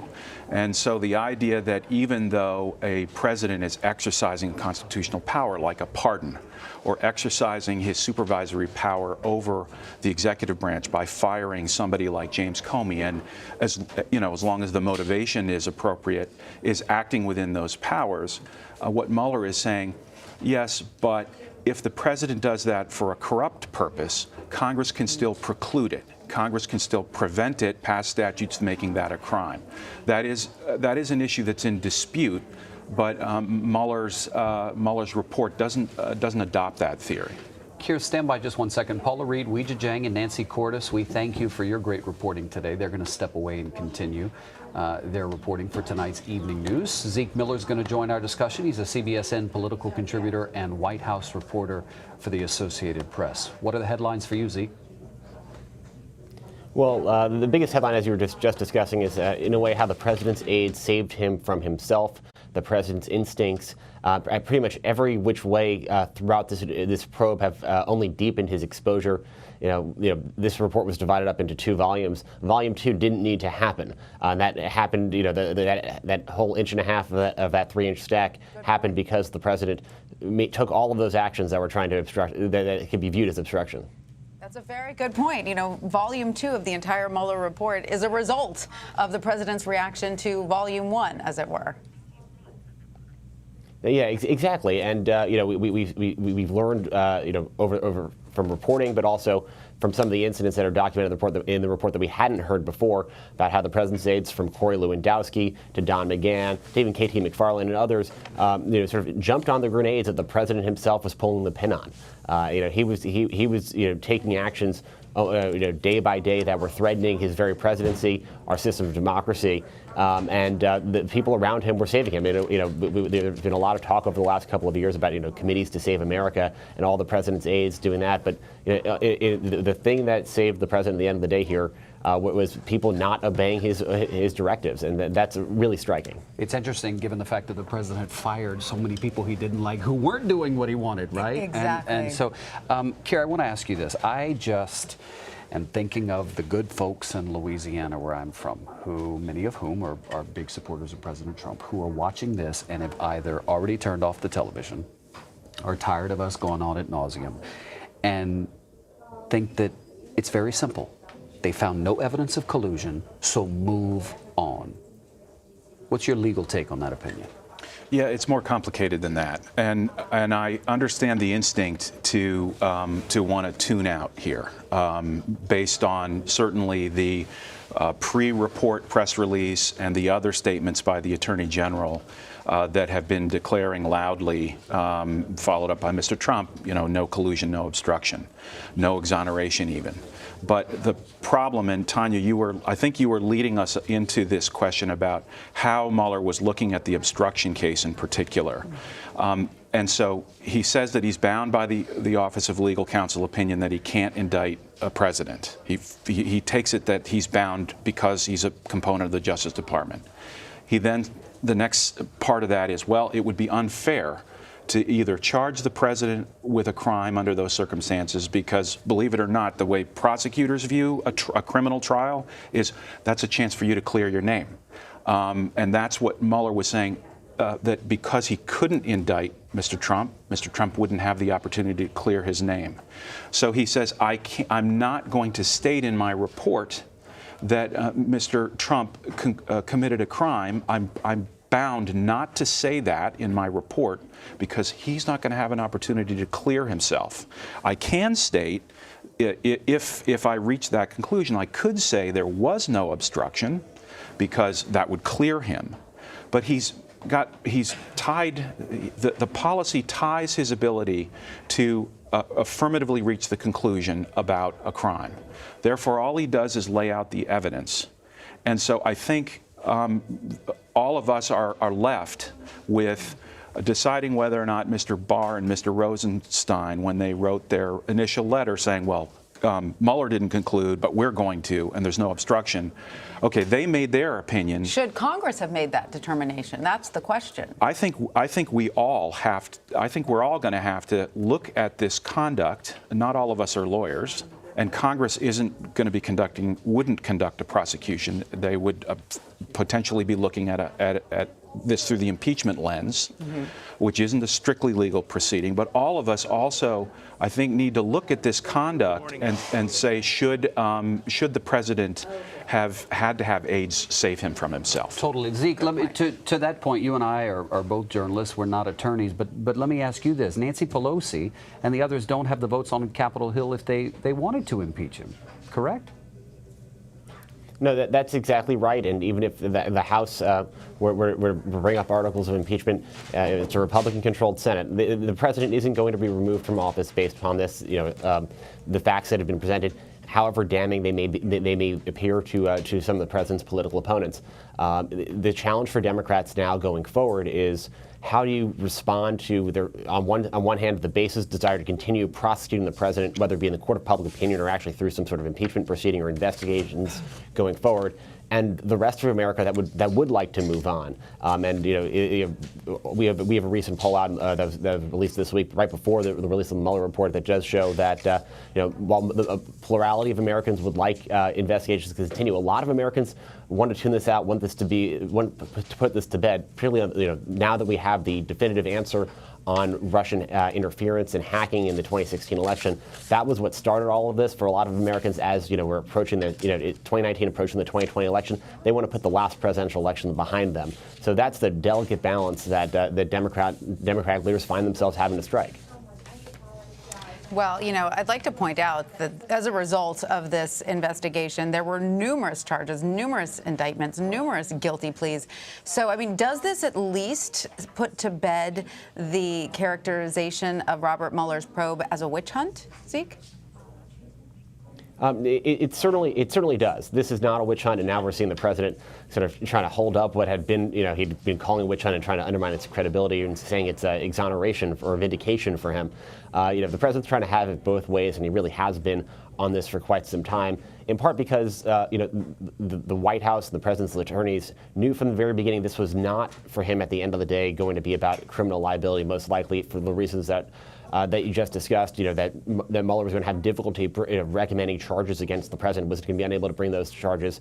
It was ultimately, at worst, going to result in impeachment, which is a political process. So many of the president's public pronouncements and private actions have been about shaping that political process, what the American public, what lawmakers say and do and know about all of these proceedings. In some cases, that got him into trouble. But by and large, the president's rhetoric has shaped a lot of the way Americans do view this probe. Absolutely. Zeke Miller, thank you very much. We appreciate it. And before we let you go, Keira, I want to ask you, as a former prosecutor, based on what you know, and I realize you haven't read all 400 pages, but would you prosecute? I need to read more, but there certainly are very concerning issues, I think, about obstruction. Because Mr. Mueller was sort of hidebound and precluded from considering, but they're difficult issues, and when you would obviously seek to prosecute an individual of the stature of President Trump, you would want to have the most convincing and best evidence available. I think it is a very close call. A close call. Keira Dougal, thank you. Right. Thank you very much. We're going to take a quick break now, but we'll have a lot more analysis ahead. You're streaming CBSN.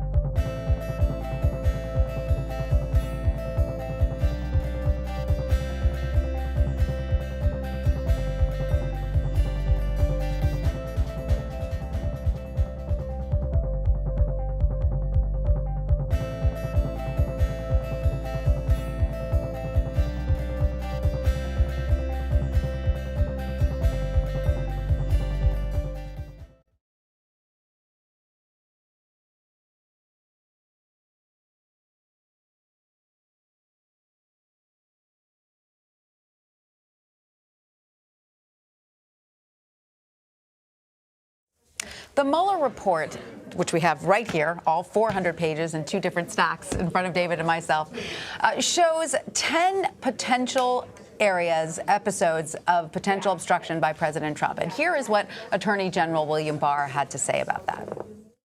After finding no underlying collusion with Russia, the special counsel's report goes on to consider whether certain actions of the president could amount to obstruction of the special counsel's investigation. As I addressed in my March 24th letter, the special counsel did not make a traditional prosecutorial judgment regarding this allegation.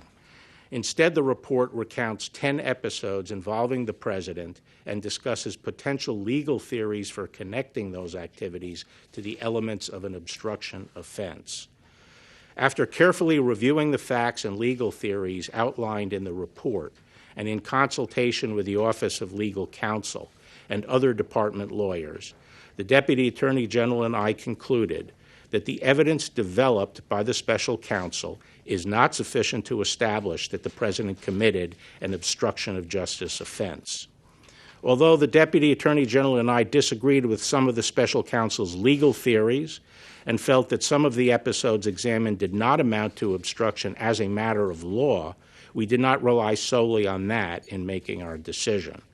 Instead, we accepted the special counsel's legal framework for purposes of our analysis and evaluated the evidence as presented by the special counsel in reaching our conclusions. For more on this, we bring in CBSN legal contributor Keir Dugal. He's still with us here at the table in New York. He's a former assistant U.S. attorney for New York's Eastern District. And CBS News legal analyst Kim Weil. She joins us now. Whaley. Yes, all right. thank you. A third time's a charm. Kim Whaley, who joins us now from our Washington bureau. After that, Kim, you get the first word. What are your highlights? Well, the highlights here, I think, are that there are 2 different theories of obstruction of justice, and Mr. Barr laid out one. And I want to just quote from the actual special counsel's report on the other theory of obstruction of justice. This is on page 8. It's in the introduction, and I would encourage readers, if they can't read the whole 400, to read the intro. And that is that the Trump team engaged in efforts to curtail the special counsel's investigation and prevent the disclosure of evidence to it, including through public and private contacts with potential witnesses. So one theory of that is obstruction of justice is taking steps to curtail an investigation on purpose. So that, I think, gets to the ambiguity here. There is evidence, and they outline, as you mentioned, 10 different episodes that bear on that, including, for example, telling his counsel, Mr. McGahn, that he wanted to fire Robert Mueller. That was called off. Telling Corey Lewandowski that he wanted Jeff Sessions, his former attorney general, to publicly say that the investigation was very unfair. It doesn't take a strained logical mind to put those pieces together and say, listen, Mr. Trump did not want this investigation of him to go forward. The flip side of that is, and this particular attorney general, Mr. Barr, has a very broad view of executive power. This notion, the president's in charge of the Justice Department, extra high bar, so to speak, to make a determination as to whether he actually violated the obstruction statute. And there are 2 pieces here that I think is legally a little bit shaky that Mr. Barr relied on. I haven't read all the details yet. It's 400 pages. One is the idea that in order to obstruct, you have to have tried to actually cover up a crime.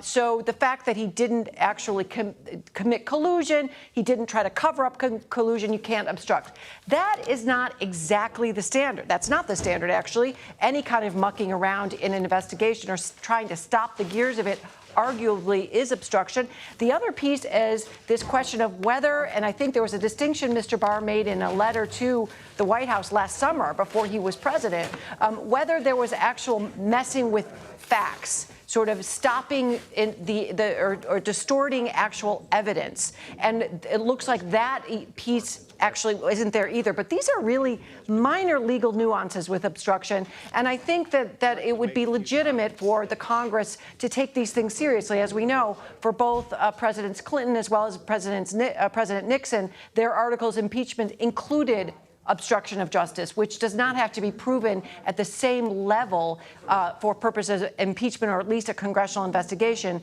as it does in the criminal justice system. Keir, do you want to weigh in on that, on those 10 points that William Barr talked about and that are in the report, the 10 points that they looked into whether or not the president was obstructing justice? Right. So, I mean, I would sort of follow up on what Kim said, that, you know, you have sort of one set of questions which are difficult. Is the president exercising his presidential authority through pardons or executive action, like firing somebody? But the other harder questions are about corrupt intent, which is generally required in an obstruction case. And so Mr. Barr made a point in his press conference earlier today to mention... Can I just interrupt you for a second? So mucking around in the facts isn't enough? I thought that Kim was just saying that sometimes that can be the threshold for obstruction. Yeah, absolutely, it can be. But in order to muck around and for it to be a crime, there generally has to be corrupt intent. Right. So you can do all kinds of things that are legal if you have one state of mind, and then if you do them with a bad intent, then you're committing a crime. And so one of the hard questions in an obstruction case like this, particularly where the offense that you would think would be covered up, the Russian conspiracy, can't be charged. Right. So then you'd have to look at the corrupt intent to prove obstruction, and absent that underlying crime, it makes proof of intent more difficult. And so I thought it was noteworthy that Mr. Barr focused on that in his press conference this morning. That's sort of appropriate, but the things that he pointed to raised some questions in my mind. Such as the president's righteous anger and frustration of being investigated? Correct, which is what every defendant has to deal with. Mm-hmm. So, you know, one of the things that raised my eyebrows during Mr. Barr's press conference was pointing to Mr. Trump's belief that the investigation was in the wrong direction, was a witch hunt, was not justified, as some way to legitimize his attempts at obstructing it. Exactly. It seemed like a difficult needle to thread to me. So let's bring in now Bob Litt. He's a former U.S. Deputy Assistant Attorney General. Bob, have you been listening to the train of this conversation? Would you like to weigh in on it? I have, and I would. And if you'll forgive me, because I've got the report sitting on my lap here, and I made a couple of notes of things I wanted to say. One is that on this issue that the Attorney General made a big deal of this morning about how the president was righteously concerned about interference with his ability to govern. If you actually read what Mueller says in his report, and I'm focusing here on the section about his firing of Director Comey, he says, some evidence indicates that the president believed that the erroneous perception he was under investigation harmed his ability to manage domestic and foreign affairs. But Mueller then goes on to say, other evidence, however, indicates that the president wanted to protect himself from an investigation into his campaign. The evidence does not establish that the termination of Comey was designed to cover up a conspiracy between the Trump campaign and Russia. But the evidence does indicate that a thorough FBI investigation would uncover facts about the campaign and the president personally that the president could have understood to be crimes or that would give rise to personal and political concerns. Mm-hmm. So it's clear that Mueller found a lot more evidence on the intent point than Barr led us to believe. Second point I want to make is focusing on the allegations with respect to Paul Manafort and the president's statements about Manafort being a good guy and a pardon is a possibility. Mueller analyzes those as to whether they constitute obstruction of justice. And he says the evidence indicates that the president intended to encourage Manafort not to cooperate with the government. Now, that's the corrupt intent that Keir was talking about before. And if you read this section on Manafort, it's clear, to me at least, that Mueller did everything except write the sentence, the evidence establishes that the president intended to obstruct justice, because he essentially finds that the evidence establishes all of the elements of an obstruction offense. But Keir, no obstruction. So you have everything there, but it just didn't explode. Right, and so there's obviously judgment that's being applied here, and you know, so you step back and you say, as we discussed earlier, given the unique circumstances of the president, that he can't be indicted, that the trial would potentially give him an opportunity to clear himself, which he wouldn't have, and therefore Mueller concluded that he could clear the president if the record set that up, but he couldn't condemn the president in this report because he wouldn't have this opportunity that all of us, lucky us, who can be indicted, would have at a trial.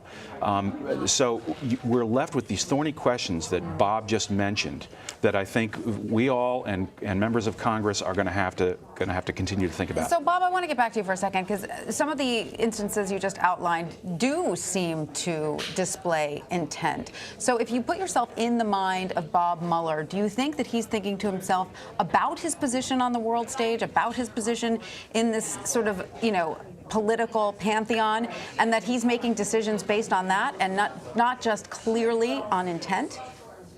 Well, I will tell you, as I said to you earlier, I think Bob Mueller is one of my heroes. And one of the good things about Bob Mueller is that he's never been worried about the consequences for him. He's always been focused on doing the right thing. And I think that he genuinely felt the points that Keir was just making, which is that it's unfair to accuse somebody of a crime in a context where they can't defend themselves. And so he limited himself to saying, here's what the evidence shows. I don't think that Mueller anticipated that the Attorney General would then go on to draw the conclusions, which Mueller himself might well not have drawn if he'd been asked to draw the conclusions. Keir, would you like to weigh in on that?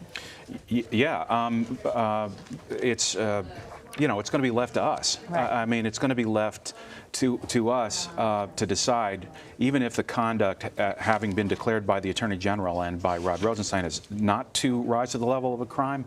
There are other issues underneath that. Is the conduct does it shock our conscience? Does it reflect on the judgment of the president?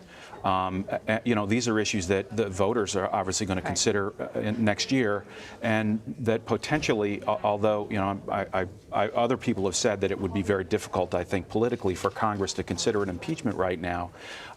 The members of Congress are going to have to consider that also, because obstruction were issues in both Clinton's and Nixon's impeachments. Right. Go ahead. Go ahead. No, I just wanted to ask you, both of you, actually, Bob and Keir, about that Trump Tower meeting. I don't know how much of that you've read, but apparently Mueller did consider charging Jared Kushner and Paul Manafort with campaign finance law violations in connection to that meeting. Can I read you something from Yes. that? So I just got to page 106, right? And this is and you have to bear with us. We haven't had time to sort of go study and then come with chunks, so we're literally reading on the fly. But this is an important paragraph that actually fits in with what you just introduced. On June 29th, Hope Hicks warned the president that the emails setting up the June 9th meeting were really bad and that the story would be massive when it broke. But the president told her and Kushner to, quote, leave it alone. Early on July 8th, after Hicks told the president that the New York Times was working on a story about the June 9th meeting, the president directed her not to comment, even though Hicks said that the president usually considered not responding to the press to be the ultimate sin.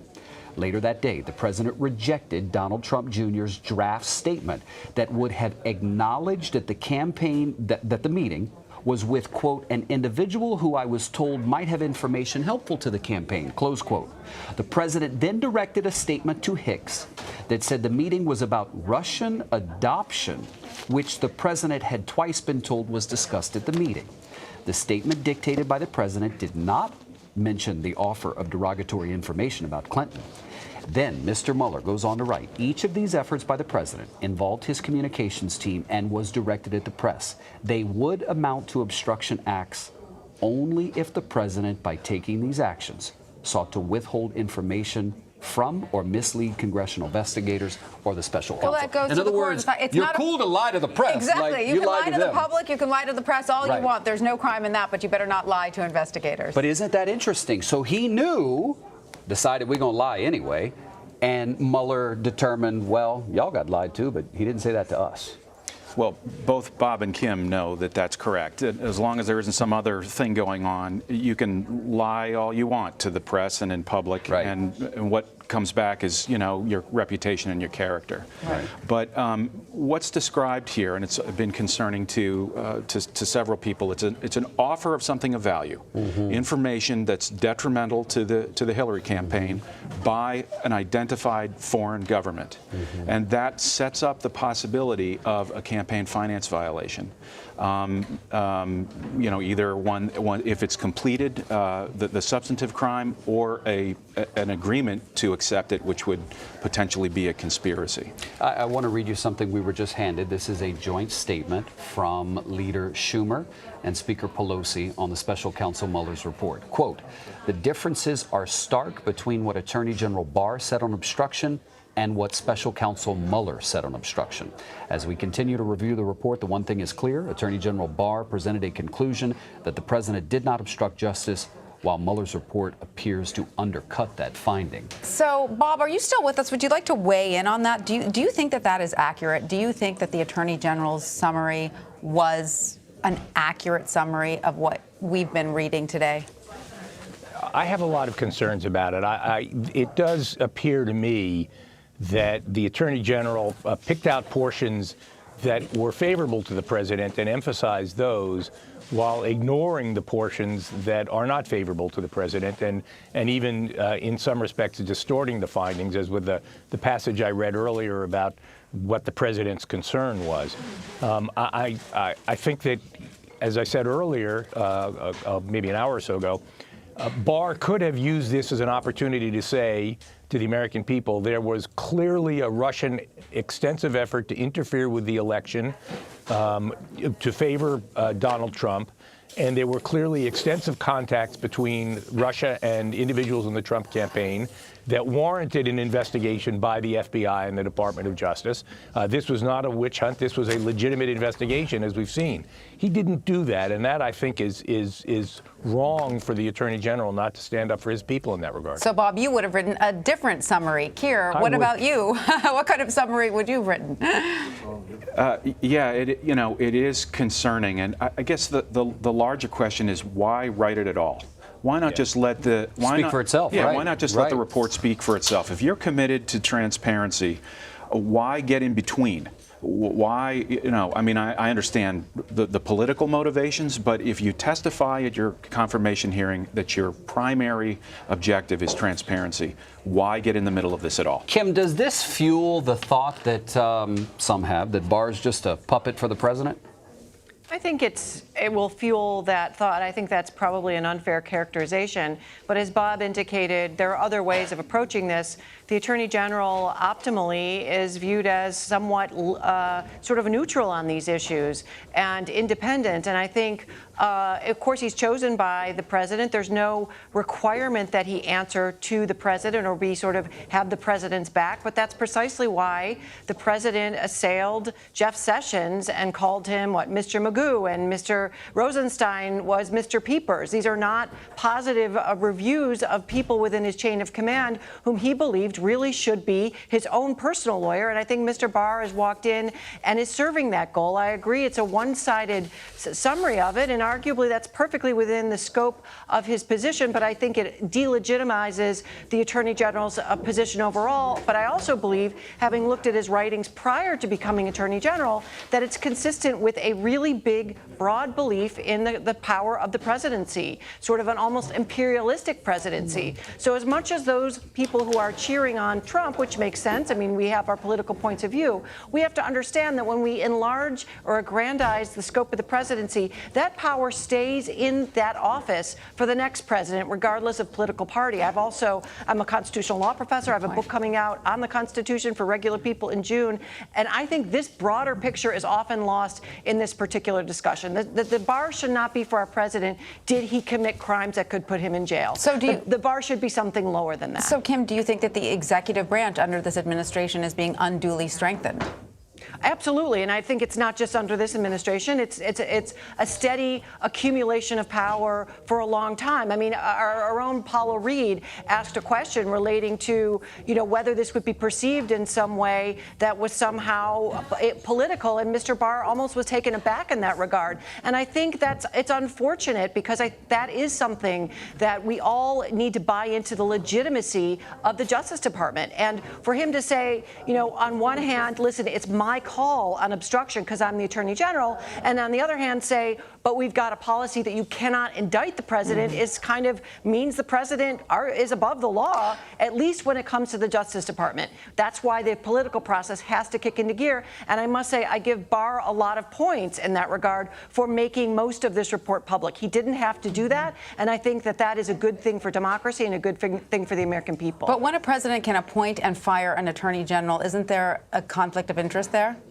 Well, it's clear under the Appointments Clause of the Constitution that the president has the ability to appoint with the advice and consent of the Senate. Now, this has historically been a problem. It's arguably a blind spot in the Constitution because we've seen now multiple times, starting with President Nixon, then again with President Clinton, and now with President Trump, we've seen various mechanisms decide, listen, we cannot have the president's own people be investigating him. That's why Congress created an independent counsel by statute. I worked for Ken Starr. That statute expired. So now we do have Mr. Barr within the chain of command. And I think Mr. Barr within the chain of command and Mr. Mueller in the chain of command.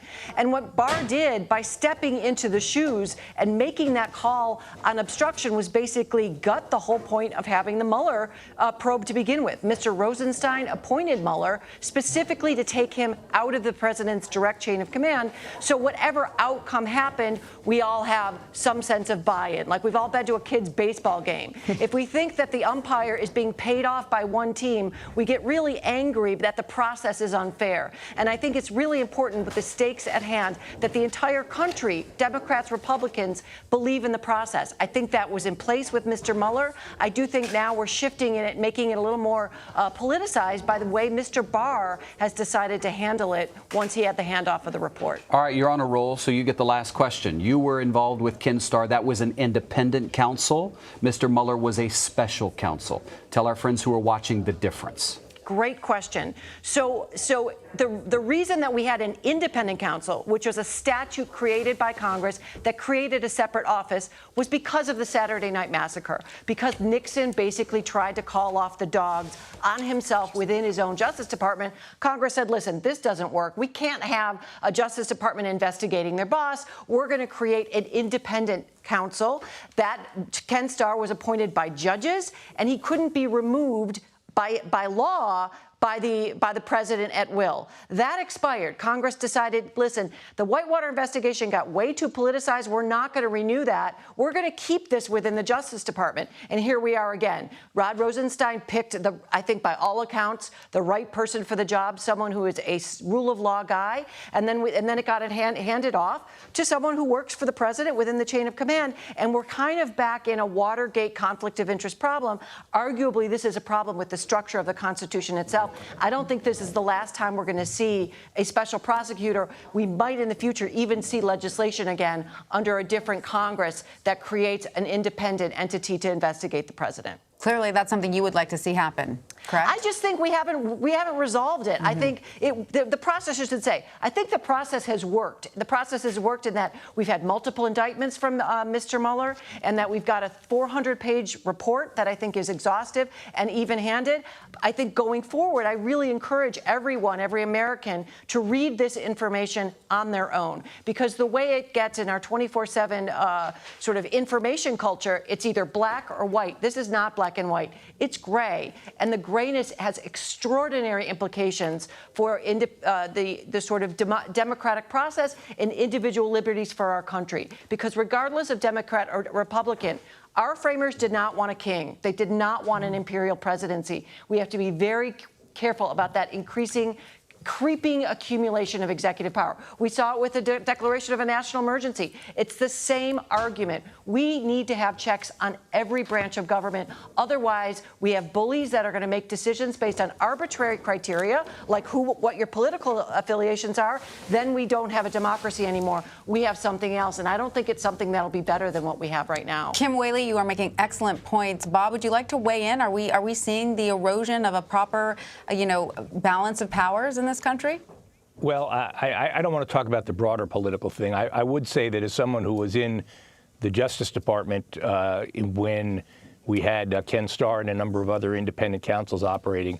I do think that from the point of view of the overall functioning of our political system, it's probably better to have everything within the Attorney General and have the Attorney General responsive to the President and have the kinds of conflicts that Kim is talking about, which are very real, worked out through the political system, as in fact is happening in this case. Mueller has issued a report. This is going to Congress. They're going to be investigating, and I think we have to rely on the political system to deal with these conflicts rather than create independent power structures that will themselves not be checked. So leave it to the voters. The voters have to read the report. As Kim pointed out, every American needs to read the report for themselves. And it's on our website. Bob, Kim, Keir, thank you very much. Thank you. We appreciate it. Let's go now to the White House. Kellyanne Conway speaking. Let's not impeach. Let's move on. Let's talk about, what was her word yesterday, kitchen table issues. Let's have at it, because I present to you the document that shows the Democrats' successes. Hi. This is the success of the Democrats in the first 100 days in Congress. Here it is. There's nothing. Kellyanne, can I ask you? The president, when he said that, let me ask you, Kellyanne, about there were moments mentioned in the Mueller report where there were contacts between the Trump campaign, Trump associates, and Russian operatives, and so on. And what happened following that is we got some false information about those contacts from the campaign, from people at the White House, from the press secretary, and so on. There were moments where in there? Well, the question is there any regret for passing on false information to explain some of these contacts and some of these conversations that went on about what was going on during the campaign? About whom are you speaking in the campaign? This is important. So, for example, because I'm yet to meet some of these people, and I was the campaign manager. I know I've never met Carter Page. So the Trump Tower, I don't think I've met George Papadopoulos. The Trump Tower Maybe meeting, I have. The Trump Tower meeting involving the president's son and son-in-law campaign chairman Paul Manafort. Total exoneration from that, Jim. I know, but what's been rumored, because nobody in the media is never under oath. All these people who sit on TV all day. Right. You're here working hard. You have people on your network sitting on TV all day just saying things because they're not under oath. They could just say whatever they want. Does Adam Schiff, where is the quote, ample investigation? Ample evidence inclusion. Where is it? Tell them to bring it over right now. Can you tell us why, Kellyanne? Hold on. If you could tell us why, Kellyanne, why were we originally told a bogus story about that meeting was about Russian adoptions? No. That is not. It says it's primarily. No, I read the quote in the New York Times article that it's primarily, and it's in the Mueller report. I just read all that. I'm using my very expensive law degree today. I read that in the report. I read that entire section where there's an exchange between Don Jr. and Hope Hicks, and he says primarily we discussed, and he says there's some BS stuff at the beginning about Hillary, but it wasn't important, and we went right by it. It's right there for you to see. Well, you're being told now. No, you conjectured about it for 2 years, and it's not true. So the truth is what's in the report.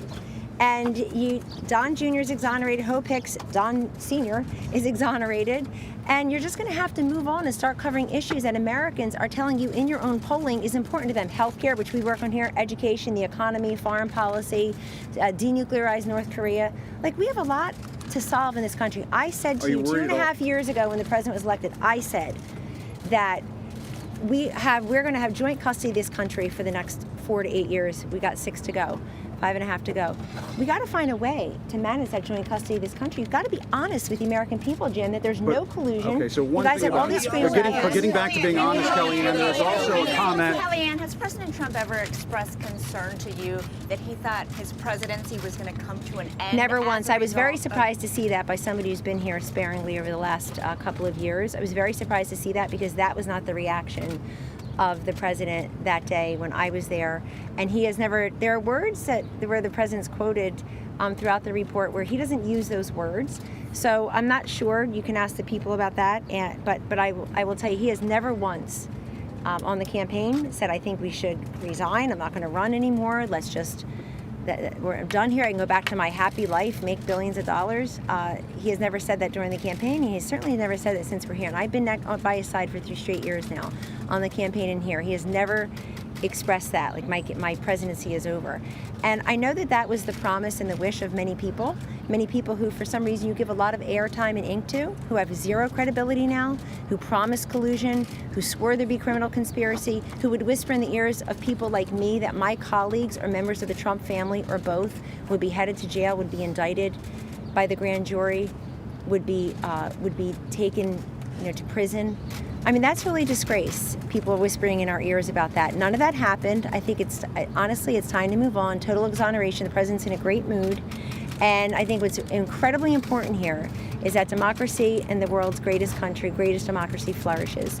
You don't need to collude with a foreign government. You don't need to get information from WikiLeaks. You can win elections fairly and squarely. Email hacked by Russia. Does this vindicate? Would the president like to see Mueller testify, as Democrats are calling for? Does he think that would be one more step? I'd ask you, Kristen, though, why are they asking for Mr. Mueller to testify? This was the Mueller investigation. This is the Mueller report. These were the Mueller redactions in concert with the Attorney General and Deputy Attorney General and Office of Legal Counsel. So why would part of congressional oversight? fine? If they think it is, then they can call him to testify. But the country also has a right to ask, when are you going to legislate and not investigate? Is this oversight or overreach? The Attorney General said today, sure, you want to call Mr. Mueller to testify, call him to testify. But I think the burden is increasingly going to be on those who won't let go of this big lie to prove why they're continuing it just in a different forum. I mean, we had the Mueller investigation. That was going to be the gold standard. You know how many times I was asked 6 ways to Sunday, will he fire Rosenstein? Will he fire Mueller? Will he fire, will he shut down the special counsel's investigation? None of that happened. If anything, if you read the report, total compliance and total exoneration. Where's the president's point-by-point rebuttal, Kellyanne? Where's the president's point-by-point rebuttal that Rudy Giuliani said was coming out? He doesn't need a point-by-point rebuttal. You know what his greatest rebuttal will be? His greatest rebuttal will be he's in office, he's going to remain in office, and he'll get reelected.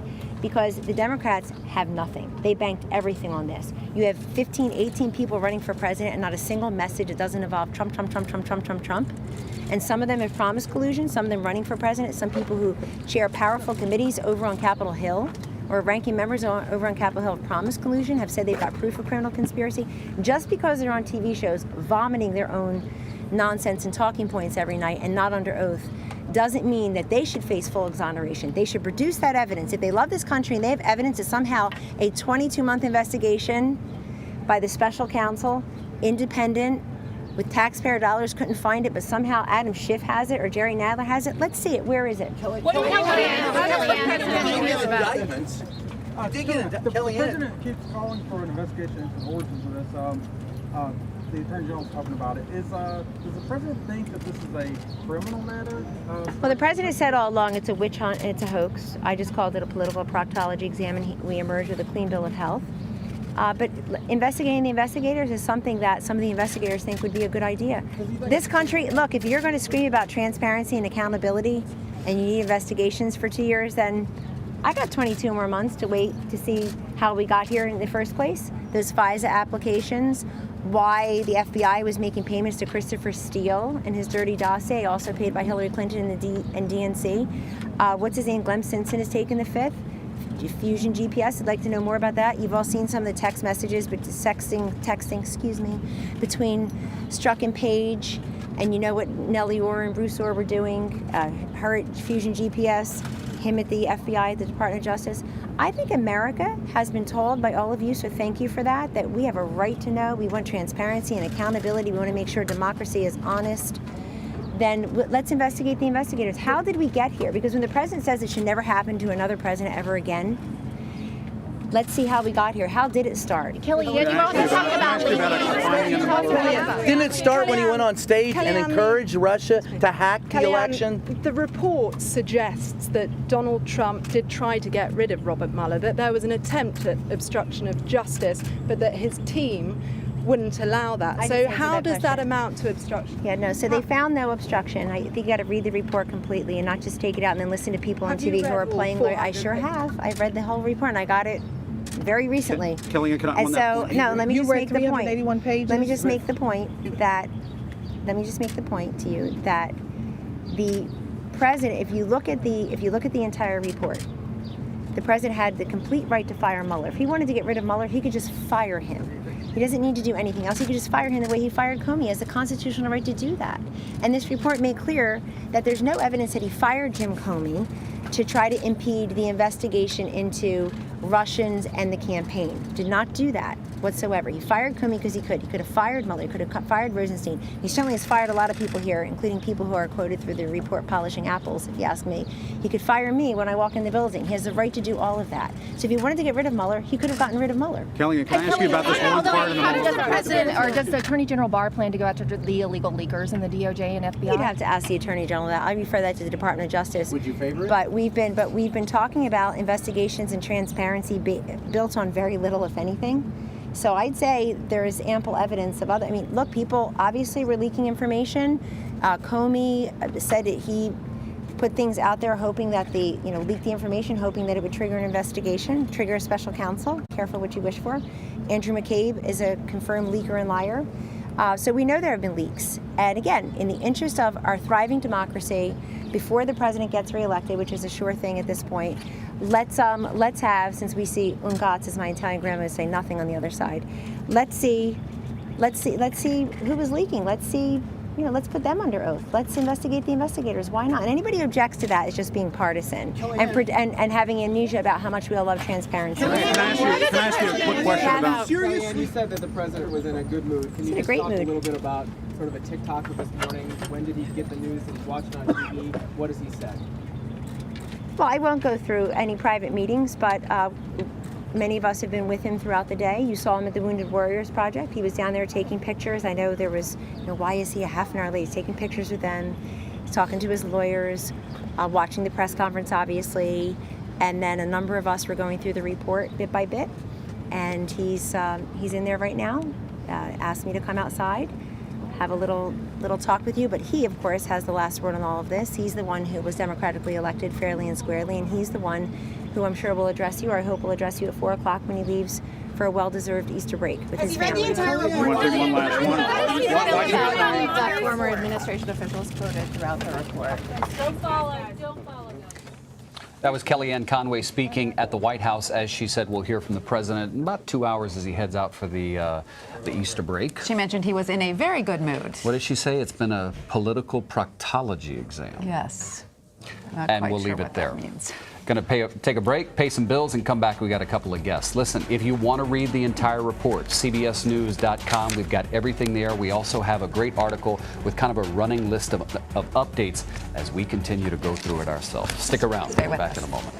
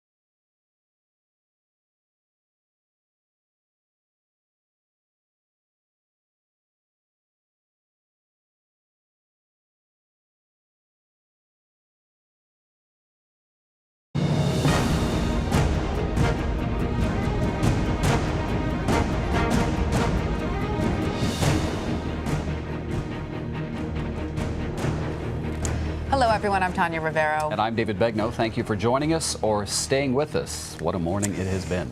Nearly a month after seeing Attorney General William Barr's 4-page summary of the Mueller report, we have the more than 400-page redacted version of it right here on the desk, and we've got it online if you want to read it yourself. The Justice Department delivered it to the Congress in CD form. They did that at about 11 a.m. this morning, and then they posted it online. The Attorney General previewed the report for a second time earlier today. He said Mr. Trump had faced an unprecedented situation when coming into office, and his frustration about the Russia investigation was normal.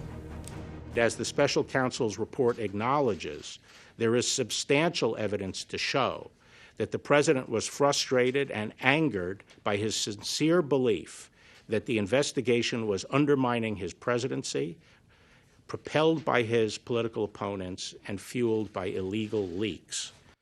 The president was still calling the probe a hoax on Twitter this morning, but after the report's release, President Trump said he was having a good day.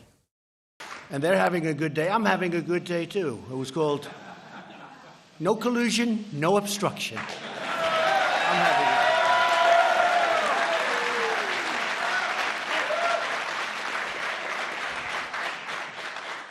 There never was, by the way, and there never will be.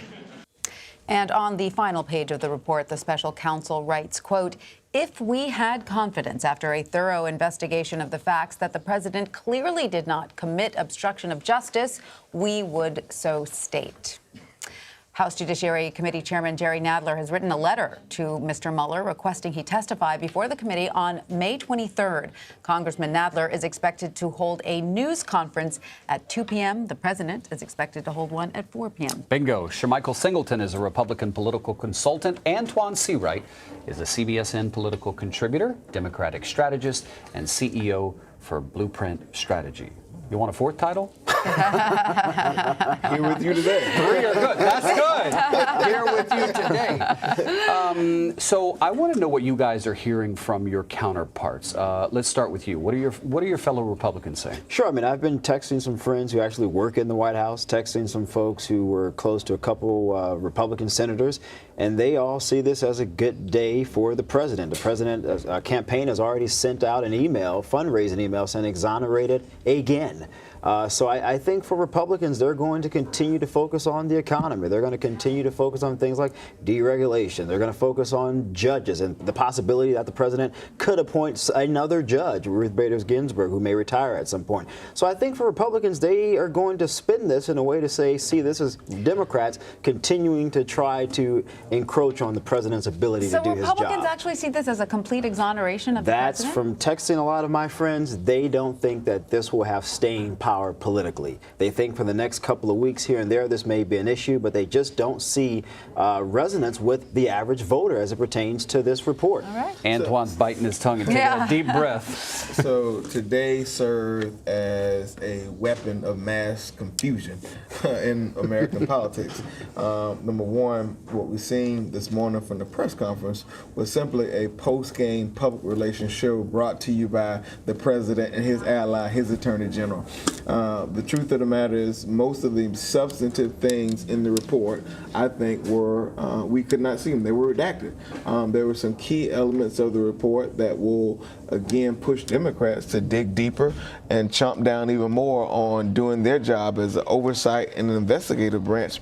What I concluded from this was Donald Trump Jr. was too dumb to even know that he was breaking the law through all of this. And so what we know now from all of this and what we can confirm, even though the Republicans wanted to deny this from the beginning, is that Russia did hack into our elections. They did do it in the name of helping Donald Trump become president of the United States, and I think that is not debatable. What we know going forward is that this is not the end. In fact, this is probably just the beginning, because we're going to spend the next several months, maybe even years, trying to continue to flush out what really happened and who had involvement. Because the key word in this, and you and I were talking about this in the end, was this does not fully exonerate the president. And so they can do victory laps and toe touches and pull out their medals, but it doesn't, because thankfully elections have consequences and Democrats have the investigative latitude to investigate further. But would you not agree that Democrats do have to be a little careful with how far they go with this investigation. I totally agree with that. But what I'm also saying to you is they have a responsibility and a job to provide oversight and investigate. But what I will, you and I think will agree with is that this will not move the needle for either party in terms of trying to convince people to bring them further under the tent. Republicans are going to go deeper in their corner. Democrats are going deeper in their corner. Independents are going to say, you know what, we're going to find something to come out to the polls, but this will not be it. What does a congressional investigation mean other than the obvious? Here's why. If they have the votes in the House to impeach him, they don't have the votes in the Senate to remove him. They don't. So where does this go? The investigation simply gives confirmation and comfort to some of the American voters who are still confused by all of this and say, you know what? Those who already don't trust the president. Absolutely. But even those who are really on the fence and don't know what all this means, let's bring in the special prosecutors. Let's let him testify under oath, and let's try to flush out further what we do not know from this report. And the most important things in the report were redacted. Well, right, but I... You think so? Absolutely. Oh, I think there were some key things that came out. Some of the most important things. Key and important are two different things in my mind. It did show that a lot of investigation is still ongoing, especially when it comes to Russia. But I think when you... Politically, we are in the midst of 2020. When you think about key electoral states, Ohio, Iowa, New Hampshire, I spent a lot of time in those places working for 3 previous presidential candidates. I am just not certain, and I'm going to be curious to see what some surveys and focus group studies indicate in the next couple of days and weeks. I'm not certain that with continued investigation that we will get new information that could politically move the needle enough that would allow Democrats to target those individuals and mobilize those independent voters, particularly independent GOP-leaning voters and some moderate Republican voters in a way that would pull them away from the president and into the Democrats' camp that could benefit them. But it's not about that. I think it's more about proving further the dishonesty, the lack of transparency, we already know that. And the fact that you cannot trust this administration and this president and even this Republican Congress to do the business of the American people. But I would preface that by saying, Antoine, we already know that. Right. But you can't go numb. But people have gone numb to that. So sometimes a good pop on the arm as a reminder serves as a safe space. But I would also say there are genuine concerns at this moment in time. We were hearing earlier from Kim Whaley, there are genuine concerns about the balance of powers in this country. So whatever you take away from this report as a Republican or a Democrat, I think everyone would agree we want our government to be healthy. We want the balance of powers to remain. Antoine, let me devil's advocate here. Democrats for so long said, just give us Mueller, and as long as he does what he can do, we will accept it as is. Well, right? Let's be clear what Democrats have said, at least the ones that I work with and I speak to. Give it to us in doses, and let's draw conclusions in doses. Let's let the special prosecutor do his work. We have that phase. Let's let the report come out. We have that now. Let's find the conclusion. We have that now. Let's bring him in. So we have to do this thing in doses, step by step, bit by bit. And so now we're saying, let's bring the special prosecutor in. So under oath, he can tell us things that perhaps were not in the report, tell us where he could have spent off or went in a different direction that would have not drawn this out, because this was honestly taxing on the American people. And I would say to my party, because I know some of them are listening, let's get back to the basics. Let's focus on the things that got us to where we are in the majority. Let's focus on quality of life issues. Let's do what we have been doing in the Congress, in spite of what the president's chief liar just said, Kellyanne Conway, that Democrats are not doing certain things. But I also think that there is concern about overreach. And that's why you saw Speaker Pelosi talk with Nadler, talk with Schiff, and say, stop the comments about impeachment. We don't know. Let's play this process out, because the political implications for Democrats are too grave here. And look, the reality is, I think if elections were held today, Donald Trump would probably easily be reelected. And looking at the number of Democrats who are currently running, I'm not certain if whomever the presumptive nominee will be will have the ability to coalesce an extremely fractured and divided party to beat the president. The good news, my dear friend, my brother from another mother, is that you don't hear many 2020 Democrats focus on this issue. Instead, they're focused on, again, executing and further flushing out the plays that got us the majority in the 2018 midterms. Well, it's never a good political play to look backward. But because, truthfully, Republicans, and particularly this president, want to have a personality battle, and we as Democrats have to get in the business of having a policy battle. They don't want to have a policy battle because they failed the American people on policy. Well, but keep in mind, Hillary Clinton attempted to have a discussion about policy. It did not matter. Running against Donald Trump. You know why it did not matter? Because she and others then got caught up in the personality battle. And so instead of talking about policy and sticking to that, some of us fell into the Trump of what Donald Trump, fell into the act of what Donald Trump wanted. No, I agree 100% with that. But I do think it's going to be very, very telling to see how you debate against someone like Trump. He defies all odds. He is a definition of a political phenomenon. And while I think the norm has been to discuss policy issues and differences between Republican and Democrat presidential candidates, you can't do that with someone except this time, who goes beyond except those this time, he's going to have to defend his record. Sure, Michael. And the record is pretty good. The economy is great. But you're assuming that that's going to be the number one issues that drive voters to the midterms. It is the number one issue. Economy and health care. Health care is number one. Immigration number two, then the economy. Look, at the end of the day, and while the economy is doing well for some, it's not doing well for others. There are people who will forget about trying to make ends meet. They're putting two ends together, hoping they will meet. And so while that's not a new phenomenon. It's not, but you all cannot go on this notion that because the economy is doing well for the top, that people at the bottom are just sitting around doing toe touches as well. It doesn't work like that. I disagree with that. Michael, I just want to ask you really quickly. Obviously, the portrayal of the president that comes through here is someone who plays a little fast and loose with the rules. Oh, absolutely. How does that... He plays like there are no rules, let's be clear. Well, you know, how does that play with the rule of law Republicans? Well, look, I mean, that's a good question. Look, I would preface this by saying if this was during Obama's tenure, Republicans would not stand for this. I think during the Bush years, you saw a different type of Republican Party. I think at this point in time, it's obviously clear that the Republican Party today is the party of Donald Trump. There is no doubt in my mind there. And I do think that if the president wins re-election, then that will be solidified. Now, that concerns me for a whole host of reasons, but I say that to say that even the few Republicans, and I talked to a lot of friends on the Hill who don't like the president because of his morals or because of his ethics or because of, to your point, he does not walk in sync to the customs of behavior and norms that we have become accustomed to with previous presidents, they won't say anything because the president has solidified and coalesced an amount of support with the base that we haven't seen in 60 years. I mean, his approval rating is something that is really unprecedented from all sides. You know how I describe that? Republicans fall in line, Democrats fall in love. And that's a failure of our own party. And truthfully, this circus, this PR stunt today will consolidate his base. It's going to consolidate our base to a certain degree, and it's going to make the fight for the squirmy middle, people who can squirm either way in the course of the election, even more important. And that's why Democrats have to be laser focusing on the issues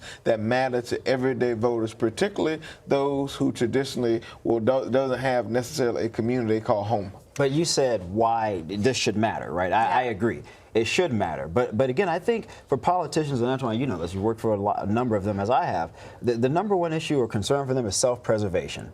Can I win re-election? And if if I'm an advisor advising a Republican in the Senate or in the House, while I think morally and ethically this is all wrong, you got to get reelected. You cannot stand against the president if you want this job. And that's what politics ultimately comes down to. And I'm not saying that that's a justifiable position at all, but that's the reality. But here's the difference. Democrats won in 2018 in places where Trump was successful. Gerrymandered districts, sometimes where he won by double digits. That's the difference. Number two, the Senate map is a lot sexier for Democrats this time around than it was in 2018. So Republicans have some decisions to make. Are they going to pledge allegiance to doing the right thing, or are they going to pledge allegiance to this new Republican Party called Trump's Party? I think they have some real decisions. Well, Antoine is right. I believe about 18 Republican seats are up for re-election in 2020. Not to mention governor's races. Correct. That's a significant concern. He's also correct by how well Democrats did in 2018. But I would say the president was not on the ballot, so that is something to keep in mind.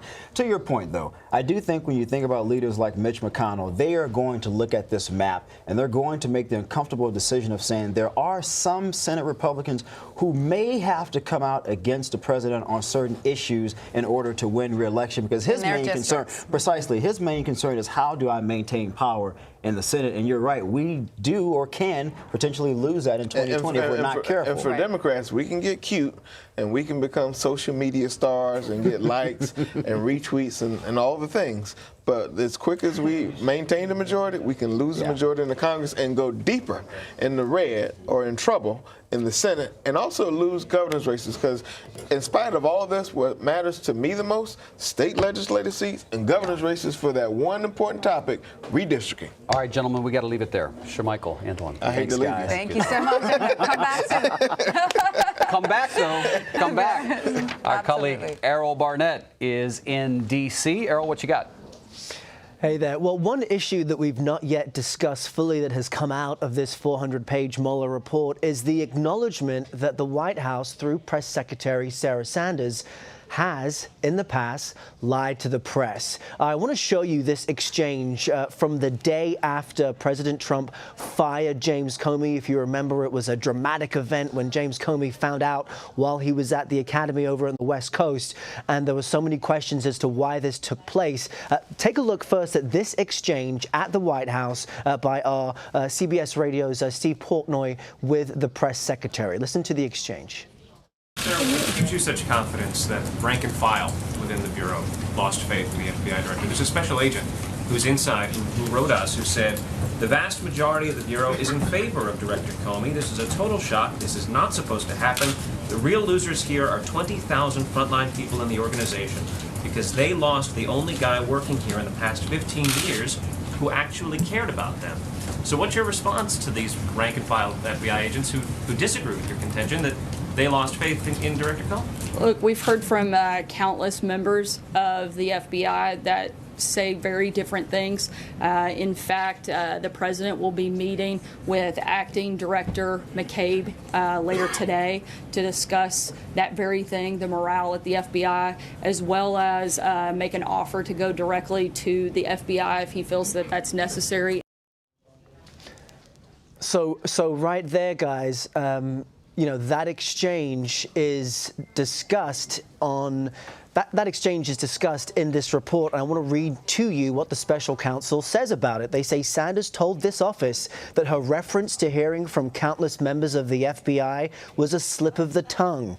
She also recalled that her statement in a separate press interview that rank-and-file FBI agents had lost confidence in Comey was a comment she made in the heat of the moment and was not founded on anything. So if that wasn't bad enough, this assertion from the president's press secretary, the White House's face to the world, saying that she said something that wasn't true in the heat of the moment. Our own Steve Portnoy notes that on the following day, so this was on May 10th, on May 11th, she said the same exact thing to Fox News during the White House press briefing when she was asked once again about support for Comey at the FBI. The following day, she said, I've heard from countless members at the FBI that are grateful and thankful for the president's decision. So while we talk about everything that's in this report and what's true and what's not true, one of the casualties coming out of this is the acknowledgement that there have been multiple instances where the White House has been asked questions by the press. We are representatives of the people,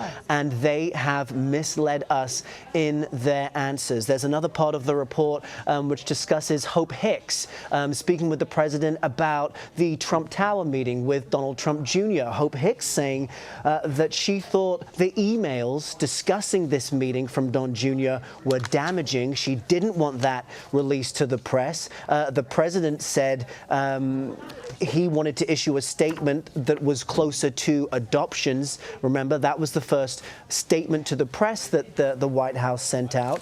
But each of these efforts, the document notes, each of these efforts were directed at the press. So when we go down to why they weren't able to cross the threshold of obstruction of justice, they say here clearly they would amount to obstructive acts only if the president, by taking these actions, sought to withhold information from or mislead congressional investigators or the special counsel. But the evidence does not establish that the president took those steps. So while we look through all of this, one of the kind of the casualties of knowing what's happened these past 2 years is that on multiple occasions, the White House has misled the press, not investigators, not the special counsel, but I think that will deteriorate the level of trust people have in what this White House says, or specifically what the current press secretary says. That gets back to what we were talking about earlier, that it is not a crime to lie to the press nor to the public, but it is a crime to lie to investigators. And it's amazing how many times in this report they mention press reports as really driving things. Yes. And constantly through the reading I'm doing, they're quoting all these press articles that are coming out. Errol, you highlighted something very important. Thank you for that. There's one other note I just want to make as we kind of branch out. Well, what's the point of this, right? You've got people all over the country who are more concerned with their own bread and butter issues.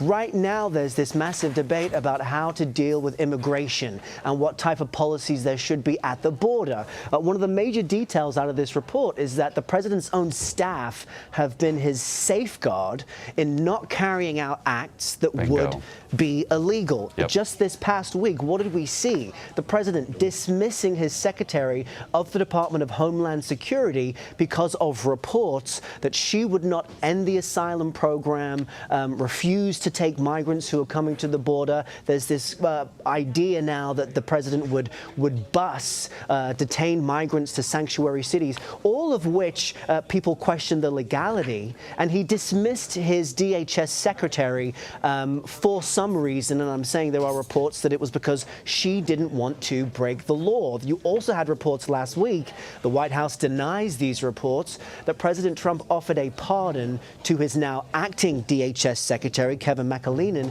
if he broke the law in ending all asylum. So as we look inside this and we see, wow, so many close to President Trump have protected him from damaging himself, it continues to be, or at least it seems to be, a continual characteristic of this administration, which has an impact on policy and people's daily lives. Errol, thank you very much. You know, in talking about all the hurdles that President Trump sort of had, and by hurdles I mean his own staff who were saying, nope, can't do that, no, won't do that. I want to read, what we're trying to do on this program is not just give you the snippets, we're trying to give you chunks of substantive information. I think this might be interesting. There's a part deep into the report that is headlined, Efforts to Curtail the Special Counsel's Investigation. I want to read it to you. 2 days after directing Don McGahn to have the special counsel removed, the president made another attempt to affect the course of the Russia investigation. On June 19, 2017, the president met one-on-one in the Oval Office with his former campaign manager, Corey Lewandowski, a trusted advisor outside the government, and he dictated a message for Lewandowski to deliver to then Attorney General Jeff Sessions. The message that Sessions should publicly announce that notwithstanding his recusal from the Russia investigation, the investigation was very unfair to the president, and the president had done nothing wrong. And Sessions planned to meet with the special counsel and, quote, let him move forward with investigating election meddling and foreign elections, close quote. Lewandowski said he understood what the president wanted him to do. 1 month later, in a private meeting with Lewandowski, the president asked about the status of his message for Sessions to limit the special counsel investigation to further election interference. Lewandowski told the president the message would be delivered soon. Hours after that meeting, the president publicly criticized Sessions in an interview with the New York Times and then issued a series of tweets making it clear that Sessions' job was in jeopardy. Lewandowski did not want to deliver the president's message personally, so he asked the White House official Rick Dearborn to deliver it to Sessions. Dearborn was uncomfortable and did not follow through. That goes to Errol's point. All of these cases where the buck kept getting passed. Right, like you do it. Okay, Mr. President, I'll do it. You do it. Oh, okay, Mr. President, I'll do it. It was like a relay race. But again, to Errol's point, now the president has gotten rid of a lot of people close to him that have said no to him in the past. Absolutely. So it's interesting to see, as a result of this Mueller investigation that has resulted in no consequences for the president, he may be emboldened in some of these actions. Well, there's a lot of things. You know, if you watch the Attorney General's press conference this morning, it was so definitive and punctuated with just absolutes, right? And he almost sounded so impassioned that he was like a White House spokesperson. And then as you start to delve into the report, it's like, wait a minute, he asked them to do what? He told him to say what? right? And I think any normal person, regardless of what side you're on, you know, I keep bringing up my folks in Louisiana, you know, who are staunchly conservative, and many of them who are supporters of the president. I think even if they were to read this, they'd say, oh, we probably shouldn't have done that. That wasn't a good idea. But as embarrassing as this is, as we now know, it's not going to amount to any charges. But that does go back to Kim Whaley's point, who we were speaking to earlier, that every American should read through this report and make their own determinations for this behavior, because there's a lot of gray, as she pointed out. It's not black and white. And we would invite you to do the same on our website, cbsnews.com. We have the entire report if you have the time. It is the bottom of the hour here in New York. We're going to take a break, pay some bills. This isn't even all of it. Come on back.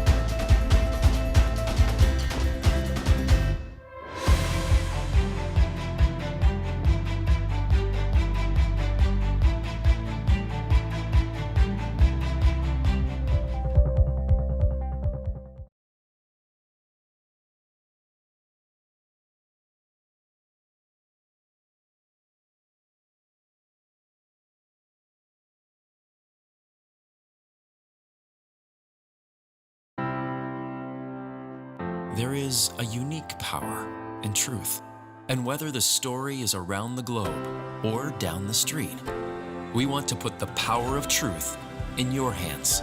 I'm Jeff. I'm Jeff. Jeff Glor. The CBS Evening News with Jeff Glor. Original reporting. The biggest names in politics. What surprised you about some of the questions that Robert Mueller asked you? Do you think that the integrity of this investigation is in peril? Face the questions you want answered. Margo, it's a great question. You asked the magic question. I do not know how to answer your question. The president this morning tweeted something that I'd like you to clarify. Face the Nation Sundays. Go to the ends of the earth. This is exciting. You've never seen anything like it. And reach for the stars. This time. Da, da, da, da. Hey, this is pretty fun. Look through a telescope and go, wow. Experience thought-provoking, innovative, and truly original reporting. Stand back. Because there's always something new under the sun. On CBS Sunday morning. There is a unique power in truth. What's your message to the people who could do something? And whether the story is around the globe across the nation, or down the street. Look at this. We'll find it. It amazes me that you were able to see your house destroyed and you went right back to work. And I would much rather be out there helping. Because every evening, we want to put the power of truth in your hands. Good evening, I'm Jeff Glor, and we are going to begin the broadcast tonight. The CBS Evening News with Jeff Glor, original reporting. I feel an incredible responsibility to be in the moderator position because people are overwhelmed by opinion right now. They are not necessarily always getting the kind of trusted, calm, contextualized analysis that we try to put on this program. This is moderating what a difficult place we are in our country, where often we can't have conversations. We have one on this show each week. We will tell you on Face the Nation what's important, we'll tell you why, and we will have the decision makers who are changing the country you're living in. This is just one of the homes overtaken by mud. Get out of here, go! This is exactly what fire crews were afraid of. This is what many people are coming back to. This is where we will ride out the storm. This is one of the flashpoints right now situated in the... This is a dangerous area. This is what first responders are having to get around. This is the most active eruption. This is the CBS Evening News.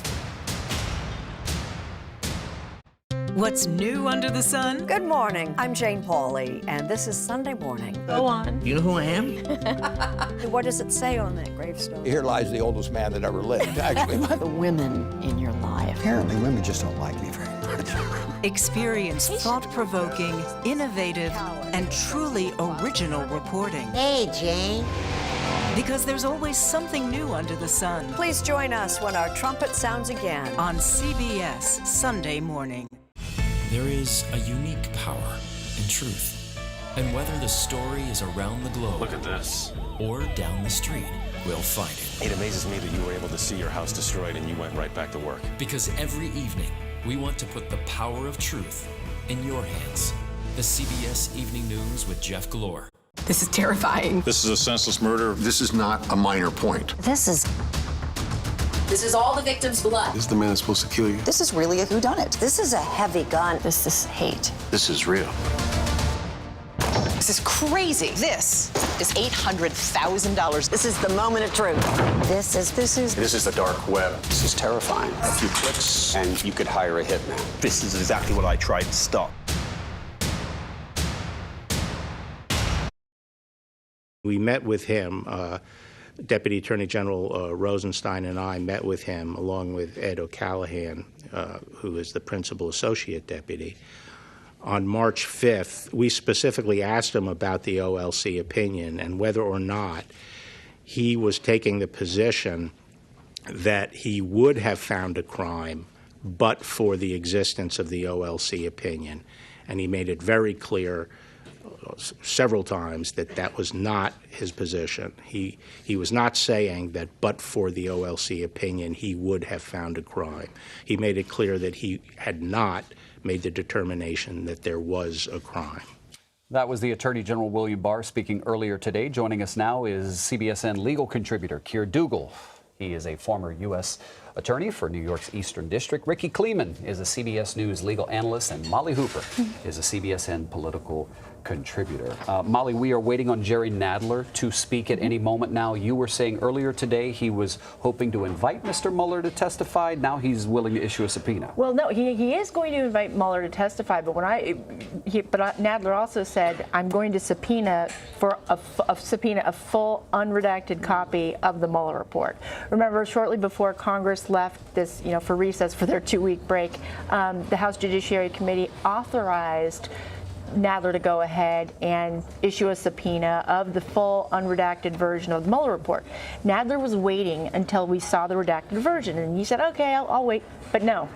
After seeing the 400 pages that were released today, Nadler said, I'm going ahead. I'm issuing this subpoena. Now, whether he gets it, that's a whole different matter. Well, and remember, the Attorney General said he already plans to send the unredacted report to certain key congressional members with the understanding that they can't share it publicly. However, one thing that Nadler did note when he issued this statement was he prefaced it with, there are reports Attorney General Barr has, is going to brief a few of us Give on it this. to us, right. But he hasn't told me that, Huh. so I plan on issuing this subpoena soon. I mean, like, I will do this. And even that version was supposed to have grand jury information redacted, correct? Well, and that it's unclear because you can sort of pick and choose, I guess, by the colors, right? Oh, okay. Interesting. So, Ricky, let's get into the question of, we do know that Mueller's team says they were dissatisfied with their inability to interview the president in person. They did get written answers from Mr. Trump. Can we talk a little bit about those answers? Have you had a chance to go through and read them? Part C, by the way, if you have the report at home or you're looking at it online, Appendix C. it's C section.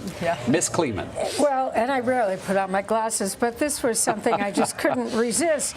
What you have is over, I do not recall as an answer to 30 of Mueller's written questions answer under oath, and then he refuses to sit for an interview. And even when you read the substantive answers, they really don't tell us very much.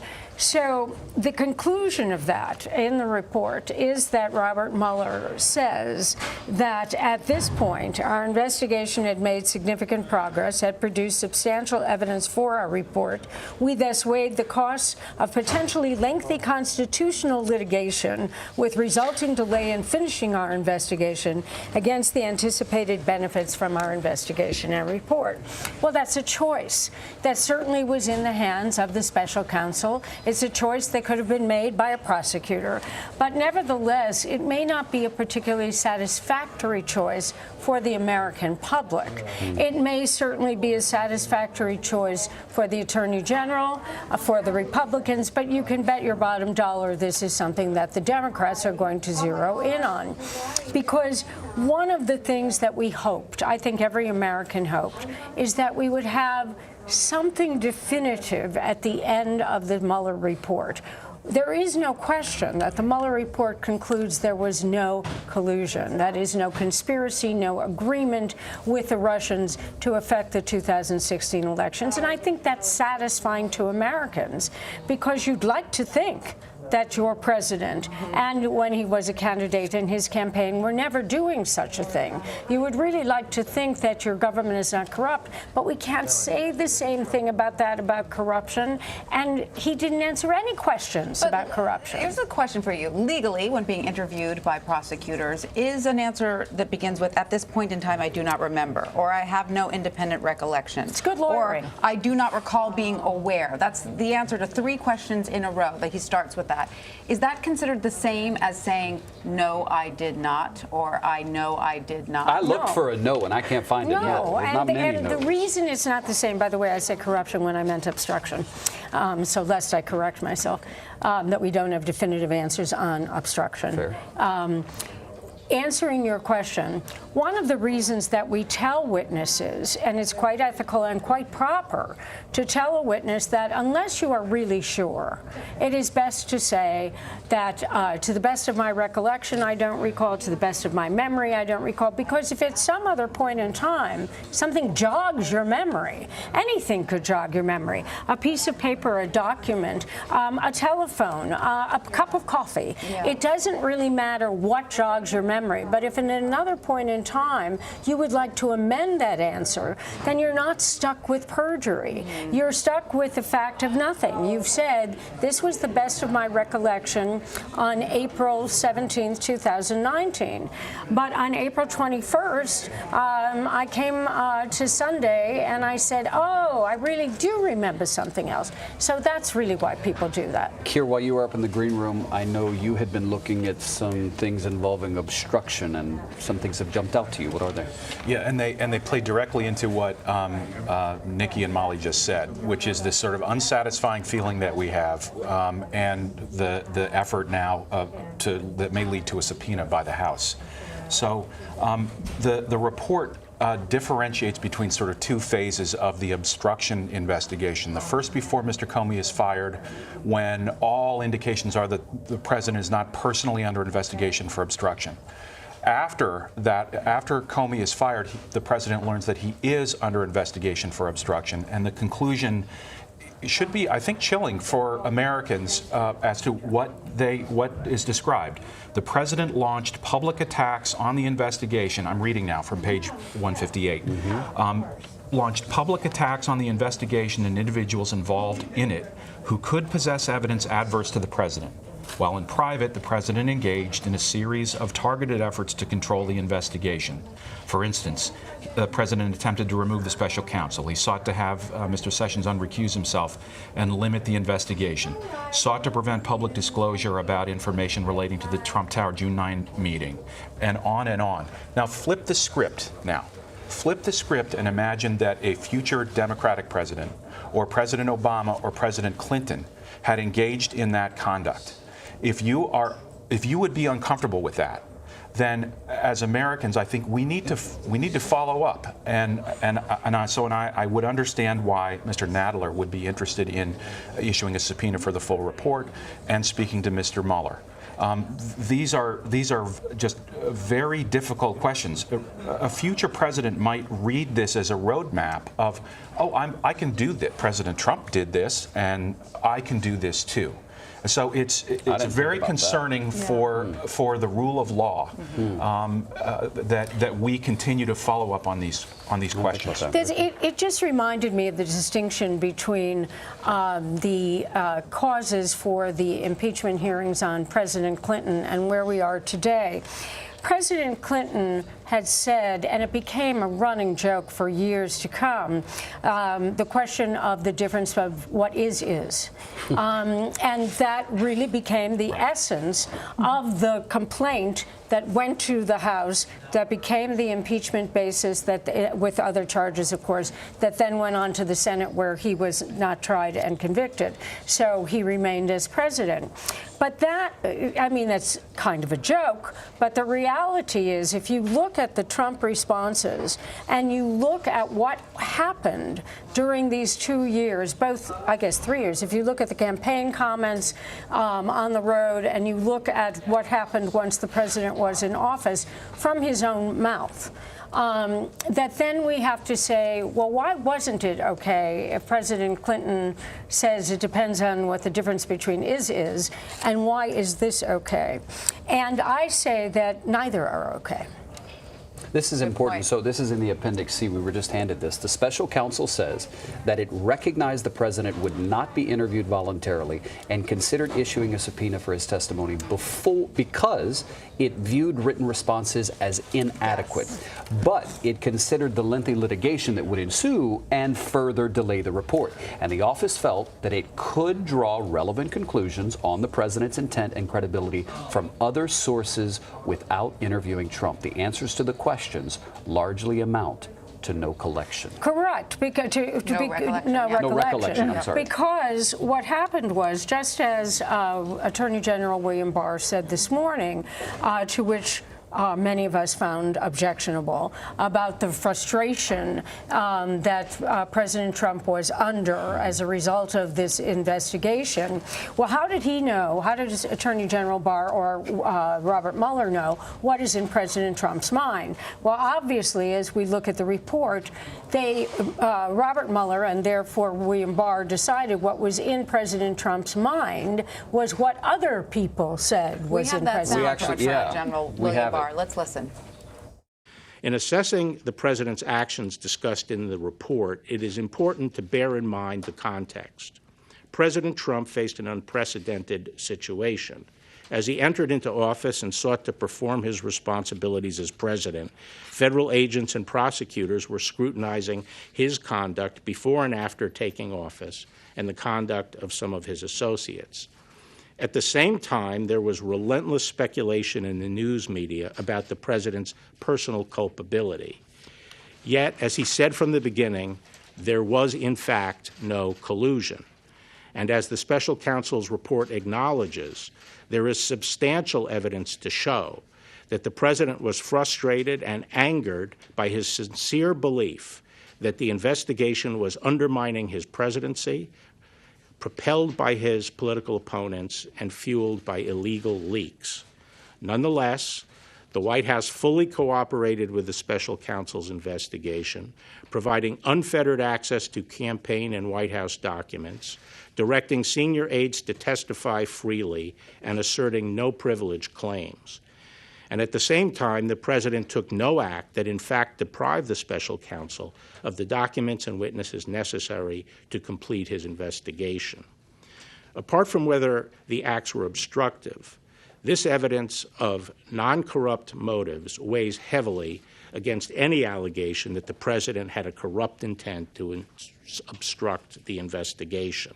So what is the point of a preface like that before releasing the entire the report? It just makes the Attorney General sound a little bit like a cheerleader for the president. Well, he certainly sounds partisan. I will say this. As to the last two thoughts of the Attorney General, when he's talking about the president's level of cooperation, I too applaud the president for his level of cooperation and offering the cooperation of his people and not claiming executive privilege on anything in the Mueller report so that those things would have to be litigated and perhaps taken out of the Mueller report. I think that's all very good. And one may say, well, because of that amount of cooperation, that he had no corrupt intent on dealing with the investigation. When you go back to the beginning and we hear things like the orders that he gave to someone like Don McGahn, who had to pack up his bags rather than carry them out, then we have a second thought, because that is a corrupt intent. He was lucky he was thwarted by Mr. McGahn. Ricky, let's pause just for a moment. Jerry Nadler is now at the podium. We'll listen in. Good afternoon. First to observe, Attorney General Barr appears to have shown an unsettling willingness to undermine his own department in order to protect President Trump. Barr's words and actions suggest he has been disingenuous and misleading in saying the president is clear of wrongdoing. Attorney General Barr's letter summarizing the report from March 24th quoted the special counsel report, quote, "While this report does not conclude that the president committed a crime, it also does not exonerate him." He ignored what is in the Mueller report just 2 sentences before, where the special counsel concluded that, quote, "If we had confidence after a thorough investigation of the facts that the president clearly did not commit obstruction of justice, we would state so. Based on the facts and the applicable legal standards, however, we are unable to reach that judgment." Obviously, this changes the emphasis and meaning of the paragraph, and obviously he didn't include the key sentences. Second, Special Counsel Mueller went on to say that, quote, "A thorough FBI investigation would uncover facts about the campaign and the president personally that the president could have understood to be crimes, or that would have risen to personal and political concerns," close quote. For some reason, Attorney General Barr excluded this critical finding as well from his version of events. The Attorney General's decision to withhold the full report from Congress is regrettable, but no longer surprising. Barr has so far refused to work with the committee to provide us with information, the kind of information that has been customarily provided in the past and to which the Judiciary Committee is entitled. These concerns and many others will be addressed when Barr testifies before the committee on May 2nd. Even in its incomplete form, however, the Mueller report, incomplete because part of it is redacted, even in its incomplete form, however, the Mueller report outlines disturbing evidence that President Trump engaged in obstruction of justice and other misconduct. Contrary to the Attorney General's statement this morning that the White House, quote, "fully cooperated," unquote, with the investigation, the report makes clear that the president refused to be interviewed by the special counsel and refused to provide written answers to follow-up questions. Page 13 of Volume 2. Makes clear that his associates destroyed evidence relevant to the Russian investigation. Page 10, Volume 1. The report concluded there was substantial evidence, in quotes, that President Trump attempted to prevent an investigation into his campaign and his own conduct. Page 76, page 78, page 90, page 157, Volume 2. That is why I have formally requested that Special Counsel Mueller testify before the House Judiciary Committee as soon as possible so we can get some answers to these critical questions, because we clearly can't believe what Attorney General Barr tells us. Finally, it is clear the special counsel's office conducted an incredibly thorough investigation in order to preserve the evidence for future investigators. The special counsel made clear that he did not exonerate the president, and the responsibility now falls to Congress to hold the president accountable for his actions. Congress must get the full unredacted report along with the underlying evidence uncovered by special counsel Mueller. Congress requires this material in order to perform our constitutionally mandated responsibilities. Thank you. That's a statement. I'll answer some questions. Congressman? Yes. When you say that it's Congress's responsibility to hold the president accountable, does that mean impeachment? That's one possibility. There are others.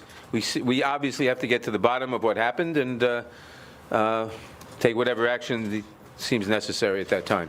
It's too early to reach those conclusions. It's one reason we wanted the Mueller report. We still want the Mueller report in its entirety, and we want other evidence too.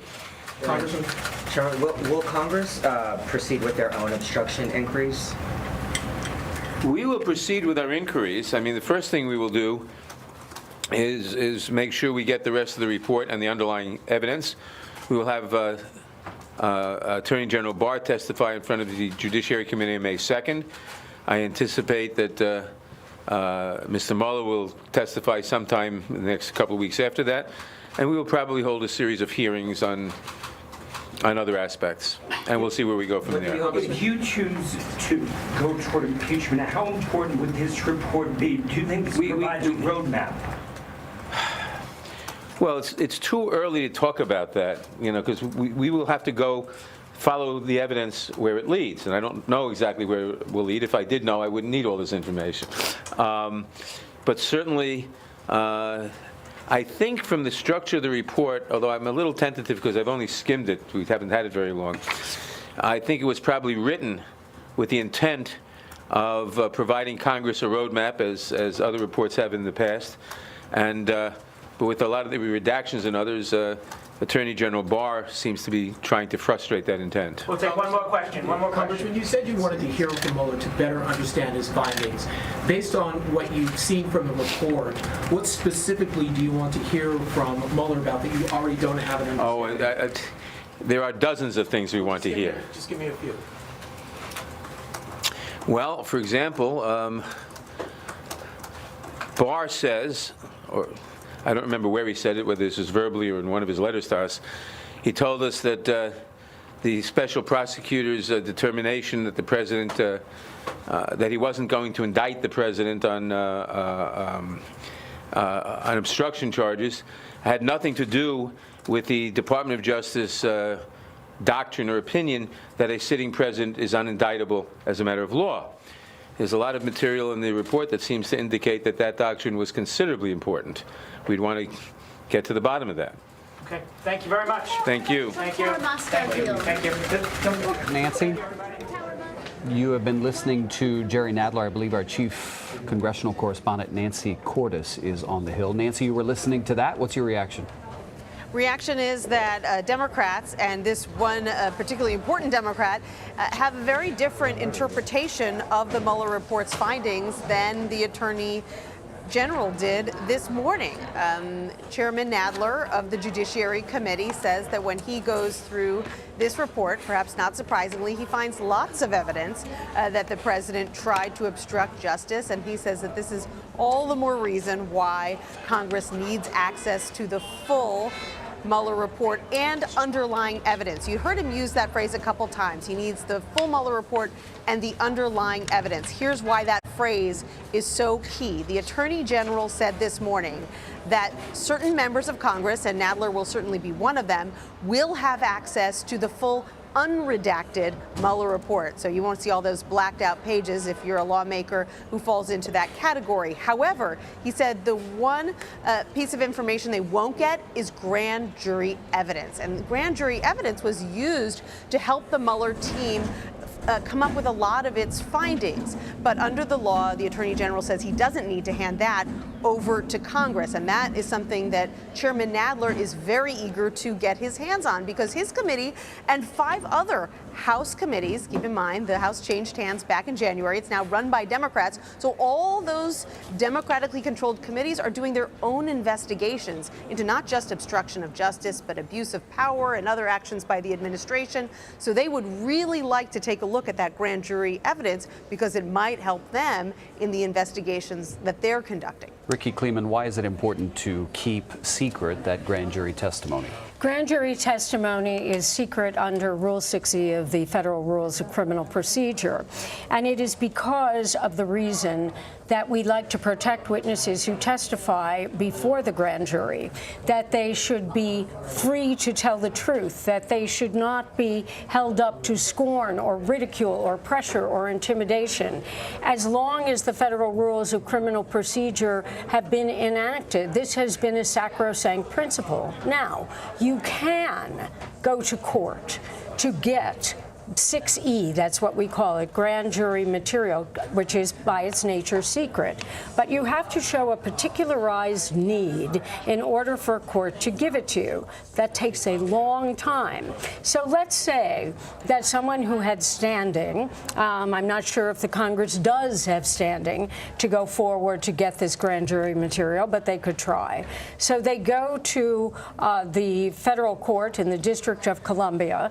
They ask for it. They have to show a particularized need, not a fishing expedition, but that they need the testimony of witness X, Y, and Z because they have a belief based on 1, 2, 3 that it may show obstruction of justice. That would be a particularized need. Let's say they lose. Then it goes up to the Court of Appeals in the District of Columbia Circuit. Then it goes up to the United States Supreme Court. So we are talking about a lengthy period. You know, one of the things that it struck me when I was listening again to Attorney General William Barr's commentary this morning before the report was released is that he almost seems, he understands that the weakest part of the president's exoneration, or he actually was not exonerated, is on the issue of obstruction, correct?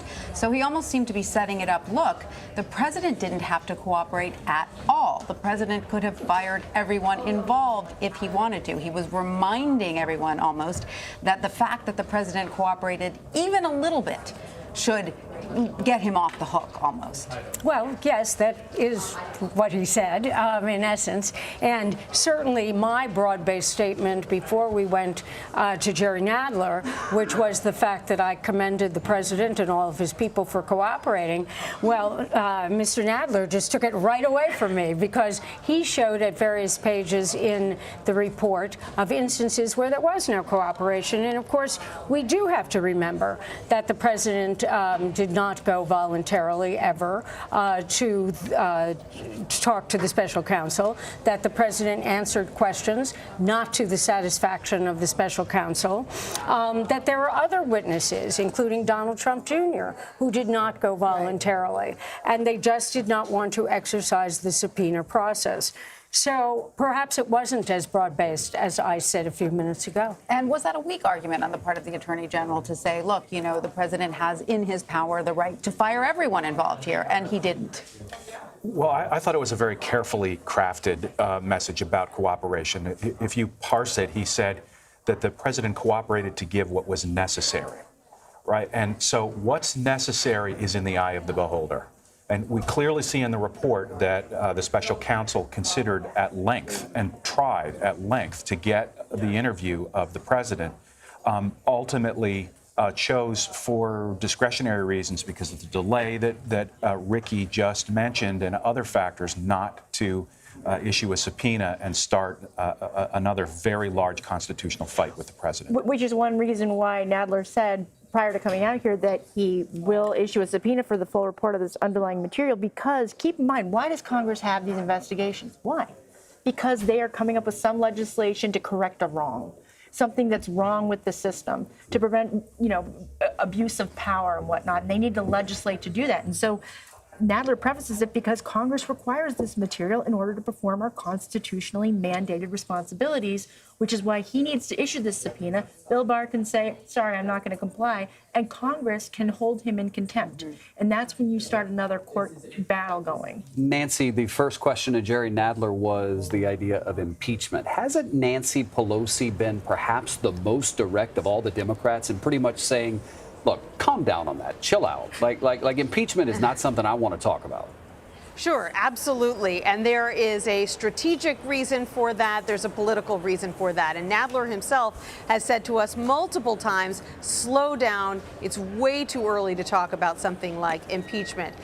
First of all, it's something that you do at the end of an investigation, when your investigation on Capitol Hill has actually yielded a finding that there has been significant wrongdoing. So what they're saying is, just procedurally, why would you put the cart before the horse? We're still doing our investigations. Politically, you don't want to look like you're jumping the gun and that you are obsessed with getting rid of this president rather than putting forth good policies that will help the American people. Democrats just took control of the House, and what they want to show is that, hey, all of you out there who aren't reading the Mueller report from front to back today and care about health care and the economy and jobs, that's what Democrats are focused on, not obstruction of justice alone. So that's why they've really tried to tamp down impeachment talk, and most Democrats in the House, with a few notable exceptions, agree with them. And sure, down the road, do they believe that some of the things that the president has done might potentially be impeachable? Yes, they do believe that, and in private moments they will say that. But they also know that it's kind of a non-starter politically, especially after the Attorney General decided against any obstruction of justice charges, because you need to have some Republicans on your side in the Senate, and right now that just isn't the case. One thing that I found really interesting in that Nadler presser was that he said impeachment among other options we have. One Yes. other option could be censure. They could censure the president, and only one president has been censured in our Who was history. it? What? Andrew Jackson. Oh. Andrew Jackson, Andy J. And he was censured. The Senate, they censured him because he was withholding documents related to U.S. banks. And what does censure look like? Just a slap on the wrist? It looks like that, exactly. But it's something, you know? Well, it goes back to Errol's point earlier, which is to say that the president was clearly trying to dismiss certain people during this time and get people to do things. And the fact that they defied him sort of saved him on multiple occasions. But now these people are mostly gone. And if he does want to sort of dismiss other, he just dismissed the whole Department of Homeland Security. I was going to say, let's look at Homeland Security. Now, we don't know what the truth is because we just don't know. But it has been said that one of the reasons that he dismissed Kirstjen Nielsen was because she would not follow his orders. And it may have been simply that she just could not get the border under control. And then the person who took over for her, it has been said that he would not follow orders. And then there was the question of whether or not the rumor was that then he could be pardoned if he just followed the orders. We don't know if that's the truth or it's not the truth, and I'm not going to take a position on that. But the reality is that what we do know about people is that past behavior dictates future behavior. And President Trump was lucky, according to the 400 pages of the Mueller report, that certain things that he wanted to do, which would have created full-blown obstruction of justice, did not occur because other people wouldn't do them. So it's one of the reasons that we have people around us who tell us no. It's one of the reasons John Kelly was supposedly there. Throughout the report, if you have it at home, if you printed it and are actually reading it, you'll know there are so many people who, throughout the course of many months, told the president no, or just kind of kicked the can down the road. Page 95, if you've got your report, reads this. Don McCann told Reince Priebus not to follow the president's order to fire Sessions and said they should consult their personal counsel with whom they had attorney-client privilege. They discussed the possibility that they would have to resign rather than carry out the president's order to fire Sessions. Later, the president followed up with Priebus, who believed his job depended on following the order. He did not intend to carry out the president's directives, but told him he'd get Sessions to resign. Sessions prepared a resignation letter and for the rest of the year carried it around with him in his pocket every time he went to the White House. Is that significantly different, firing someone and getting them to resign? In terms of obstruction, it's different. Bingo. Legally, it's different. Bingo. There you go. But it's just McGahn kicks the can, Lewandowski kicks the can. You know, okay, Mr. President, no, or you do that. Okay, what do you want to do? You know. Well, and again, it's a big circle. Well, it goes back to that point when President Trump was elected. You had all these Republicans on Capitol Hill going, "Who the heck is this guy?" I mean, you know, he's great on Twitter, but how is he going to run the country? And the one point that they took solace in was the individuals who were chosen to surround the president, like Don McGahn, Jeff Sessions to a certain extent, Jim Mattis, and these individuals, John Kelly, who was then the head of DHS. These were individuals that people, I mean, I remember talking to John McCain, who one of his big things was like, I believe that the president will do a good job. He's got Jim Mattis. You know, I mean, and that's something you would hear from other senators, other Republicans. Now, it's unclear how they're going to be reacting given a new crop of folks. And one of the big concerns about the DHS massacre, whatever you want to call it, was Republican senators saying, but we had such a good relationship with Kirstjen Nielsen. I mean, we were kind of on the same page. And so there was a big concern as to who is next because Donald Trump listens to those people. Sure. No, I was just going to say, one instance where we didn't see the can get kicked down the road, where actually I think it's a little instance of heroism, is Mr. McGahn refusing the order to fire the special counsel and saying that he would resign. I mean, that's an instance of courage and patriotism that I think ought to be commended in the report. But I wanted to tie back to the earlier discussion about standing and the House's potential litigation. Ricky mentioned it a moment ago. One of the things that would give the House, this is going to take me a second to describe this, one of the things that would give the House better standing is if they initiated an impeachment inquiry. Mm-hmm. That would give them better leverage in court to get the grand jury material. But politically, they don't want to do that. No, right, but launching the proceedings doesn't necessarily mean you take it to the full extent, right? I mean, you're doing an inquiry, right? Wait a minute. But it's a that would inflame so many politically. people. Yeah. No, but think about a couple of moves out the board here. Okay. So Republicans know that the Democrats don't want to do it. One way to potentially force them to do it is to withhold the grand jury material in this report that's going to go to the Hill in the confidential setting. But there is another exception to grand jury secrecy, which allows the Attorney General to unredact grand jury material where national security is at stake. And so you have the Attorney General saying, I'm going to hand over this less redacted report to the key members of the Hill, but I'm still going to hold on to the grand jury material.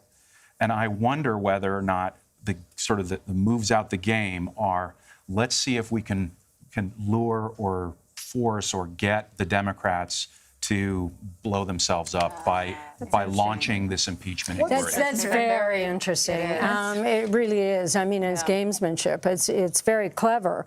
And one of the things we have to remember in those 400 pages is that when you look through that pile, there's not a lot that's redacted. You're right. We expected more. I mean, it's almost shocking how little is redacted.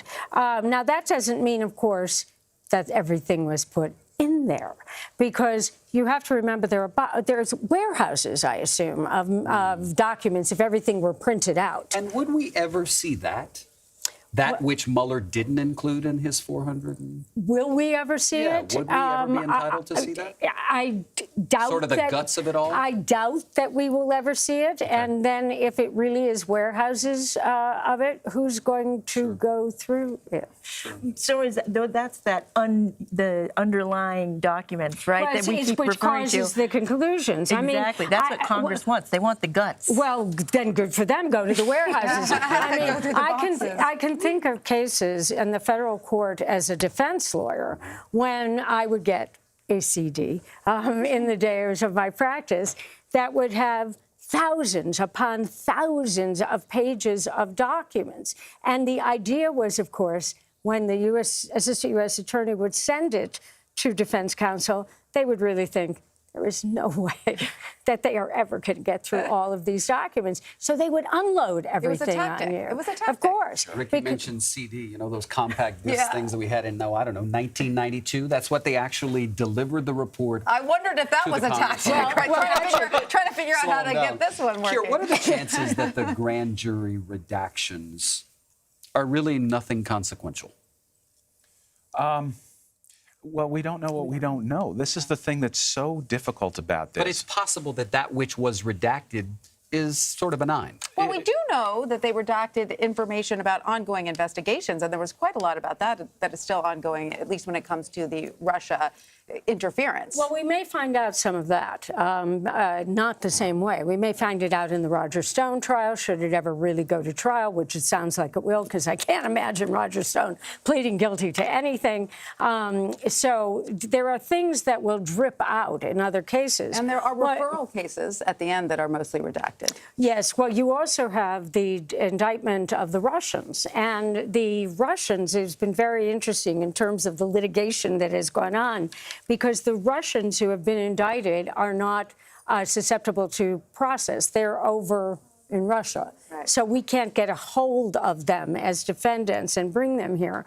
So one of the things they did was they hired lawyers, and the lawyers tried to get the discovery in that case, which if the defendants were in the United States, they would be entitled to.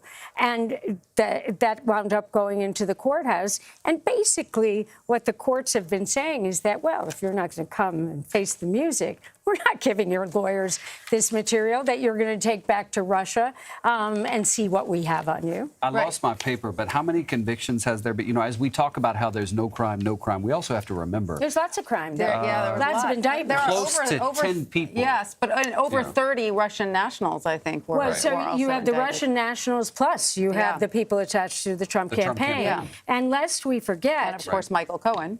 Well, Michael Cohen, but lest we forget Paul Manafort, too. Paul Manafort may not have been convicted for what he did in the Trump campaign. He was convicted really on the basis of his activities with the pro-Russia faction in Ukraine. But there is that little bit, when we deal with intimidation of a witness, that Paul Manafort and his Russian friend, Mr. Kilimnik, were then also indicted for intimidation of a witness. And later, we find out that that's one of the primary things that could have been a question of collusion of someone on the Trump campaign about sharing polling data with a Russian. By the way, Molly will tell you, polling data is one of the things most closely guarded by political campaigns. Oh, yes. And it's very important. And to share that with the Russians. But, you know, one of the things I want to touch on, I don't think we've talked about yet, is WikiLeaks and the bizarre ally that Julian Assange seems to have been to the Republican campaign. I mean, he's back in the news again now that we know he's been arrested in London. Could he face further charges based on what's come out in this report? Well, one expects that he's been indicted for conspiracy to hack into a government computer for classified information. Julian Assange did not do the hacking.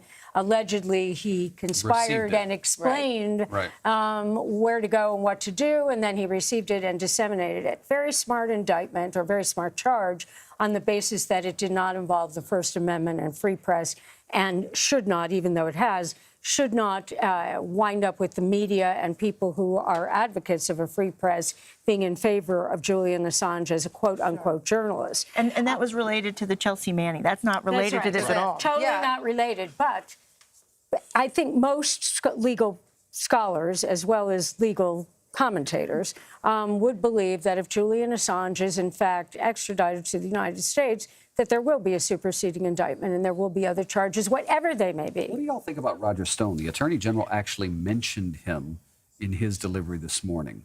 If you're Stone right now, are things looking better for you based on all this? So before we go to Roger Stone, can I just add on to the Julian Assange issue? Yeah, so Mr. Mueller's, his brief, what he was supposed to look at was American interference with potentially involvement and interference with the election.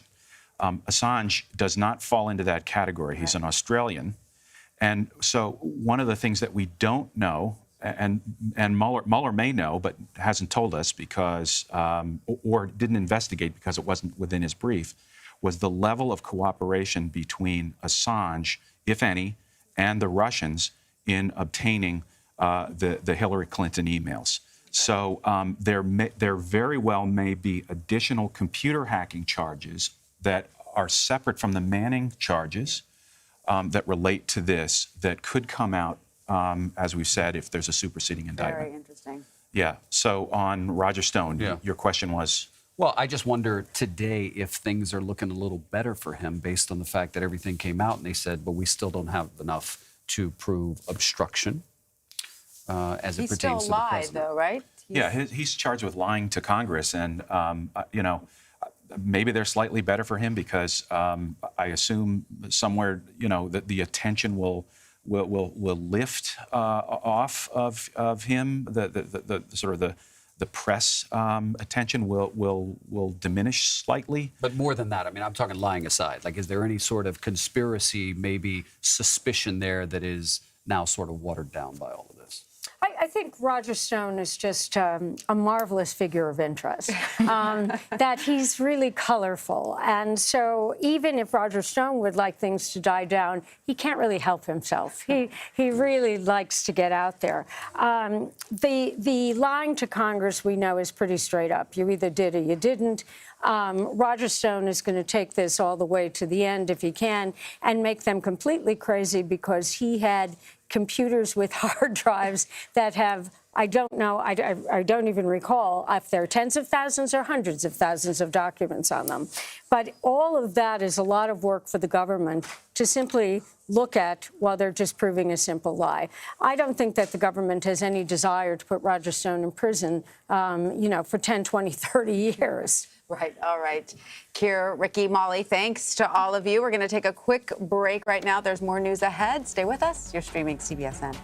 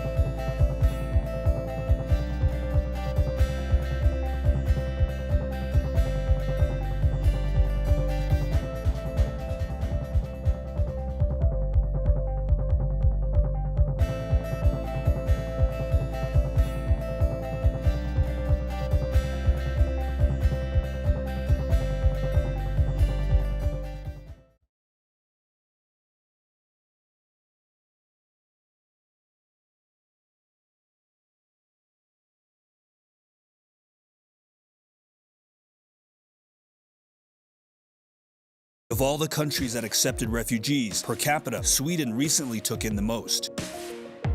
We don't know how many we're taking in. We got immigrant problem in every city. The issue of migration and the rise of the right is mirrored in the U.S. We need a strong welfare state so they can feel included. The political influence of the anti-immigrant right continues to rise. All cultures are not equal. These caravans ballooned, creating massive overcrowding at crossing points. In February of 2019, crossings into the U.S. reached an 11-year high. They don't speak the language, they don't know the law. It's difficult. I have about 150 pending cases. If America builds a wall, will that change how much the cartel charges to cross illegally? We're in the midst of a serious financial crisis. Housing shortages now afflict cities across the nation as corporate developers evict tenants and drive up rents. We're in need of 550,000 units of housing, but instead we're building luxury housing. It's like I'm showing you my bedroom and it sucks. Did you ever think that you could be living out of your vehicle? No. Sometimes I feel like I failed as a mother. This is the scene in Tijuana today. Earlier, hundreds in the... You used to live in the U.S. Yes. By all intents and purposes, you were an American. Yeah. Rafa has a young son. He wants to see him grow up in the U.S. like he did. We were alerted to yet another shooting here. I got shot with a .38. You afraid of Jacob getting shot? Yeah. As a parent, I'll do whatever it takes to get my son to the next step. As we've been analyzing the 400-page Mueller report, we have it stacked up here on the desk. I heard. Something like that. It's revealing some new details about Russia's attempts to influence the 2016 election, its relationship with WikiLeaks, and efforts to hack prominent Democrats, including Hillary Clinton. CBSN legal contributor Keir Dougal and CBSN political contributor Molly Hooper are still here. Plus, we now also have CNET senior producer Dan Patterson to join us in this chat. You know, Dan, you made the point earlier, Democrat or Republican, we should all be concerned about what's in this report when it comes to hacking. It's incredible the extent the Russians went to not only hack social media, but throw fake rallies. I mean, they had their hand in almost every corner of the campaigns, both campaigns. That's right, Tanya. No matter where you stand on the partisan side of the political aisle, what's incredibly important here to recognize is that not just American elections, but institutions within America that uphold our democracy were attacked by a foreign actor at a price that was, relative to the scale of our adversaries and our allies, fairly inexpensive. This is one euphemism that we use: coordinated, inauthentic activity. And what that euphemism entails is a few things. One, actual computer hacking. The Russians, including a group called APT28, that stands for Advanced Persistent Threat, used malware called Xtunnel and a few other components to log the keystrokes as well as take screenshots of Hillary campaign staffers.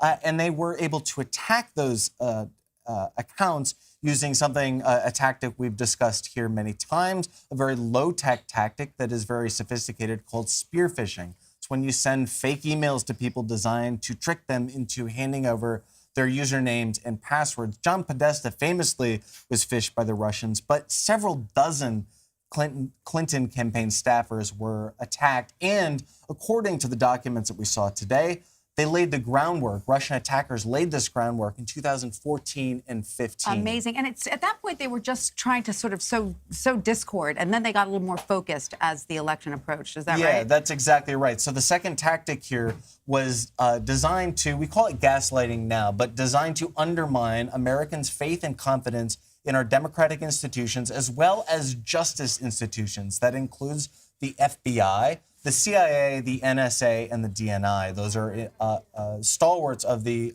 intelligence community. What I was amazed to see was how they were able even to throw these fake rallies that seemed so authentic, because they seemed to really understand the differences between these sort of micro groups. You know, like a Hispanic rally in Miami might look like this versus, you know, a Black Lives Matter rally might look like this. And they were so specific as to be so convincing that even President Trump would tweet after one of these fake rallies saying, you know, great showing in Miami. Yeah, that's exactly right, Tanya. This was the third component of the coordinated inauthentic activity, and that's what we call an influence campaign. These ran across Twitter, Instagram, Facebook, and other social media sites, and they're designed to appear authentic, even though we call them inauthentic. So what they did on Facebook was create groups. They attracted influencers within GOP and conservative circles, invited those people to the accounts, and then encouraged them to invite their actual authentic friends and seeded those with propaganda, including invites to rallies. Some of these rallies were attended by a dozen or very few people, but some of these rallies were attended by hundreds of people. Okay, so how do we look at something on social media and figure out it's one of these BS rallies that never even happened, right? I mean, my uncle messaged me the other day and said, is this legit? He's a 67-year-old man. He's got a Facebook account, and it wasn't legit. So how do we figure that out going forward? David, that is the incredibly important question. So attribution, when it comes to cybersecurity and cyber defense, is always very, very difficult because there are a number of methods of obscuring your identity. However, we can look to the social networks themselves and say, hey, what were the originating IP addresses? Do they have a long-term history? Can we find them in other dumps? And can we look to see if this activity belongs to accounts that are spread across the social web and have real avatars? The problem is that the Russians also scraped the social web and used avatars of real people. They also used this malware called Xtunnel to obfuscate their identities. It acts just like a VPN. That's a virtual private network, and it's a tunnel between you and the outside world, which hides your IP address. And Dan, 2020 is coming up. Has anything changed? Is this still going on? That's the important thing to recognize here. Look, we need to dissect this report and learn all the particulars in regards to the past. But when we look at defending upcoming elections, not just here in the United States, but democratic elections all around the world, they are under assault by a few particular actors. And yes, the United States engages in some of these tactics as well, including influence campaigns. But really, the masters of influence campaigns are Russia, China, Iran, Saudi Arabia, and North Korea. These countries actively pursue election hacking all over the world. And when we look at 2020, we need to look at how the other candidates treat each other. Democrats have used these tactics as well. And it's really important that once the hacking genie is out of the bottle, you don't put the information, the tactics back in the bottle. All of this information is out there, and so we know the techniques that can be used at large scale and low cost. So Dan, other than relying on, let's say, Facebook to get their act straight and stop and prevent this from happening, what can people do at home? Is there a certain software you can buy that will further protect you? I mean, what can we do in the near term? Well, the thing is, social networks have been designed for speed and virality as opposed to safety. And a number of the people in technology communities right now are talking about the advances in artificial intelligence that speed up this already quick pace of information. So the one thing you can do, there is no software you can buy. Okay. The one thing you can do is slow down your online activity. Think twice before you click on an email that could ask you to fork over your username and password, and maybe spend less time on social networks. I know that's not really a one-click fix. No, that's important because I just realized, and we probably have all gotten these emails, where it looks like the body of the email is something that involves your work. But if you click on the actual address of the person who sent it to you, and I got one of these the other day, it's, let's say, CBS News at xyzqpd.com. Yes. Dan, and that's where you know it's phishing. With that. That's really important if you're watching this right now. If you get an email that you think is, okay, well, that seems legit because they mentioned me and that's my story, click on the actual person who sent it to you, and you'll notice their email address is squirrely, right? Molly, I just don't read my email. I want to ask you Click. something. That's You know, Touche. obviously the DNC was badly burned by all of this already. So how are they preparing? What are they doing? What kind of security measures are in place? Well, that's a good question, because ever since the DNC situation happened back in 2016, both parties, because it wasn't just the DNC. I mean, the Republicans were at risk as well. Sure. They took some different tactics in preparing themselves and hopefully better securing their media accounts and whatnot. But it's a good question. I mean, they definitely are in touch with the DOJ and with FBI. I mean, you have your cyber warriors out there in the federal government. But I think that as we move forward, a lot of it has to do with remaining diligent. And this isn't sexy stuff. I mean, you're spending money on somebody to prevent you from getting hacked, and you can't really see the fruits of that labor coming out. It's just sort of an invisible shield, but it's a very important one that they need. And I think that campaigns are concerned about it because viral is good in this world of politics. You want more clicks, you want more hits, you want more people eyes on your campaign. And with 35,000 people running for president in the Democratic field. I mean, it's just kidding, not 35,000, but you know what I mean. There's a lot. They're all vying for attention. Sorry. Go ahead. No, I was going to ask about the specter of WikiLeaks. Is that still a threat? I mean, Julian Assange is under arrest, but clearly, there was a lot going on in 2016 with WikiLeaks. Yeah, so the thing about WikiLeaks is that the vulnerabilities they present are kind of out in the open. So when WikiLeaks had the trust of media organizations, it might have made it a little easier for them to publish or republish accounts or sensitive data. But the challenge is it's pretty easy for anyone to do what we call exfiltration, and that is to trick or fish your way into an account and then take data, take information, and publish it anywhere.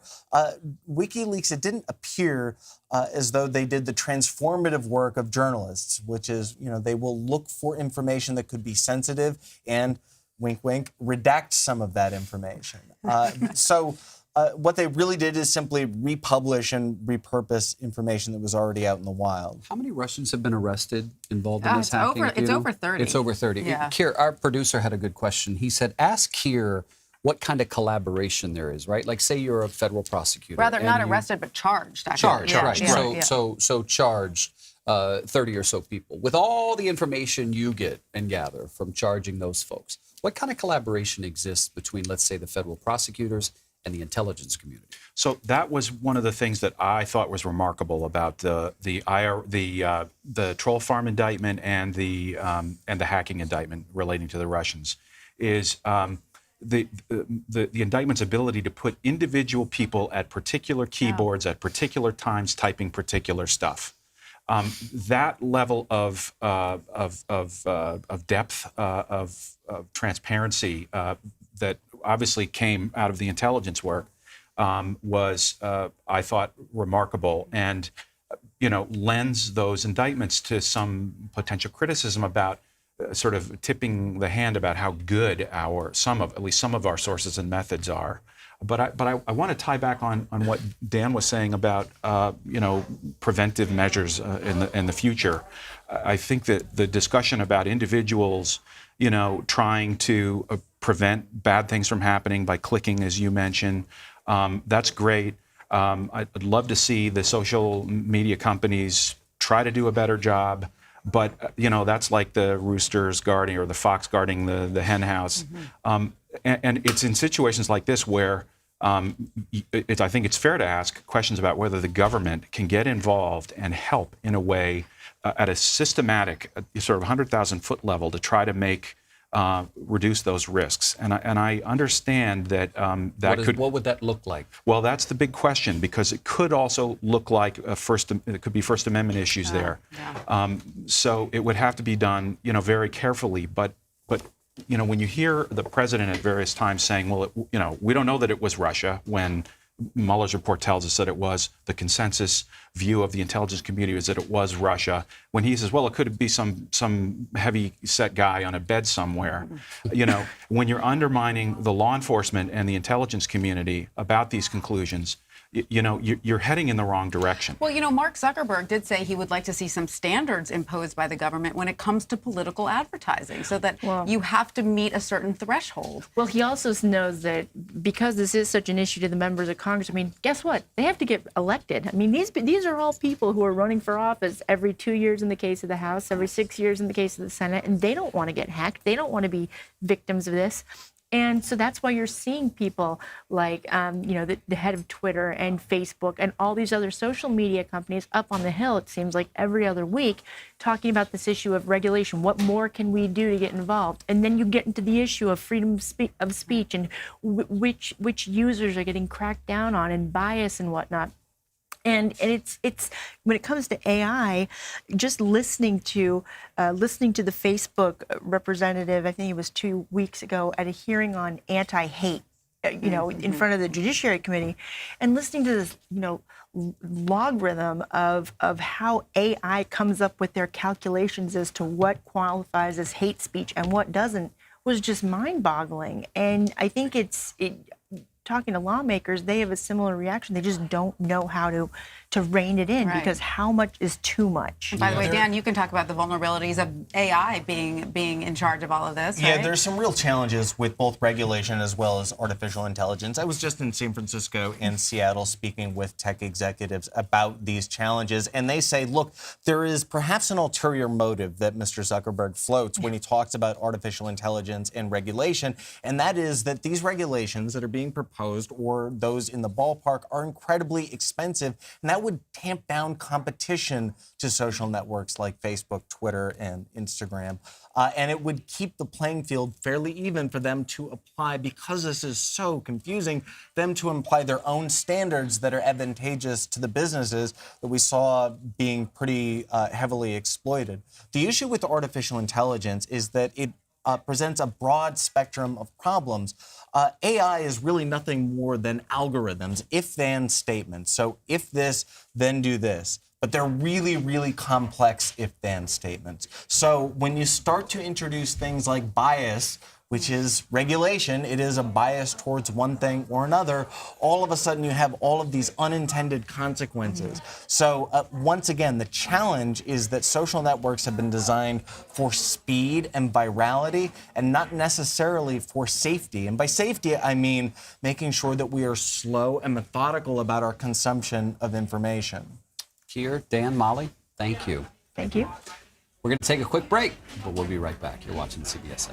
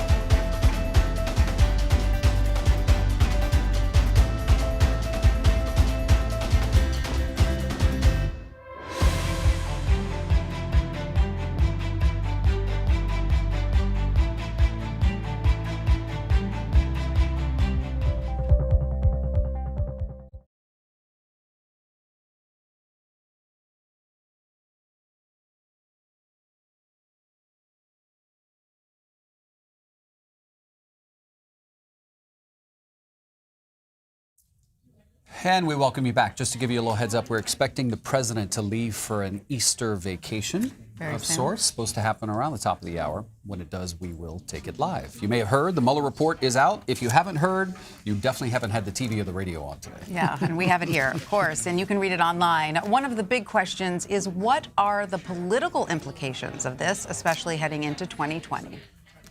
Michael Singleton is a Republican political consultant. Antoine Seawright is a CBSN political contributor, Democratic strategist, and CEO for Blueprint Strategy.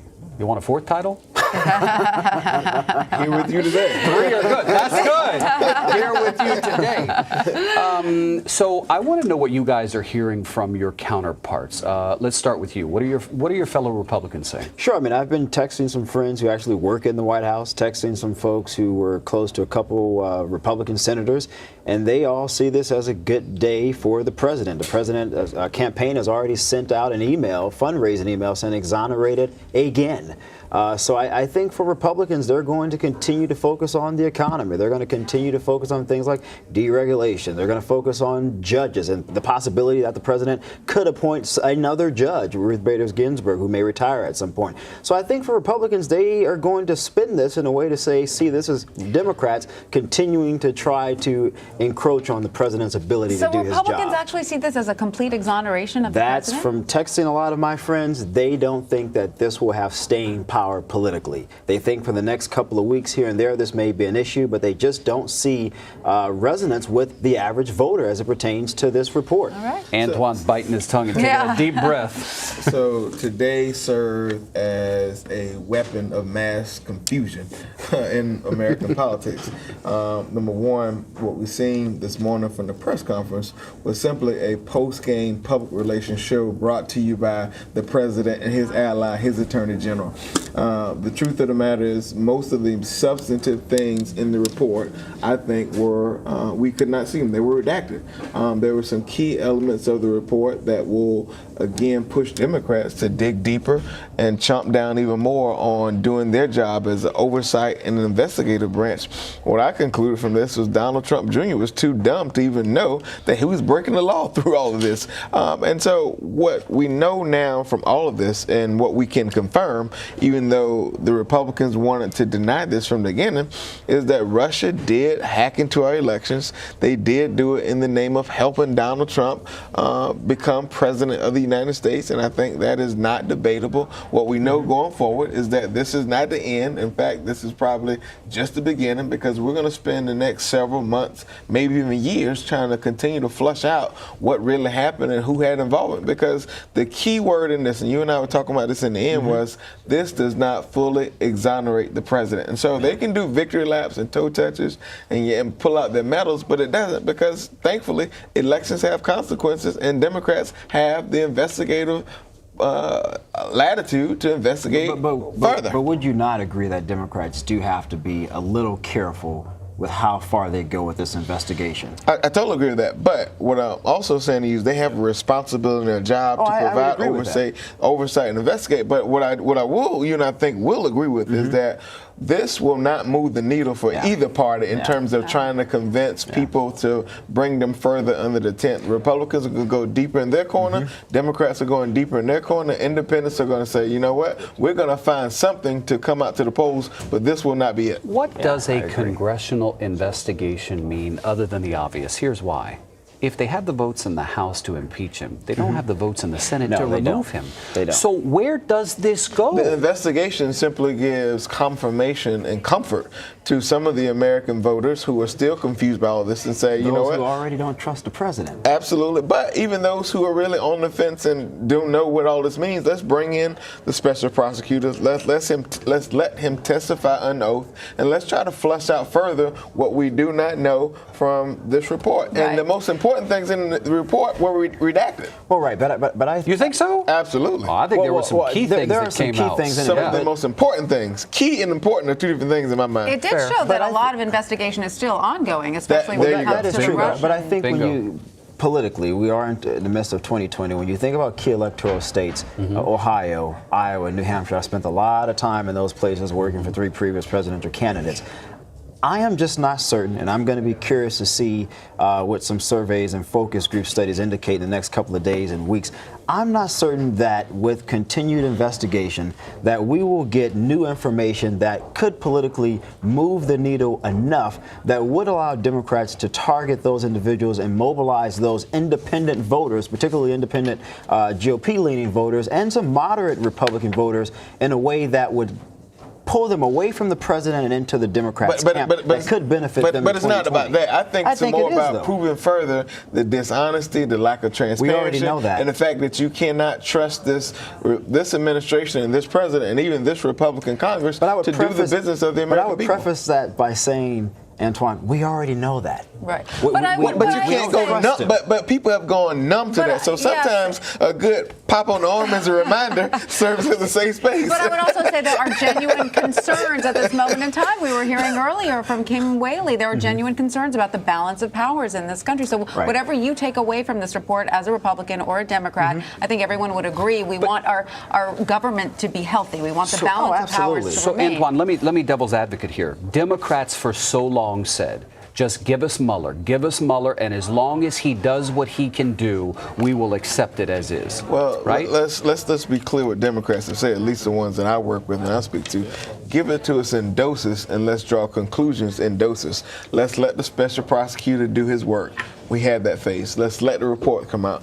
We have that now. Let's find the conclusions. We have that now. Let's bring him in. So we have to do this thing in doses, step by step, bit by bit. And so now we're saying, let's bring the special prosecutor in so under oath, he can tell us things that perhaps were not in the report, tell us where he could have spent off or went in a different direction that would have not drawn this out, because this was honestly taxing on the American people. And I would say to my party, because I know some of them are listening, let's get back to the basics. Let's focus on the things that got us to where we are in the majority. Let's focus on quality of life issues. Let's do what we have been doing in the Congress, in spite of what the president's chief liar just said, Kellyanne Conway, that Democrats are not doing certain things. But I also think that there is concern about overreach. And that's why you saw Speaker Pelosi talk with Nadler, talk with Schiff, and say, stop the comments about impeachment. We don't know. Let's play this process out, because the political implications for Democrats are too grave here. And look, the reality is, I think if elections were held today, Donald Trump will probably easily be reelected. And looking at the number of Democrats who are currently running, I'm not certain if whomever the presumptive nominee will be will have the ability to coalesce an extremely fractured and divided party to beat the president. The good news, my dear friend, my brother from another mother, is that you don't hear many 2020 Democrats focus on this issue. Instead, they're focused on, again, executing and further flushing out the plays that got us the majority in the 2018 midterms. Well, it's never a good political play to look backward. Because, truthfully, Republicans, and particularly this president, want to have a personality battle, and we as Democrats have to get in the business of having a policy battle. They don't want to have a policy battle because they failed the American people on policy. Well, but keep in mind, Hillary Clinton attempted to have a discussion about policy. It did not matter. Running against Donald Trump. You know why it did not matter? Because she and others then got caught up in the personality battle. And so instead of talking about policy and sticking to that, some of us fell into the Trump of what Donald Trump, fell into the act of what Donald Trump wanted. No, I agree 100% with that. But I do think it's going to be very, very telling to see how you debate against someone like Trump. He defies all odds. He is a definition of a political phenomenon. And while I think the norm has been to discuss policy issues and differences between Republican and Democrat presidential candidates, you can't do that with someone except this time, who goes beyond except those this time, he's going to have to defend his record. Sure, Michael. And the record is pretty good. The economy is great. But you're assuming that's going to be the number one issues that drive voters to the midterms. It is the number one issue. Economy and health care. Health care is number one. Immigration number two, then the economy. Look, at the end of the day, and while the economy is doing well for some, it's not doing well for others. There are people who will forget about trying to make ends meet. They're putting two ends together, hoping they will meet. And so while that's not a new phenomenon. It's not, but you all cannot go on this notion that because the economy is doing well for the top, that people at the bottom are just sitting around doing toe touches as well. It doesn't work like that. I disagree with that. Michael, I just want to ask you really quickly.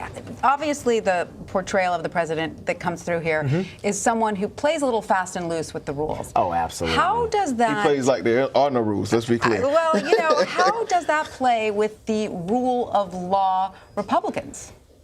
Well, look, I mean, that's a good question. Look, I would preface this by saying if this was during Obama's tenure, Republicans would not stand for this.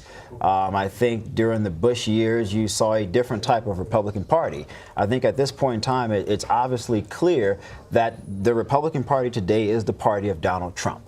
There is no doubt in my mind there. And I do think that if the president wins re-election, then that will be solidified. Now, that concerns me for a whole host of reasons, but I say that to say that even the few Republicans, and I talked to a lot of friends on the Hill who don't like the president because of his morals or because of his ethics or because of, to your point, he does not walk in sync to the customs of behavior and norms that we have become accustomed to with previous presidents, they won't say anything because the president has solidified and coalesced an amount of support with the base that we haven't seen in 60 years. I mean, his approval rating is something that is really unprecedented from all sides. You know how I describe that? Republicans fall in line, Democrats fall in love. And that's a failure of our own party. And truthfully, this circus, this PR stunt today will consolidate his base. It's going to consolidate our base to a certain degree, and it's going to make the fight for the squirming middle, people who can squirm either way in the course of the election, even more important. And that's why Democrats have to be laser focused on focusing on the issues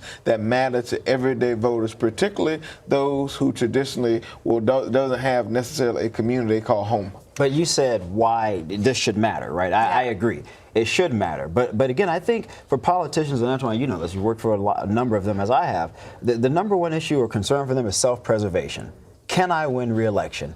And if if I'm an advisor advising a Republican in the Senate or in the House, while I think morally and ethically this is all wrong, you got to get reelected. You cannot stand against the president if you want this job. And that's what politics ultimately comes down to. And I'm not saying that that's a justifiable position at all, but that's the reality. But here's the difference.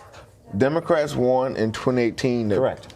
In places where Trump was successful, gerrymandered districts, sometimes where he won by double digits. That's the difference. Number two, the Senate map is a lot sexier for Democrats this time around than it was in 2018. So Republicans have some decisions to make. Are they going to pledge allegiance to doing the right thing, or are they going to pledge allegiance to this new Republican Party called Trump's Party? I think they have some real decisions. Well, Antoine is right. I believe about 18 Republican seats are up for re-election in 2020. Not to mention governor's races. Correct. That's a significant concern. He's also correct by how well Democrats did in 2018. But I would say the president was not on the ballot, so that is something to keep in mind. To your point, though, I do think when you think about leaders like Mitch McConnell, they are going to look at this map and they're going to make the uncomfortable decision of saying there are some Senate Republicans who may have to come out against the president on certain issues in order to win re-election, because his main concern is how do I maintain power in the Senate? And you're right, we do or can potentially lose that in 2020 if we're not careful. And for Democrats, we can get cute and we can become social media stars and get likes and retweets and all the things. But as quick as we maintain the majority, we can lose the majority in the Congress and go deeper in the red or in trouble in the Senate, and also lose governor's races. Because in spite of all this, what matters to me the most, state legislative seats and governor's races for that one important topic, redistricting. All right, gentlemen, we got to leave it there. Michael, Antoine. I hate to leave you. Thank you so much. Come back soon. We're going to take a quick break, but we'll be right back. You're watching CBS. Most toddlers with Zika virus have a range of neurological disorders and medical problems. Sim, a gente não se sabe se ela vai andar, se ela vai falar. Doctors are bracing for the next outbreak. This is a haunting menace.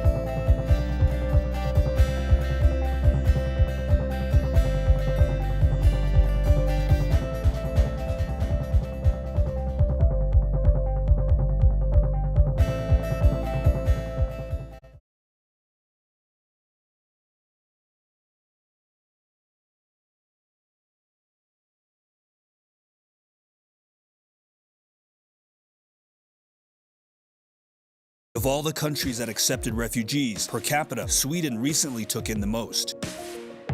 We don't know how many we're taking in. We got immigrant problem in every city. The issue of migration and the rise of the right is mirrored in the U.S. We need a strong welfare state so they can feel included. The political influence of the anti-immigrant right continues to rise. All cultures are not equal. These caravans ballooned, creating massive overcrowding at crossing points. In February of 2019, crossings into the U.S. reached an 11-year high.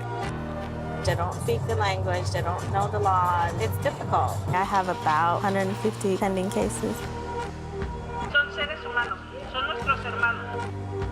If America builds a wall, will that change how much the cartel charges to cross illegally?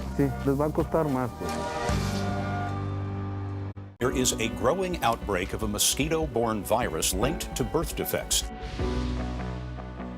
Gleice da Silva's daughter Gigi was born with microcephaly. Sim, a gente não se sabe se ela vai andar, se ela vai falar. It's an emotional journey for families and doctors alike. There's no handbook for this. You're learning as you go along. Doctors are bracing for the next outbreak. This is a haunting menace. We're in the midst of a serious financial crisis. Housing shortages now afflict cities across the nation as corporate developers evict tenants and drive up rents. We're in need of 550,000 units of housing, but instead we're building luxury housing. It's like I'm showing you my bedroom, and it sucks. Did you ever think that you could be living out of your vehicle? No. Sometimes I feel like I failed as a mother. Of all the countries that accepted refugees, per capita, Sweden recently took in the most. We don't know how many we're taking in. We got immigrant problem in every city. The issue of migration and the rise of the right is mirrored in the U.S. We need a strong welfare state so they can feel included. The political influence of the anti-immigrant right continues to rise. All cultures are not equal. This is just one of the homes overtaken by mud. Get out of here, go! This is exactly what fire crews were afraid of. This is what many people are coming back to. This is where we will ride out the storm. This is one of the flashpoints right now situated in the... This is a dangerous area. This is what first responders are having to get around. This is the most active eruption. This is the CBS Evening News. There is a unique power in truth. What's your message to the people who could do something? And whether the story is around the globe, across the nation, or down the street, Look at this. we'll find it. It amazes me that you were able to see your house destroyed and you went right back to work. I would much rather be out there helping. Because every evening, we want to put the power of truth in your hands. Good evening, I'm Jeff Glor, and we are going to begin the broadcast tonight. The CBS Evening News with Jeff Glor. Original reporting.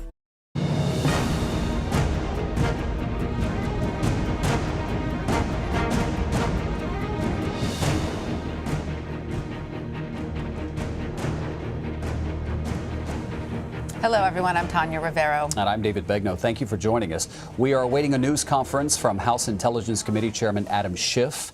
He is in California. That's on the left side of your screen. To the right, the White House. We are expecting the president to depart for his Easter vacation. He's headed down to Mar-a-Lago. We're thinking he may come to the microphone. We're, now 5 hours since the Mueller report has been released. The president made a few remarks at an event for wounded soldiers that happened in the White House earlier today, but we're thinking he might want to do some more talking. Kellyanne Conway said he's in a great mood and he might talk around 4 o'clock, so we will see. Now, this comes, of course, after Robert Mueller's redacted report was released today, 400 pages. Attorney General William Barr says Mr. Trump had faced a, quote, unprecedented situation when coming into office.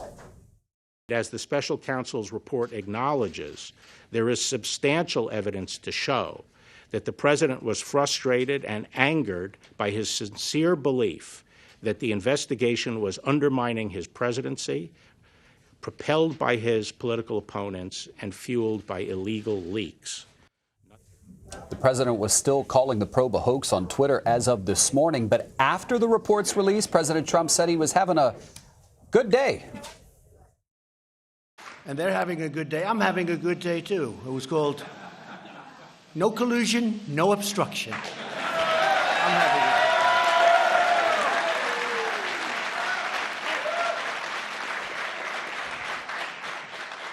day. There never was, by the way, and there never will be. On the final page of the report, the special counsel writes, quote, "If we had confidence after a thorough investigation of the facts that the president clearly did not commit obstruction of justice, we would so state." CBS News correspondent Errol Barnett joins us now from our Washington bureau. Errol, what can you tell us about what this report shows how the press was treated over the past 2 years? Well, there's so much to take out of this report. One of the big questions that remains unanswered as we listen to President Trump saying there was no collusion, there never has been, there never will be.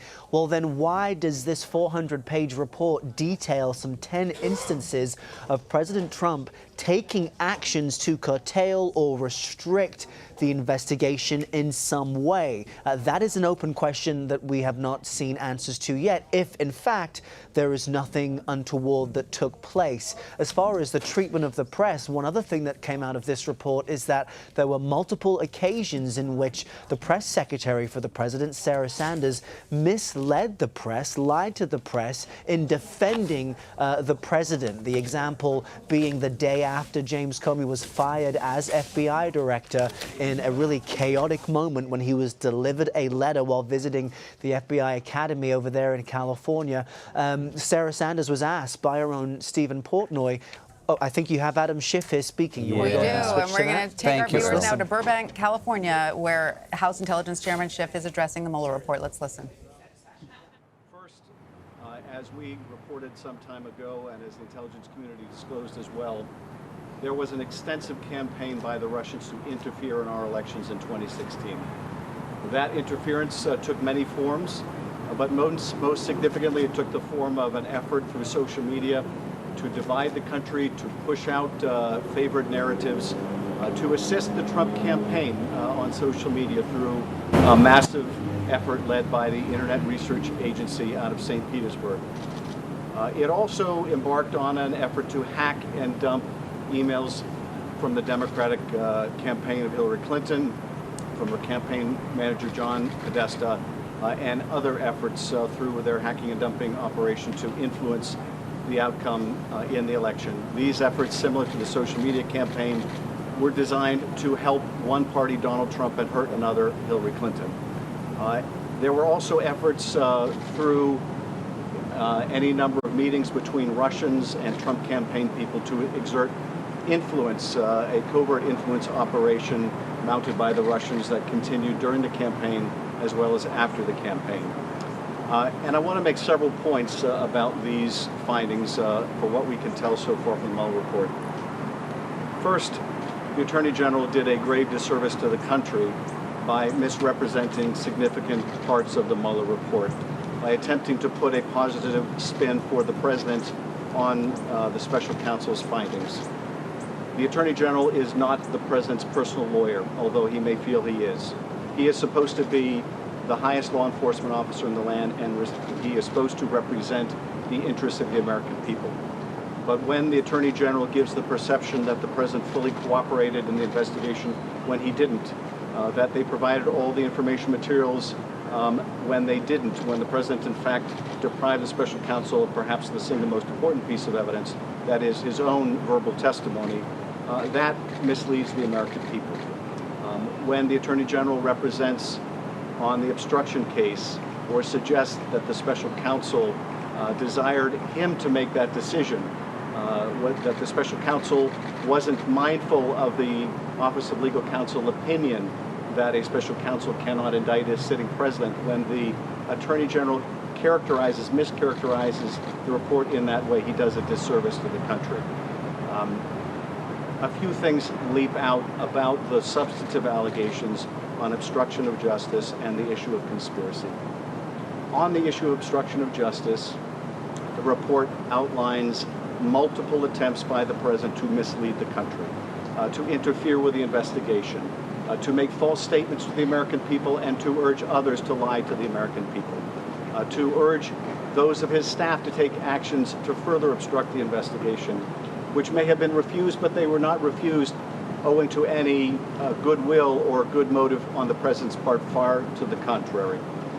That these actions had a material impact on the investigation, that in fact the special counsel was deprived of information, or at least the timely access to that information as a result of things that the president did and said. It made our job, certainly in our committee doing our investigation, that much more difficult, as it did the special counsel's investigation. Those acts of obstruction of justice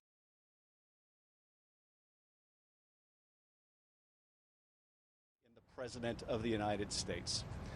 And it's clear that Special Counsel Mueller wanted the Congress to consider the repercussions and the consequences. It is clear the special counsel believed that no one was above the law, and that includes the President of the United States. The Attorney General's actions would make the President above the law, would make the President such that he cannot commit the crime of obstruction of justice. That was not the special counsel's view.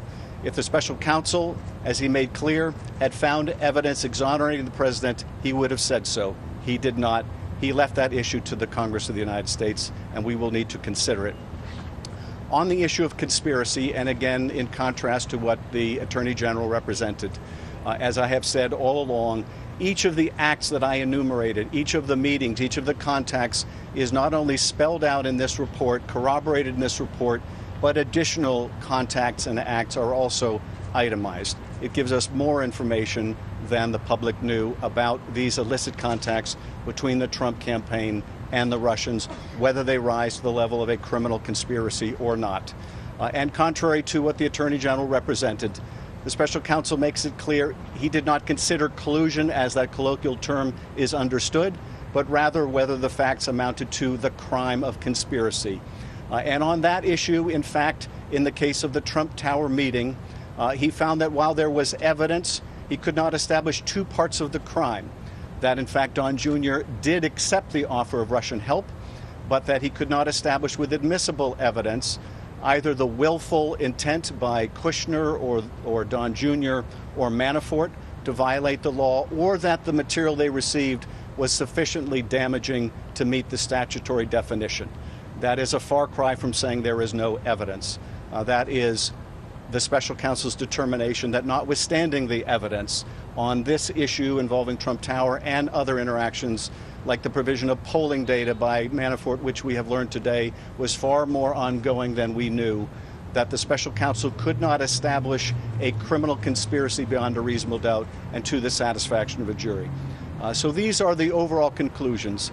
But let me just say, to sum up, and then I'll be happy to go to your questions. As I said some time ago, whether these acts are criminal or not, whether the obstruction of justice was criminal or not, or whether these contacts were sufficiently illicit or not to rise to the level of a criminal conspiracy, they are unquestionably dishonest, unethical, immoral, and unpatriotic, and should be condemned by every American. That is not the subject of vindication. That is the subject of condemnation. And that is how I think we should view the Mueller report. And I'm happy to go to your questions. Did the Mueller report adequately address all your questions regarding conspiracy or collusion, or do you have additional questions you hope will be answered by your committee? There are sections certainly that are redacted in the report, some that clearly go to facts that are not being presented to the public, that would shed light on additional either illicit contacts or the nature of those contacts between the Russians and the Trump campaign. But other sections that are almost completely redacted go to the prosecutorial judgment. And that is when the special counsel looked at the evidence of conspiracy on these particular incidents, and in particular vis-a-vis WikiLeaks and the disclosure of that information, the contacts between the Trump campaign and WikiLeaks, the sections on the exercise of that prosecutorial judgment, why the special counsel concluded what the counsel did, have been largely redacted. And we need to know that information. So we will be seeking the complete and unredacted report, again, so that we can do our proper oversight.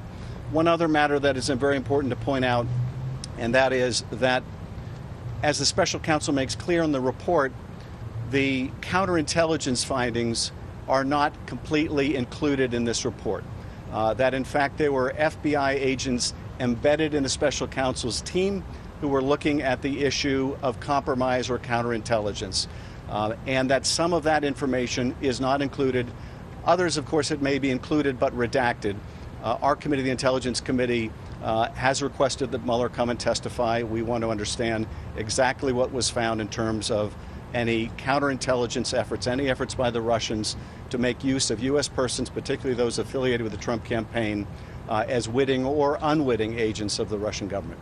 Chairman, the president tweeted out "game over." Is it game over? And has your opinion about articles changed at all as a result of what you read today? Well, it's certainly not game over in the sense that there's a lot more that we need to know that's redacted in this report. And again, this report only goes to what is criminal or not criminal. Other actions that may have compromised the president or others around him may or may not be even included in the report. In the interest of making sure that our policy is driven by the best interests of the country and not by the personal or financial interests of the president or anyone around him, we need to find out the answers to that. But we will certainly be guided by the good investigative work that the special counsel has done. It is not our intention to redo all the painstaking work the special counsel has conducted. Indeed, it wouldn't be possible for us to do so. The special counsel had at his access a bevy of FBI agents, subpoenas, grand juries, etc., that we do not have advantage of. This is one of the reasons why it's so important for the Congress to be able to obtain this information, so we do not have to recreate the wheel. But it is important to note that the facts that are now established by this report are damning. Whether they could or should have resulted in the indictment of the president or people around him, they are damning. And we should call for better from our elected officials. The standard cannot simply be that you can do anything you like as long as you can declare at the end of the day, I am not a crook. That is not the ethical standard the American people expect in their president. Congressman Kellyanne Conway again called for you to step down as chairman. She said you should produce the evidence he says he has. What do you say on that? Well, Kellyanne Conway clearly hasn't read the report, because if she had, she would see that all the facts that I've been alluded to are not only spelled out, but they're spelled out in far greater detail than I have. But look, this is coming from someone who invented alternate facts, and apparently she is continuing to cling to her alternate facts. Has Robert Mueller responded to your invitation to testify? Do you believe that the Attorney General should resign? We've made two requests of the special counsel. First, we've made the request for the counterintelligence findings and the underlying evidence. And it's very important to understand that the Justice Department has a statutory obligation to provide us with counterintelligence or foreign intelligence. And so they're required to provide that. Now, some of that is documentary evidence, but we have also asked for his physical testimony. We have not received a response to that yet. But the Attorney General did say during his press conference today that he would not oppose that, and we will fully expect them to comply with both of those requests. In terms of Barr, look, I think he's done a deep disservice to the country, and frankly, he should have never been confirmed without committing to recusing himself from this entire investigation. As we all know, he applied for the job by writing a 19-page legal memo setting out why he thought an obstruction case against the president would not lie, that it was a bogus theory. And he made good on that job application in what he did today and what he has done thus far. So I think it was a grave error by the Senate to confirm him without requiring his recusal. In terms of beyond that, I don't want to comment. And how would you describe your thoughts on the fact that the president did not sit for an interview now that you've read the report? Is that a disservice as well, and where do you stand on that? Well, it's certainly a disservice to the country and to getting to the bottom of the facts that the president was unwilling to do what he said he would. Not the first time the president has reneged on a commitment. It is one thing to ask for written answers to questions. You then get the lawyer's answers. You get Rudy Giuliani's answers or Jay Sekulo's answers. You don't get the president's answers. When you have the opportunity to interview someone in person, you have the opportunity to do follow-up questions. and get to the truth. That was not allowed to happen. As I suspected, and I said while this was going on, I thought it was a mistake not to subpoena the president. But as I expected, the special counsel did set out his considerations, and I think foremost among them was the president would fight it, he would have to litigate it, and that would lengthen his investigation. But I think it means the American people were deprived of important information. Congressman, forgive me, I got here a little bit late. If you've already asked this question, I understand. But if not, does what you saw today in this report rise to the level where impeachment should be considered? We need to look at the full report. Certainly what Bob Mueller has revealed on the obstruction of justice issue is the most concerning, because that, of course, involves the president's own conduct, his own falsehoods to the American people, his efforts to get other people to tell lies, his effort to deter people from cooperating with the investigation, his effort to reward those who stuck to the party line, all of which, of course, Bill Barr conveniently ignored in his press conference today. All of that is damning conduct by the President of the United States. And I think we need some time to let this sink in and understand the full repercussions for the country of having a president who lies to the country, who misleads the country, who urges others to do so, and frequently on a daily basis, but most significantly when it concerns an investigation into Russian interference in our election. This was an attack on American sovereignty. This was an attack on American democracy, and that a president would not only not cooperate with it, but would tell repeated falsehoods and would not sit down and allow the special counsel to ask questions, would in Helsinki take the Vladimir Putin's word over his own intelligence agencies. All of that needs to be considered by the Congress and the country in terms of what it means about the President of the United States. Thank you. Thank you. That's all the time we have for. Thank you so much. So right as Congressman Schiff was talking, we heard that the president was actually leaving the White House. We expected he might stop. There was a podium set up near one of the doors, and you know he loves to talk, and so we thought he'd stop, but he didn't stop. That is surprising for this president. He does like to talk.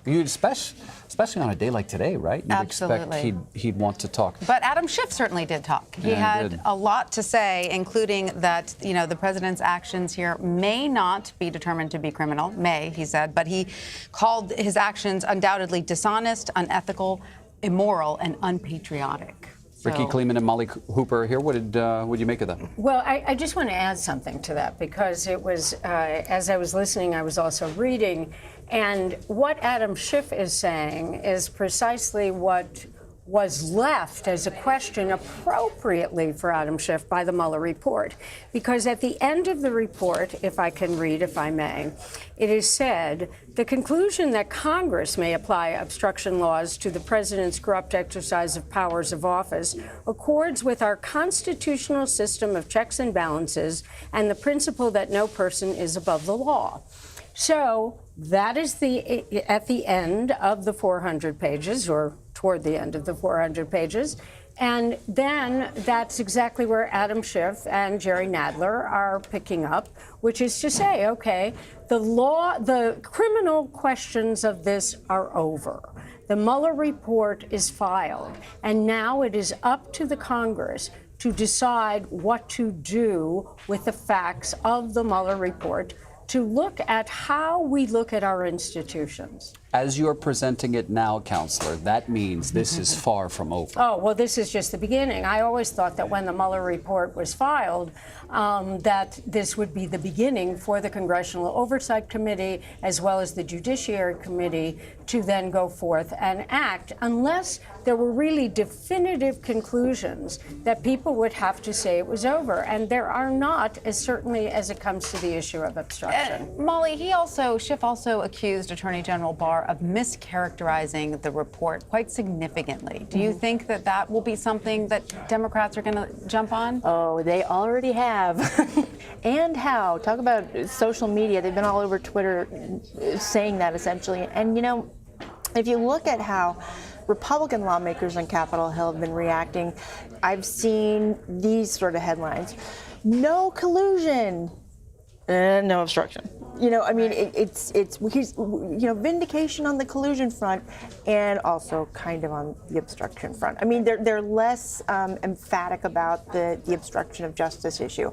But what was really interesting, I think, about Adam Schiff, and keep in mind, he's a very unique figure in this whole investigative saga, if you will, because Adam Schiff is a former assistant U.S. attorney, right? And he actually, when he was on the Judiciary Committee, years ago, he led an impeachment trial against several, I believe it was 2 former federal judges. Judicial. And so he's actually taken an impeachment trial through to the Senate, and he actually not presided over it, but he tried it, if that's the word that you use for impeachment, on the Senate floor, and he knows how long these processes can take. And when he was asked, will this lead to impeachment, he said, we're not there yet. Keep in mind, impeachment doesn't happen overnight. It's a long process that eventually, it takes months and months and months, and could possibly, coincide with the election. So Adam Schiff has a lot on his plate, and he wants to get information as head of the Intelligence Committee now on the information about the counterintelligence portion of the Mueller report, and said he's asked for that. We're looking at Marine One headed to Andrews Air Force Base, where Air Force One is awaiting to take the president down to Florida to Mar-a-Lago for the Easter vacation. We'd like to bring in Michael Graham. He's in Boston. He is a CBSN political contributor and a Republican strategist. I wonder what you make of all this, Michael. I make of it that Donald Trump is a very happy man because he was not, in fact, frog marched out of the White House in handcuffs. And every day that doesn't happen, he looks at that as a good day. So he's very happy. How are Republicans responding? Obviously, we just heard Adam Schiff, and we know Republicans are not big fans of Adam Schiff. But how are they responding in general to this report? What are you hearing? So you have the Trump supporters, the kind of Republican base, and they see this not just as a win for Trump, but as a real setback for their number one enemy, who is not Russia, and not even the Democrats in Congress, but the media. They've, if you spend any time listening to talk radio today or in social media with Trump conservatives, they're gloating at what they say was a story that's been wildly hyped and was overhyped and was wrong from the beginning. The Republicans, who you might call as part of the establishment or whatever, they have noted just how disturbing it is to see so many false statements from the president and from the people around him all brought together in this one report. In other words, I think it's hard not to acknowledge that President Trump and the truth have a dating relationship at best. Having it all put in one place, though, is really it's toxic and it's hard to look at. But Team Trump, they are still on board. They just want to win, and they see this as another win. Michael, have you read the report? No, like so many people have to cover this. I've been reading what other people are saying about it. For example, at New Hampshire Journal, I'm the politics editor. We're compiling all of the responses from the various candidates for president for our New Hampshire primary voter readers so they can see them.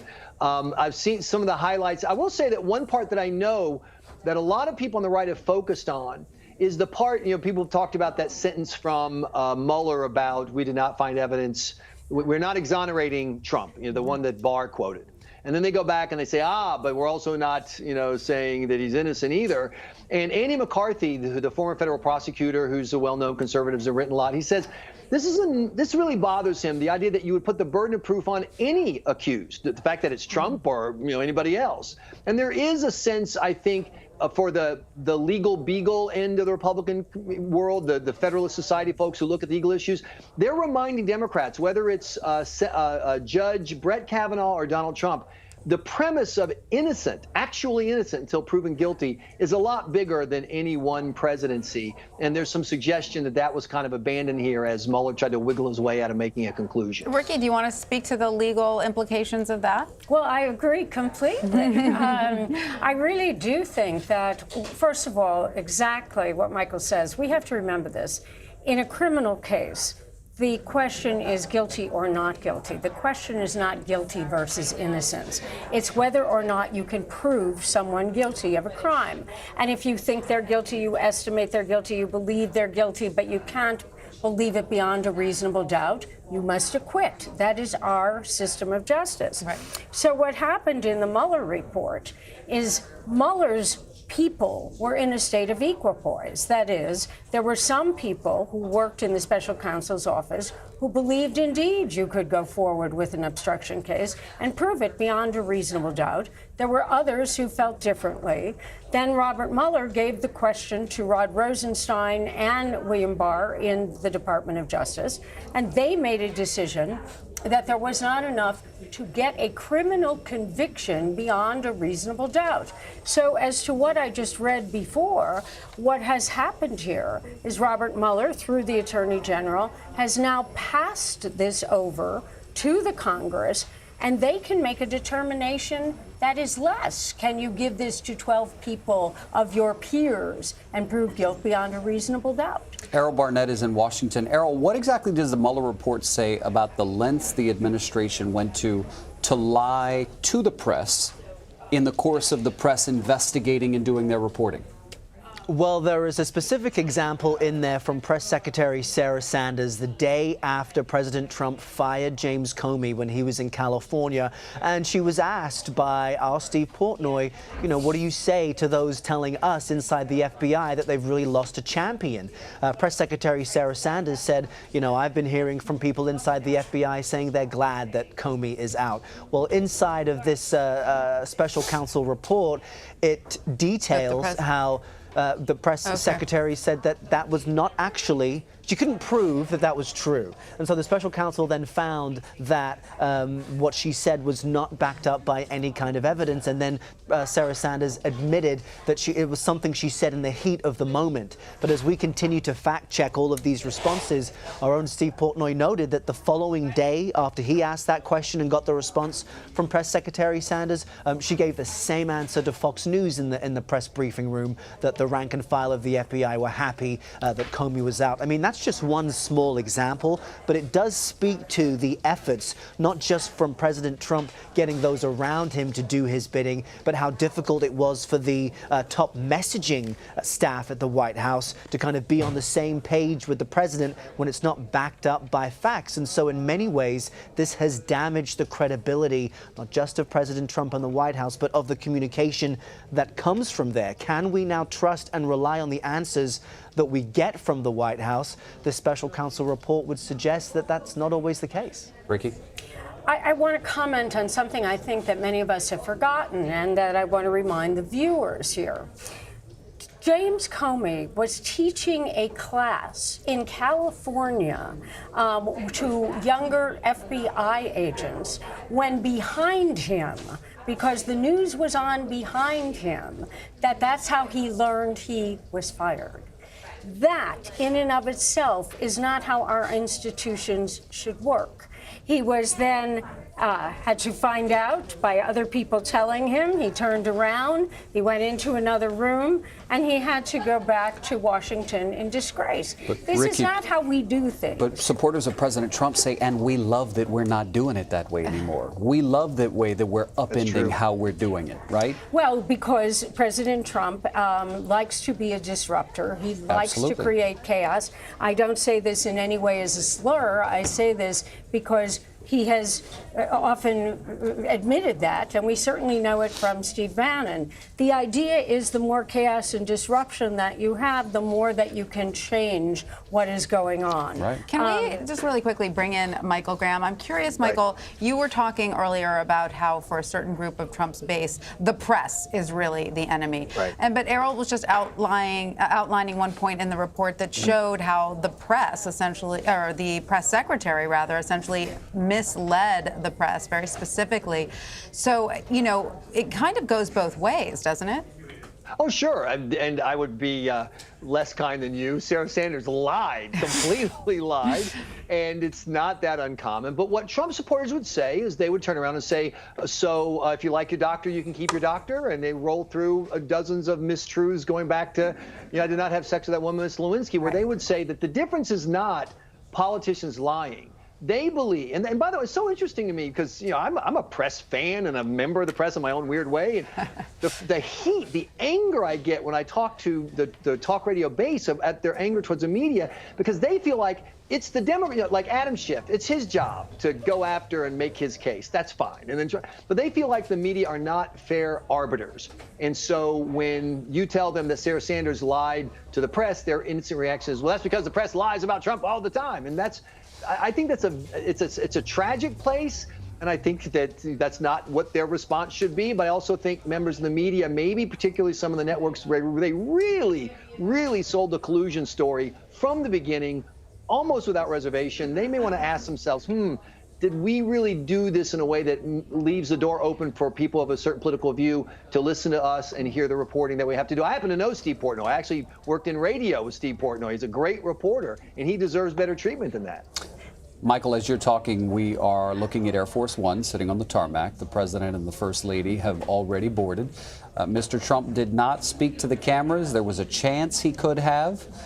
But he didn't. He waved, though. You know, I'm just wondering, is it that he doesn't want to gloat? This is obviously a good day for him, right? I know, y'all are looking at me crazy, but this president you would loves to think gloat. he would want to talk ad nauseum, no? Well, yes, those sunny beaches in Florida. Yeah, he there wants was to a get to the lot sun. of unflattering. No matter how you cut it, there was a lot of unflattering stuff in this report. Right, Yes, but his campaign manager's statement that we had read earlier in the day acted as if there was not an unflattering clause in 400 pages. And that's what I want to ask Michael about. How much of Trump world, as you frame it, Michael, how much of Trump world will actually, you believe, read the entire report?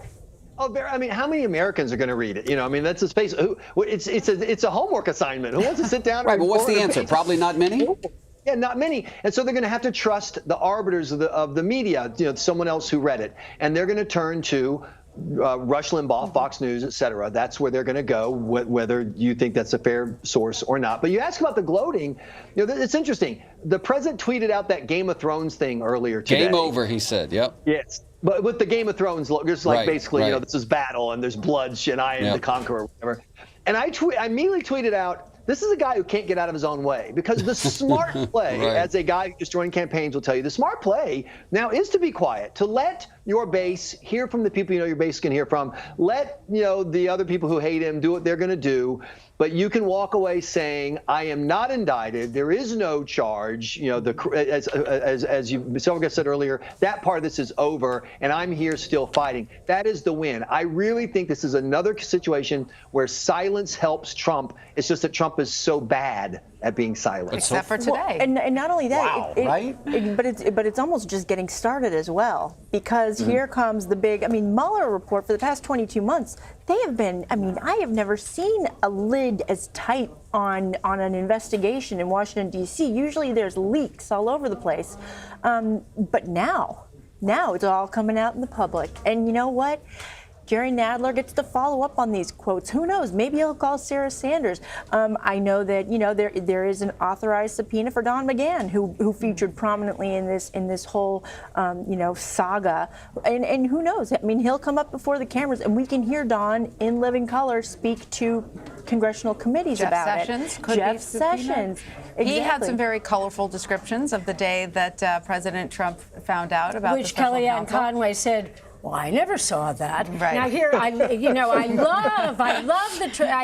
the Mueller report. The Mueller report is 100% truthful, but I never saw that. I was with him every day, and he never talked that way to me. So beauty is in the eyes of the beholder. Absolutely. Errol, you have something you want to add?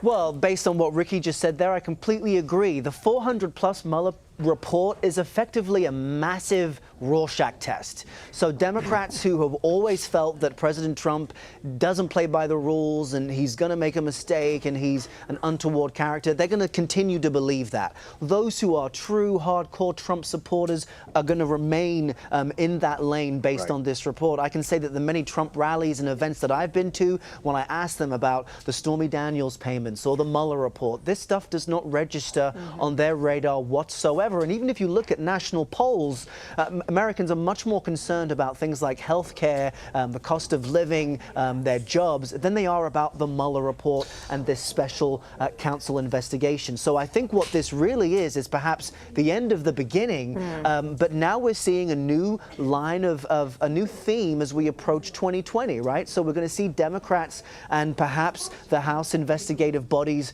will try and connect the dots and run the thread through some lines that have been opened here. But other Democrats are going to want to get on with business and prove that they are the proper counter-Trump option. While President Trump, perhaps we will see a new Trump where he's not as boastful. I mean, we usually characterize the president as being in a comfortable space when he has someone to attack, right? When he feels like he's backed into a corner. So if there was no collusion and if there is now no criminal conspiracy, well, the president now is up against whom?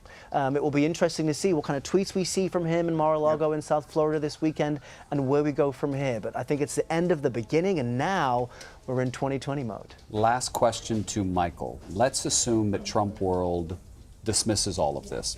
Is there a fear amongst Trump supporters, those in conservative media, that this is going to be enough for the Democrats to rally their base and knock him out in 2020? Well, there should be, because his approval rating's at 42%. But to Errol's very on-point comments, his approval rating the day that the Mueller investigation began was 42%. This has changed nothing. Everyone's still on their same team. So Trump's challenge is the same one he had. How do you make your maybe 45, 46% of the popular vote translate into a win in 2020? It's a very difficult path. And that's what they're working on right now. Yeah, I mean, the extremes are fossilized. It's the squishy middle that everybody's got to focus on in 2020. All right, Michael, Errol, Molly, and Ricky, thanks to you all. Fantastic conversation. We're going to take a quick break now. We'll be right back with more news on the other end. You're streaming CBSN.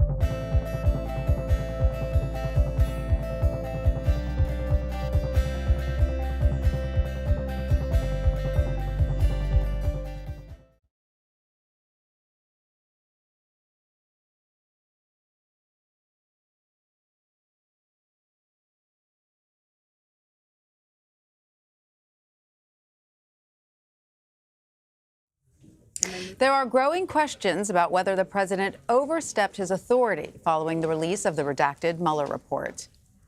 Zeke Miller's going to join our discussion. He's a CBSN political contributor and White House reporter for the Associated Press. What are the headlines for you, Zeke?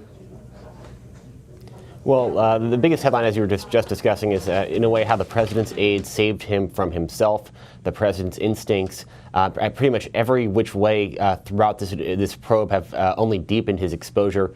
You know, this report was divided up into 2 volumes. Volume 2 didn't need to happen. That happened, you know, that whole 1.5 inches of that 3-inch stack happened because the president took all of those actions that were trying to obstruct, that could be viewed as obstruction.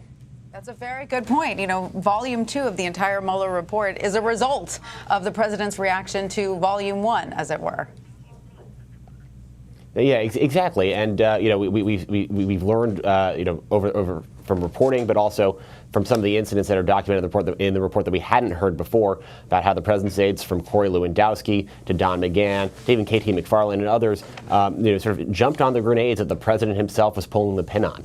You know, he was you know, taking actions you know, day by day that were threatening his very presidency, our system of democracy, and the people around him were saving him. You know, there's been a lot of talk over the last couple of years about, you know, committees to save America and all the president's aides doing that. But you know, the thing that saved the president at the end of the day here was people not obeying his directives, and that's really striking. It's interesting, given the fact that the president fired so many people he didn't like who weren't doing what he wanted, right? Exactly. And so, Kira, I want to ask you this. I just am thinking of the good folks in Louisiana, where I'm from, who many of whom are big supporters of President Trump, who are watching this and have either already turned off the television, are tired of us going on ad nauseum, and think that it's very simple.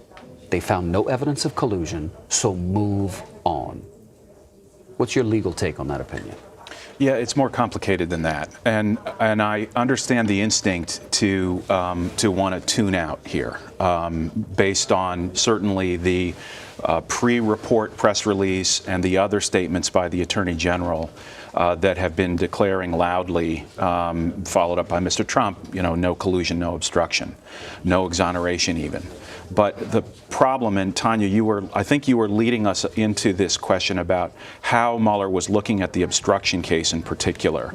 And so he says that he's bound by the Office of Legal Counsel opinion that he can't indict a president. He takes it that he's bound because he's a component of the Justice Department. He then, the next part of that is, well, it would be unfair to either charge the president with a crime under those circumstances, because, believe it or not, the way prosecutors view a criminal trial is that's a chance for you to clear your name.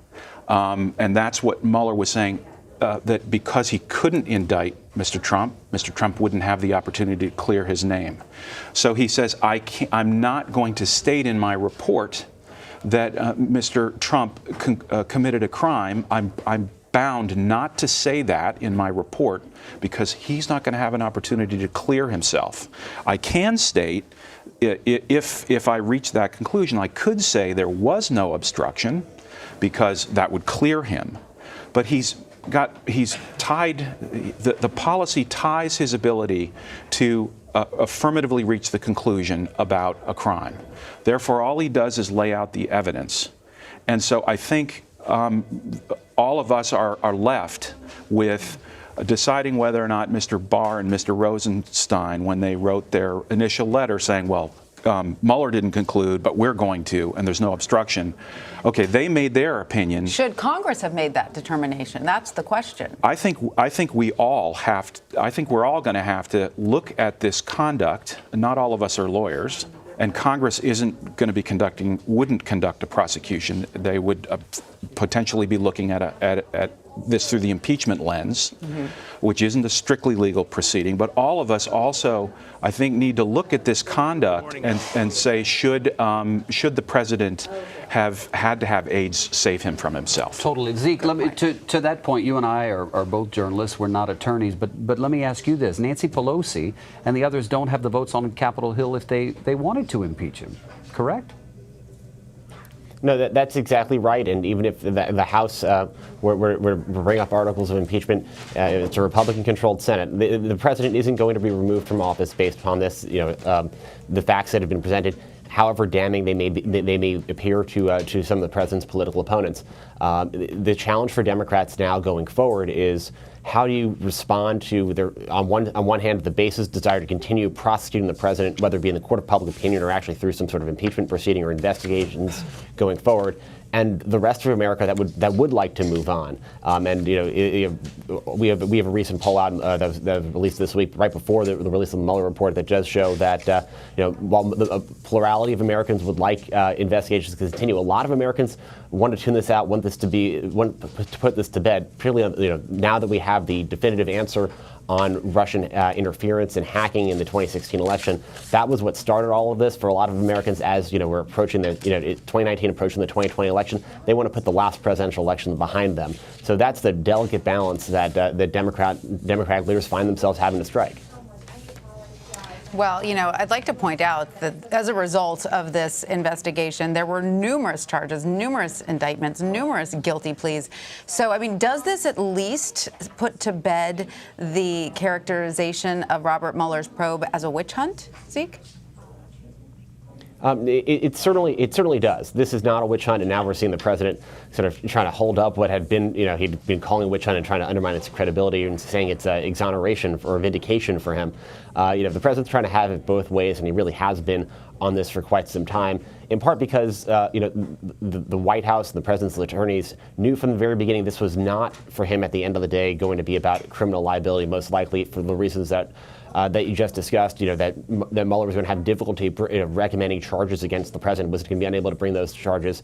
It was ultimately, at worst, going to result in impeachment, which is a political process. So many of the president's public pronouncements and private actions have been about shaping that political process, what the American public, what lawmakers say and do and know about all of these proceedings. In some cases, that got him into trouble. But by and large, the president's rhetoric has shaped a lot of the way Americans do view this probe. Absolutely. Zeke Miller, thank you very much. We appreciate it. And before we let you go, Keira, I want to ask you, as a former prosecutor, based on what you know, and I realize you haven't read all 400 pages, but would you prosecute? I need to read more, but there certainly are very concerning issues, I think, about obstruction. Because Mr. Mueller was sort of hidebound and precluded from considering, but they're difficult issues, and when you would obviously seek to prosecute an individual of the stature of President Trump, you would want to have the most convincing and best evidence available. I think it is a very close call. A close call. Keira Dougal, thank you. Right. Thank you very much. Our coverage of the Mueller report continues after a break with full analysis on Red and Blue.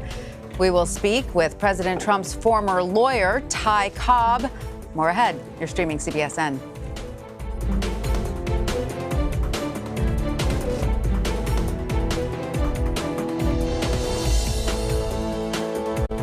This is extraordinary. This is fascinating. This is amazing. This is real.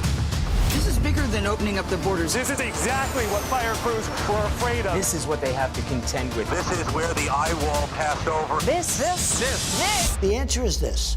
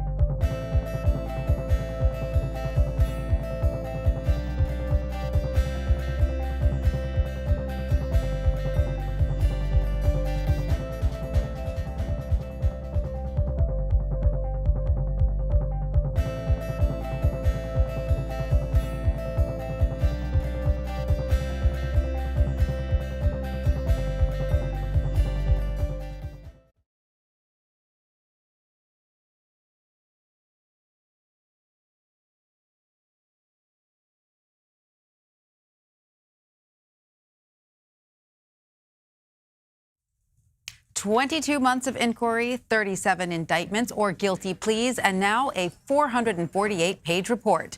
Red and Blue starts now.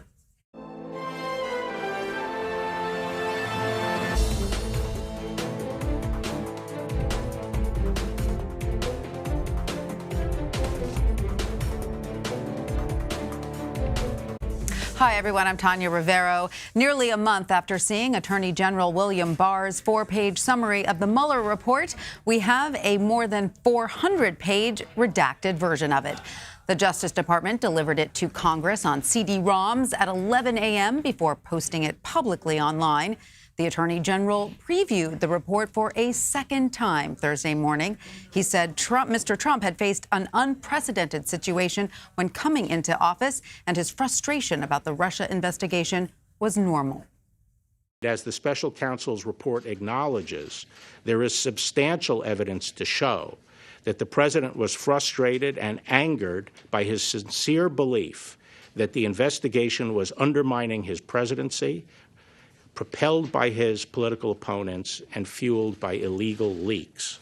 The president was still calling the probe a hoax on Twitter earlier, but after the report's release, President Trump said he was having a good day.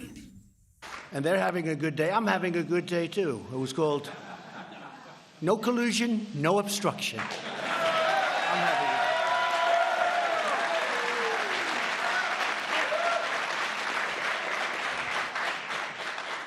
There never was, by the way, and there never will be.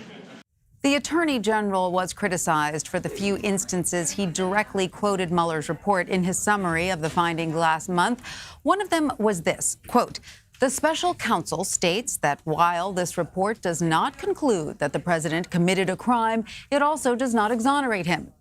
Now we know how the rest of that graph went. It said, "If we had confidence after a thorough investigation of the facts that the president clearly did not commit obstruction of justice, we would so state. Based on the facts and the applicable legal standards, however, we are unable to reach that judgment." The evidence we obtained about the president's actions and intent presents difficult issues that prevent us from conclusively determining that no criminal conduct occurred. Accordingly, while this report does not conclude that the president committed a crime, it also does not exonerate him.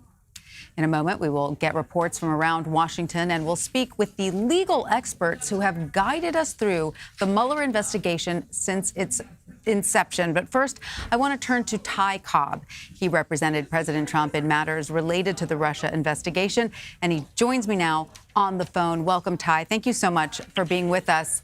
First, well, thank you, Tanya. Nice to be with you. Thank you so much. I'd like to ask, what did you make of the special counsel's findings, and how did Barr's initial summary of it compare?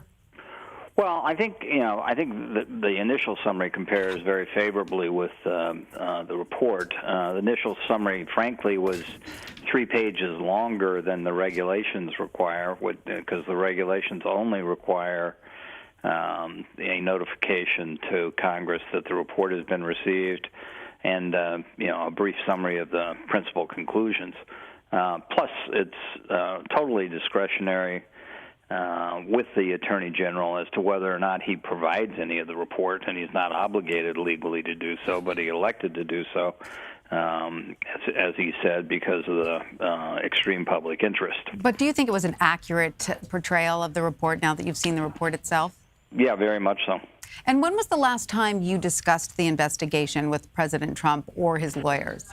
So I have intermittent discussions with some of the lawyers, but I haven't been, really in the fighter pilot seat since I left the White House last June. All right. And President Trump's attorney, Jay Sekulow, said in an interview earlier that he got an early version of the Mueller report on Tuesday.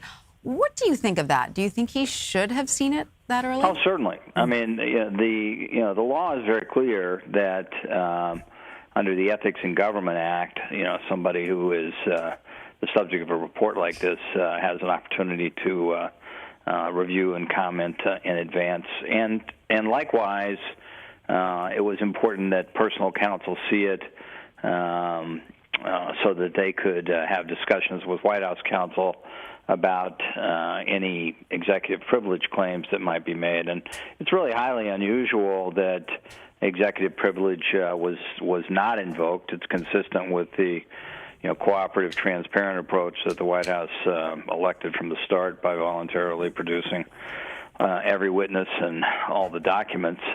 But had the White House not waived executive privilege, there wouldn't have been a Volume 2 to this report, because almost all the information in Volume 2 is subject to executive privilege. Well, I do want to play what Attorney General William Barr said earlier about White House cooperation with the special counsel investigation. Let's listen. The White House fully cooperated with the special counsel's investigation, providing unfettered access to campaign and White House documents, directing senior aides to testify freely, and asserting no privilege claims. And at the same time, the president took no act that in fact deprived the special counsel of the documents and witnesses necessary to complete his investigation. I do want to point out the report says that the president, did provide written answers to questions on Russia-related topics, but he never sat down for an interview with the special counsel or answered questions related to obstruction. Do you think the president should have, and is that an example of full cooperation? Well, yes, it is, actually, because the legal standard is whether or not the special counsel had adequate information from other sources and could demonstrate a compelling need for that. And as the report itself concedes, the special counsel's office decided not to issue a subpoena because they did have sufficient information from other sources.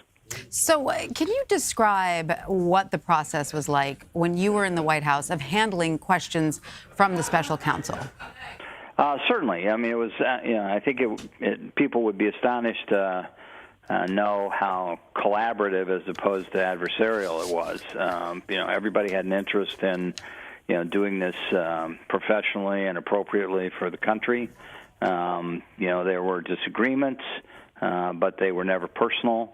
There were negotiations, and that once it was agreed, what would be provided, there was every effort to make that happen quickly. All the documents were provided in, a period of 90 days or so once an agreement was reached as to what documents were desired, and the witness interviews were concluded. Well, let's see. I think I was first asked for witnesses in mid to late August, and all the interviews of, the couple of dozen White House employees who testified were completed by early January.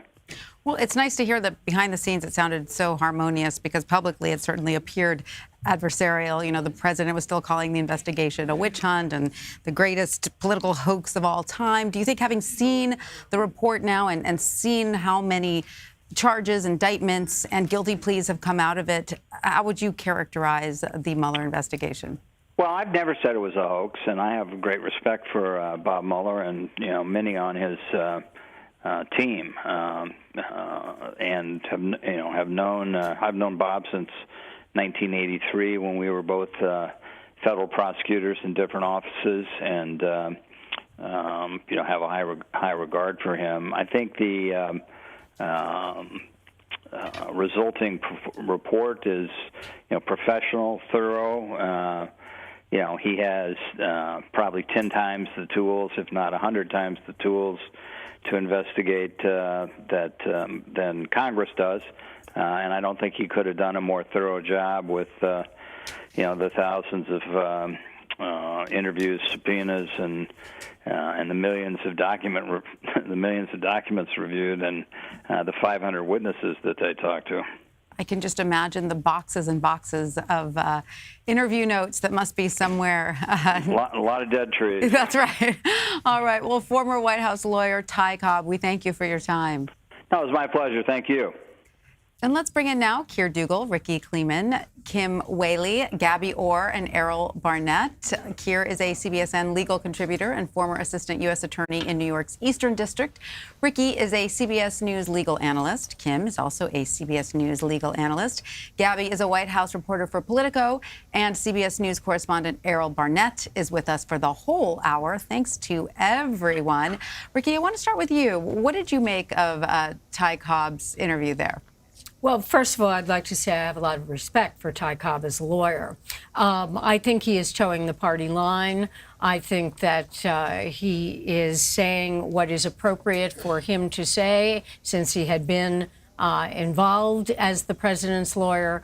But the reality of the situation, we know from the Mueller report, was quite different. It goes back to your question that it was not as harmonious as Ty Cobb would like us to believe, though Ty Cobb himself may have totally cooperated with the Mueller investigation. I don't have reason to doubt that.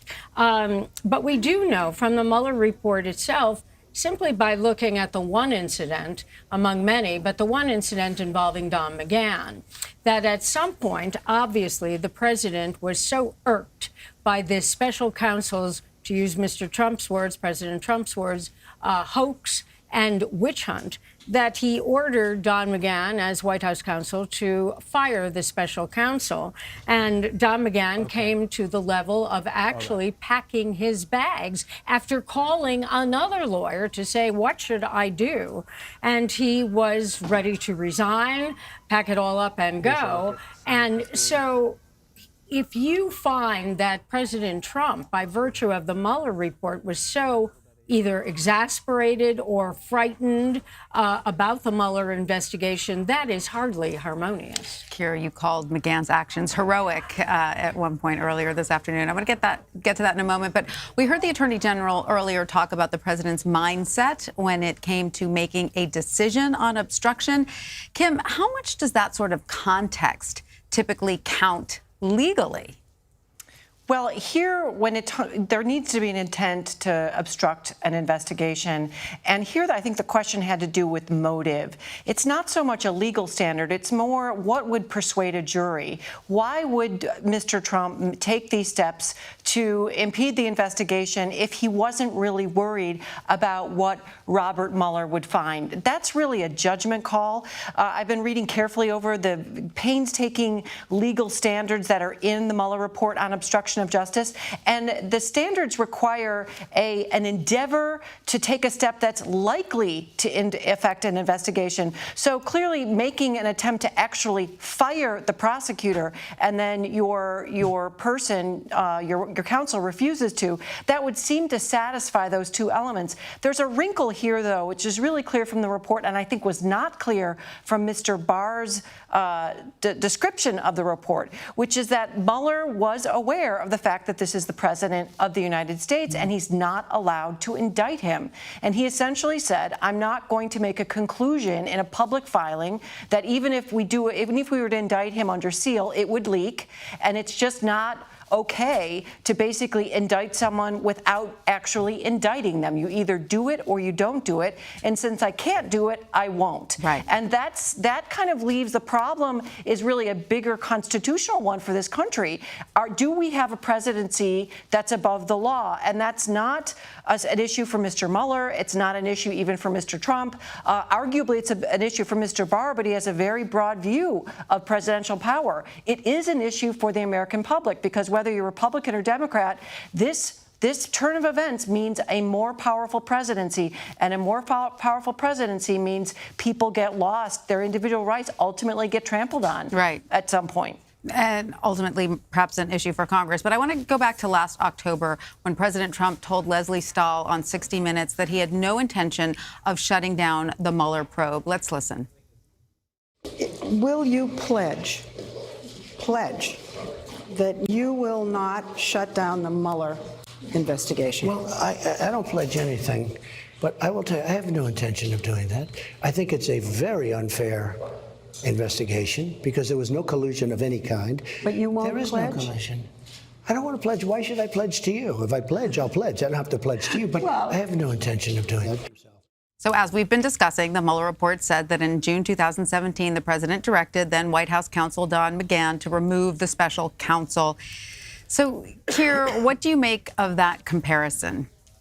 Well, it seems to me like President Trump had spent a lot of time with lawyers at that point and was very careful in what he said to Leslie Stahl. At that moment, he didn't have an intention.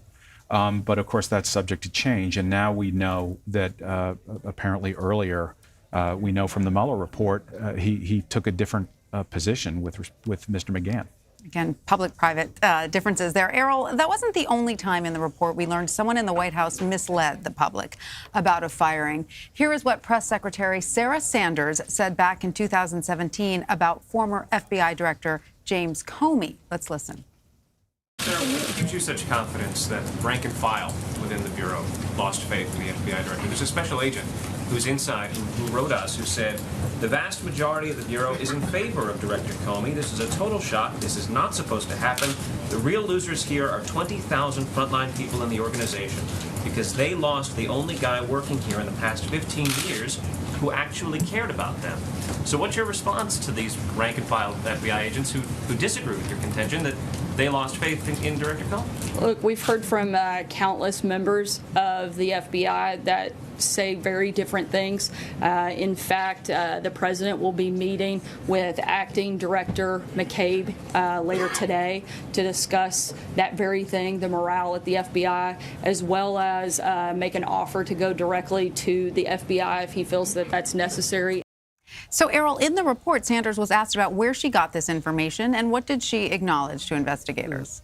That's exactly right. Well, at the end of the day, the report shows that there was no issue of morale at the FBI as it related to the leadership of James Comey. In fact, the special counsel notes in this report that after that press briefing, quote, Sanders spoke to the president and told her she did a good job and didn't point out any inaccuracies. They go on to say Sanders told this office that her reference to hearing from countless members of the FBI was a slip of the tongue. She also recalled that her statement in a separate press interview that rank-and-file FBI agents had lost confidence in Comey was a comment she made, quote, in the heat of the moment that was not founded on anything. So this is being interpreted to mean that Sarah Sanders, on that occasion, May 10th, lied to the press as she spoke about a lack of support for Comey at the FBI. And what's interesting is that our Stephen Portnoy noted that, okay, she's making this excuse that maybe it was a slip of the tongue that day. The following day, she was asked a similar question by Fox News and gave the same response. So it is clear, based on this special counsel report, that Sarah Sanders, in her effort to defend President Trump's decision to fire James Comey, was not telling the truth. And so there's a real credibility issue with this White House. We know that the press briefings have decreased in frequency quite dramatically. And there is now an issue as far as can Sarah Sanders be trusted when she stands at the podium and speaks on behalf of the president. Right. Of course, as we've noted many times before, lying to the press or to the public is not a crime. Lying to investigators is. White House counselor Kellyanne Conway said this was the best day for the president since he got elected. Gabby, does the White House think it can move past this probe quickly? I think there's a looming question over the next couple of weeks of how President Trump is going to move forward from this. We heard from Kellyanne Conway, as you mentioned, who said that this is one of the best days of this presidency so far. President Trump said publicly this morning, shortly after Bill Barr gave that press conference, that it was a great day for him. But if you look at the contents of this report, there are numbers and numbers of paragraphs and quotations that are attributed to former and current White House officials that are very embarrassing for the president. I mean, you have officials acknowledging, for instance, that President Trump, quote, asked them to do some crazy stuff, and I'm not using the right word there because I can't say it on air, but you get the point. There are others who said that they were extremely uncomfortable with some of the things that he tasked them with and that they didn't carry it out. And then there's just this broad observation that if a lot of these White House aides had actually carried out what the president was asking of them, that he may have been charged with obstruction of of Justice because those actions were so egregious. So I do think that there's going to come a point where we're going to hear from the president about how he feels seeing all of these former and current White House officials sort of spilling all the details to Mueller and his team. And that could create some tension that's going to overshadow the fact that the president still feels like this is a total and complete exoneration. And how will the White House then leverage this going into 2020? Well, we're already seeing that play out today. I mean, the campaign put out a statement this morning saying that this was a total vindication of the president and that now the executive branch and federal investigators need to take time to determine whether or not this was even launched on legitimate grounds, whether the investigators need to be investigated, as the president has tweeted several times over the past week. So I do think that they're going to sort of turn this on its head and claim that this was all the product of corruption across intelligence agencies and the federal investigative branch, and that's going to become a regular talking point that we can expect the president to hit on at his campaign rallies in 2020. Keir, is there a precedent being set here? What lessons will future presidents take away from the information in this report? So I think there are going to be several, but one that catches my eye right now is that we've talked about it, how several people prevented things from being worse for Mr. Trump. Comey didn't stop the investigation, McGahn didn't fire the special counsel, Sessions didn't unrecuse. But on the other hand, President Trump got caught up in this in part because of some folks around him using really bad judgment. And frankly, President Trump is one of those people on occasion. So you have Papadopoulos, who took the bait with the Russian, we have Russian dirt. You have Manafort, Kushner, and Trump Jr. similarly took similar bait at the Trump Tower meeting. Flynn lied about his Russian contacts. Cohen also lied about the Trump Moscow Tower meeting and about, and was involved in the model payments. So, when you lie, as we've been talking about, how you can lie to the public, that's not a crime. But if you're lying on something that a foreign adversary knows that you're lying about, that creates potential leverage that the Russians could use against you. And so the story that Cohen and told it to Congress that the Moscow Trump Tower deal was over, and how Mr. Trump said repeatedly, I don't have any business in Russia. Mr. Trump's request on the air during the campaign, effectively, that the Russians hack Hillary Clinton's emails. These are, I would say, instances of bad judgment. As a defense lawyer now, advising clients about how to stay out of trouble, I would advise future presidents. These are things if you don't want to have a sort of an investigation of this depth and intensity surrounding you. Don't do these things. All right. House Judiciary Committee Chairman Jerry Nadler says he wants Mueller to testify as soon as possible. So, Ricky, what questions would you like to see him answer? Well, I think the most important question for Robert Mueller is to go back to the acts of obstruction of justice, that whether or not there were people in the special prosecution office who believed that there was obstruction, and if there were multiple acts of obstruction, what were they? And then the follow-up, of course, is why did he decide that he would leave it up to Congress? And if I can add to that, if I may, because this has been bothering me since I read it. This is in the special counsel's report, where it is said, quote, our investigation found multiple acts by President Trump that were capable of exerting undue influence over law enforcement investigations, including the Russian interference and obstruction investigations. The president engaged in a series of targeted efforts to control the investigation, and his actions were discouragement of cooperation with the government and suggestion of future possible pardons. That doesn't sound like exoneration to me, and it sounds like Keir is absolutely right.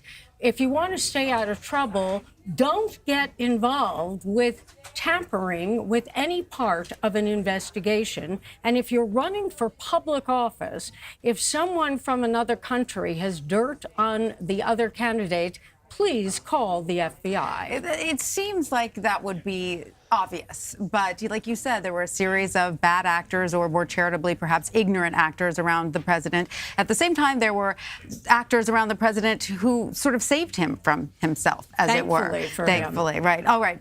Keir Dugal, Ricky Kleeman, Kim Whaley, Gabby Orr, and Errol Barnett, thanks to all of you. And coming up, former Arizona Republican Senator Jeff Flake shares his thoughts on the Mueller report. He joins us ahead on Red and Blue. You're streaming CBSN.